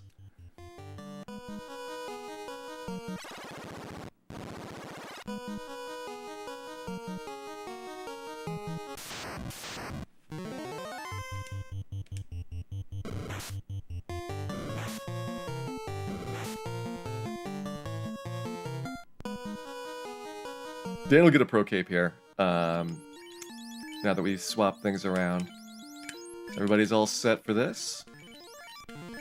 We're not going to be getting much value out of white shirt for these battles here, so here we go.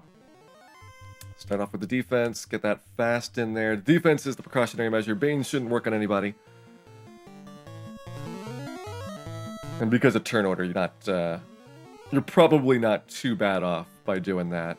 Don't have the white shirt to really help me out. I don't want to use my nukes yet. So I think Dan's just going to attack.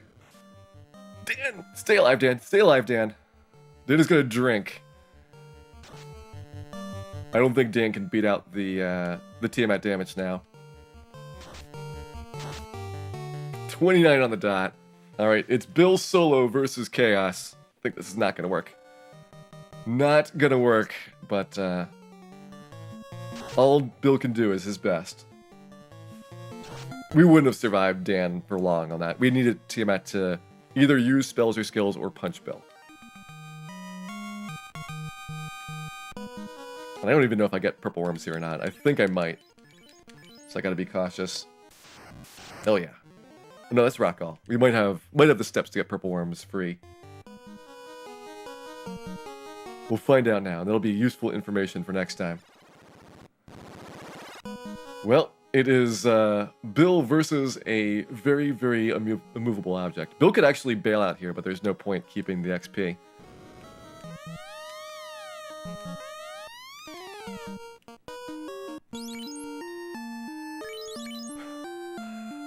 Yeah, nothing we can do to make this better. Alright, here we go. It's the Bill Show.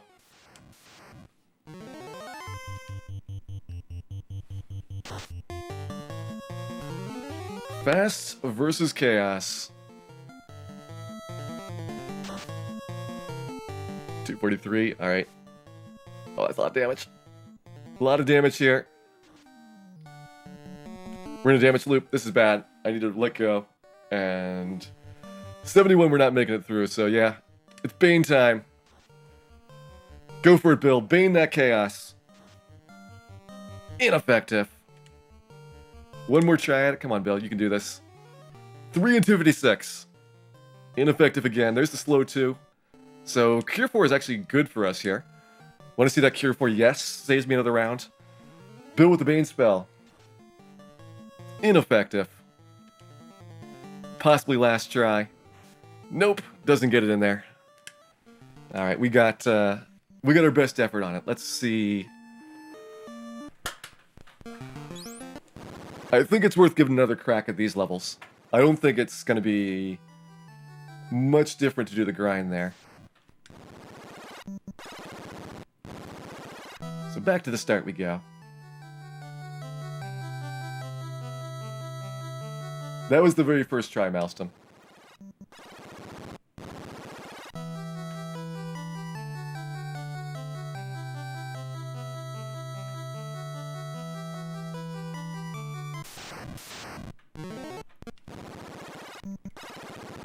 There's 3 out of the way, 5 more to skip.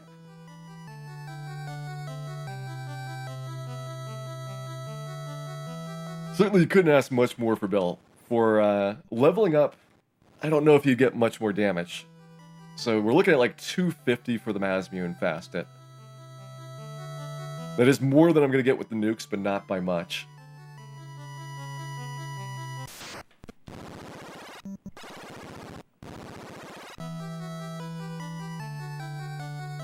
There's no point to doing multiple defenses.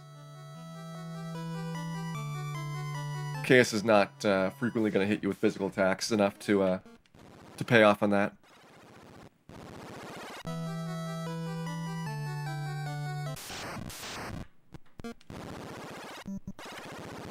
Alright, this should be the creep battle here.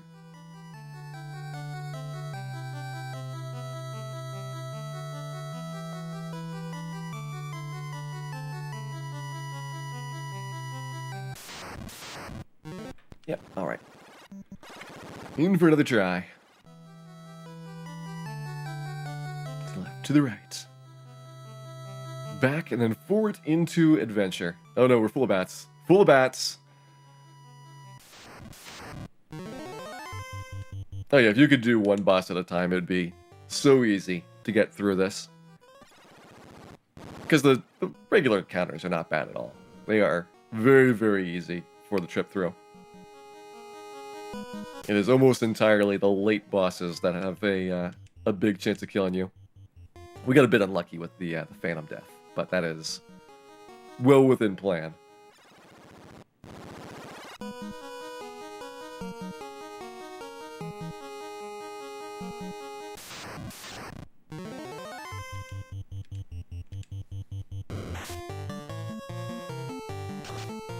I think that's our first can't run the whole time through here. And when it cost me like 7 heal potions. That was a painful one.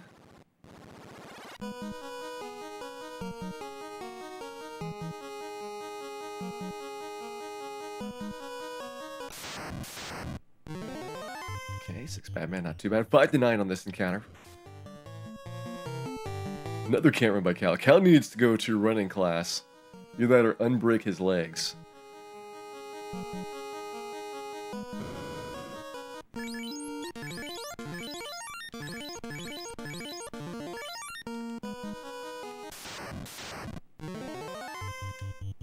We don't need any extra Fire 3, so Fire 3 away.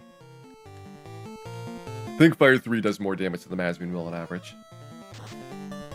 Oh yeah, especially if we get a good roll like that. Cal making up for his lack of running with a 230 on that Fire 3. Hey Shanezill, welcome in. Hope you're having a good evening here.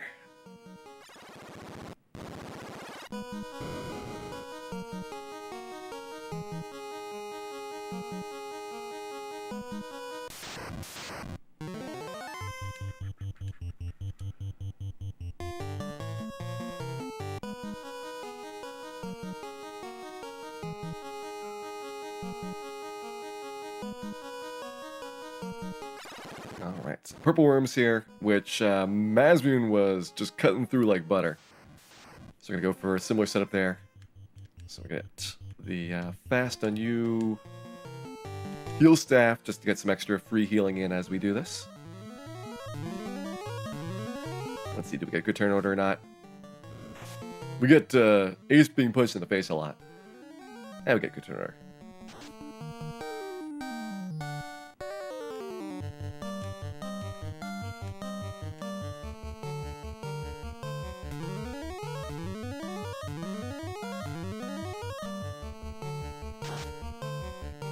That's actually respectable damage on Ace. By both Ace and the Purple Worm. Yeah, Harley requests. There's only 3 ribbons in the game, so you have to smuggle one of the mages through, else they're gonna probably die to a variety of attacks on the way down. Like, they'll take a lot of damage from elemental attacks, and there's insta-death things like Tiamat's Bane right at the very start of that fight. So what I want to do is keep one mage in my pocket for later. And it does reduce the potion usage on the way down as well.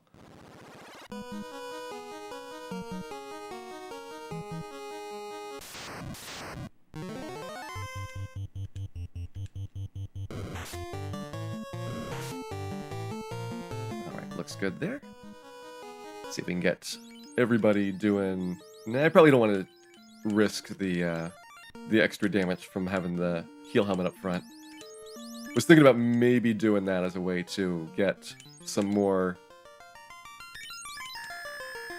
opportunities to heal during the Gurmedusa fight, but if it goes well, then, you know, these mages are paralyzed or petrified right away.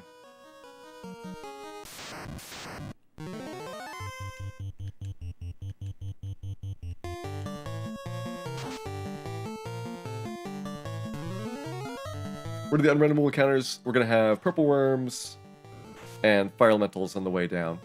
Water elementals are also unrunnable. Earth elementals are unrunnable. But there is not any of those showing up. I guess Iron Golem also unrunnable. He's not anywhere near this part of the encounter cycle.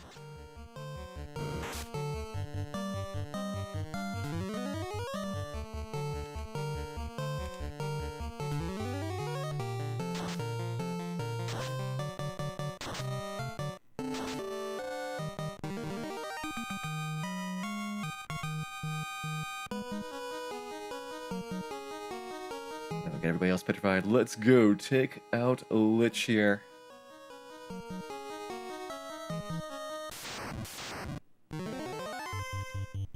Get fast on Bill.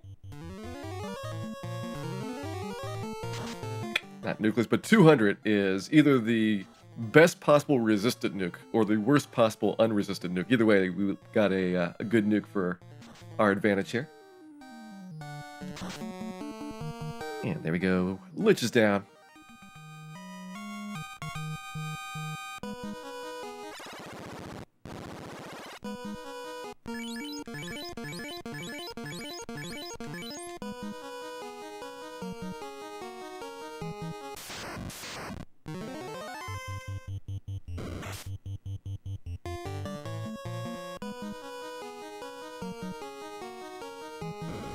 Trying to keep things relatively under control. So with the extra mages, they'd be taking more damage because they have less armor than Bill does, and if you get heated, there's just more damage distributed around, so I'm doing this part solo. You could bring back the mages though, and it wouldn't be very significantly different overall. Guess maybe this one would actually go faster. So there could be some advantage to doing it for this one. Getting 2 ice 3s per round instead of 1. Nice dodges though. Good job, Bill, on the dodging.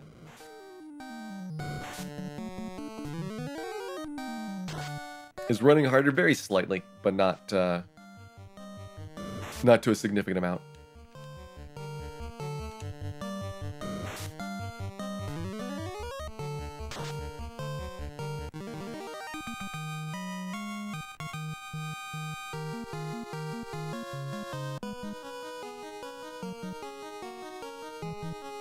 Touch the chest here to get rid of all these extra steps. Otherwise, I would have to delay on Kraken's floor to make sure that the Gershark Big Eye fight showed up so that it didn't get sorcered on Tiamat's level.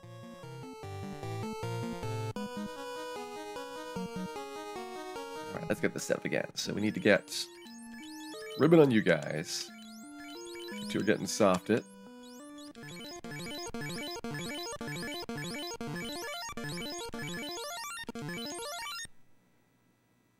Okay, all that looks good, except you need white shirt. There we go. Alright, defense. Fast. White shirt to start.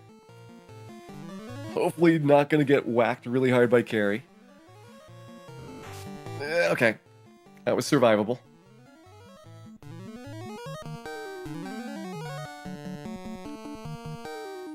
No, you don't have anything to heal with. Ooh. Got a heal staff and white shirt on the same person. Probably should have heal staff on Ace here. White shirt on Cal.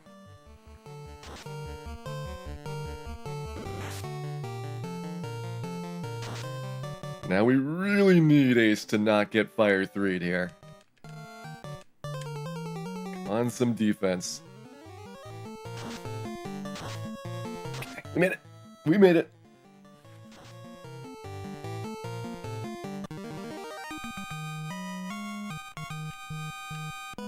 A lot of heal potions, but we did make it through there, so we're going to swap those two.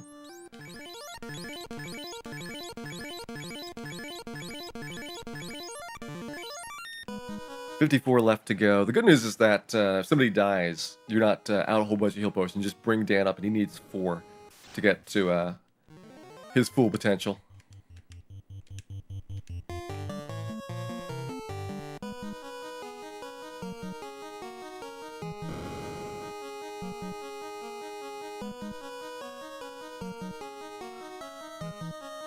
So down we go for Kraken. Try number 2. Such a good Kraken on the Mazmune dive. And I knew that that was a fight I would really want to see again, but Kraken on the previous one, pretty rough overall. We just gotta get lucky that we don't get pounded by him on anybody that is not pretty much fully buffed up. So here we go, Kraken attempt number 2. Defense, get the fast on there. Get the white shirt going. Come on, inks and lit 2s. Inks and lit 2s.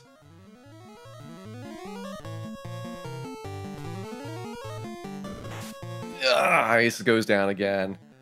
Ah, man. I don't think we got the fast off. No.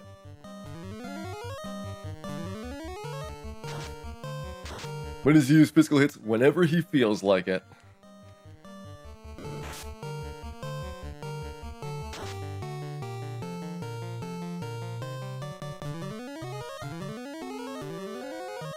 Okay, so we have 80 defense on Bill Boosted. Now it's 100, and then Cal's got 60, so hopefully we could survive a hit here. We don't want to find out. Didn't want to find out. We survived. We survived the hit. Alright, so now we have the question of what do we do for Tiamat? And the answer is Dan. We do Dan for Tiamat. Let's at least get set up for the fight. There is this fight here, and then the rock gall that we need to get out of the way.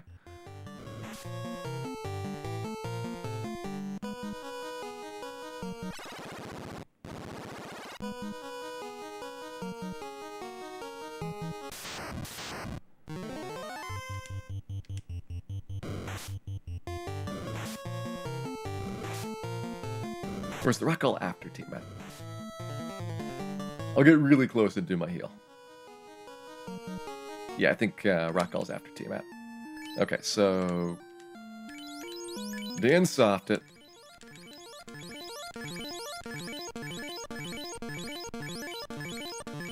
$29 heal potions. That's not a lot to work with.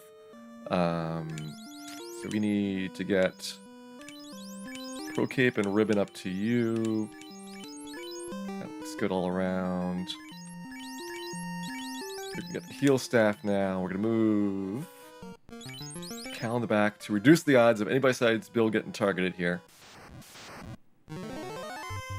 So defense. You're gonna fast in round 1. You're gonna white shirt in round 1. And we're gonna just hope that nobody besides Bill gets smack in the face, which I did my best to make those odds happen.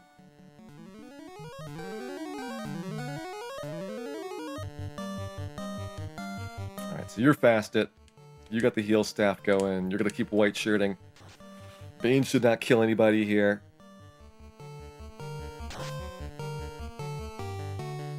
Pretty decent damage, but I didn't get a very good swing on Chaos. I was worried about the Chaos damage if we have to race his Cure 4. Not sure how feasible that one's gonna be.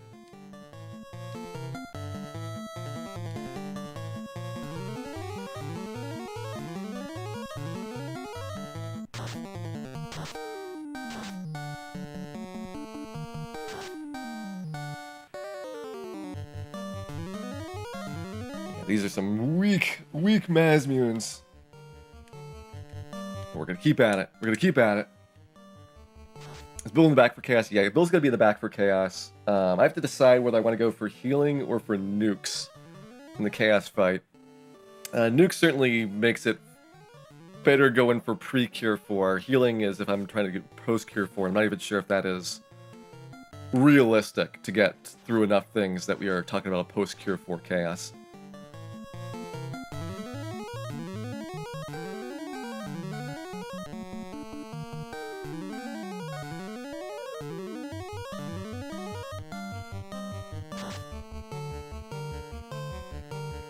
Teammate's still not down.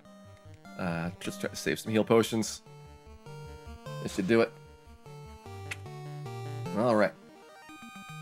Another crack of Chaos.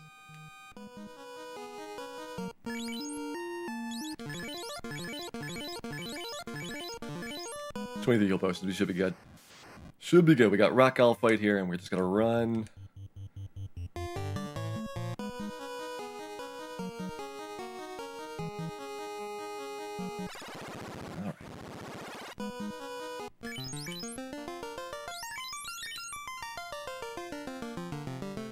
Solo focus on Dan. Let's get Cal up there as well.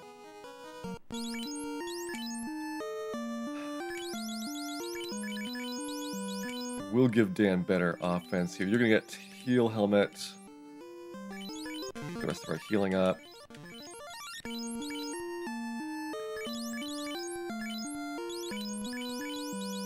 I don't think defense really helps out, but give it a try. So here we go. It is Chaos Time Part 2. We didn't get very far last time. Will we do better this time?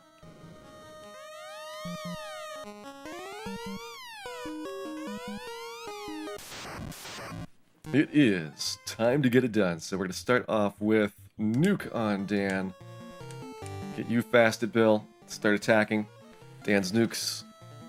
111.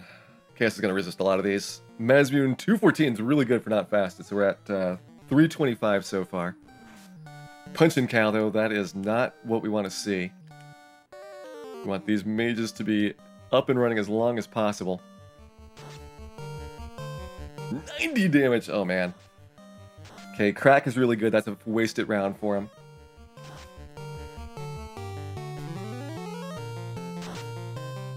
$550, 700 damage.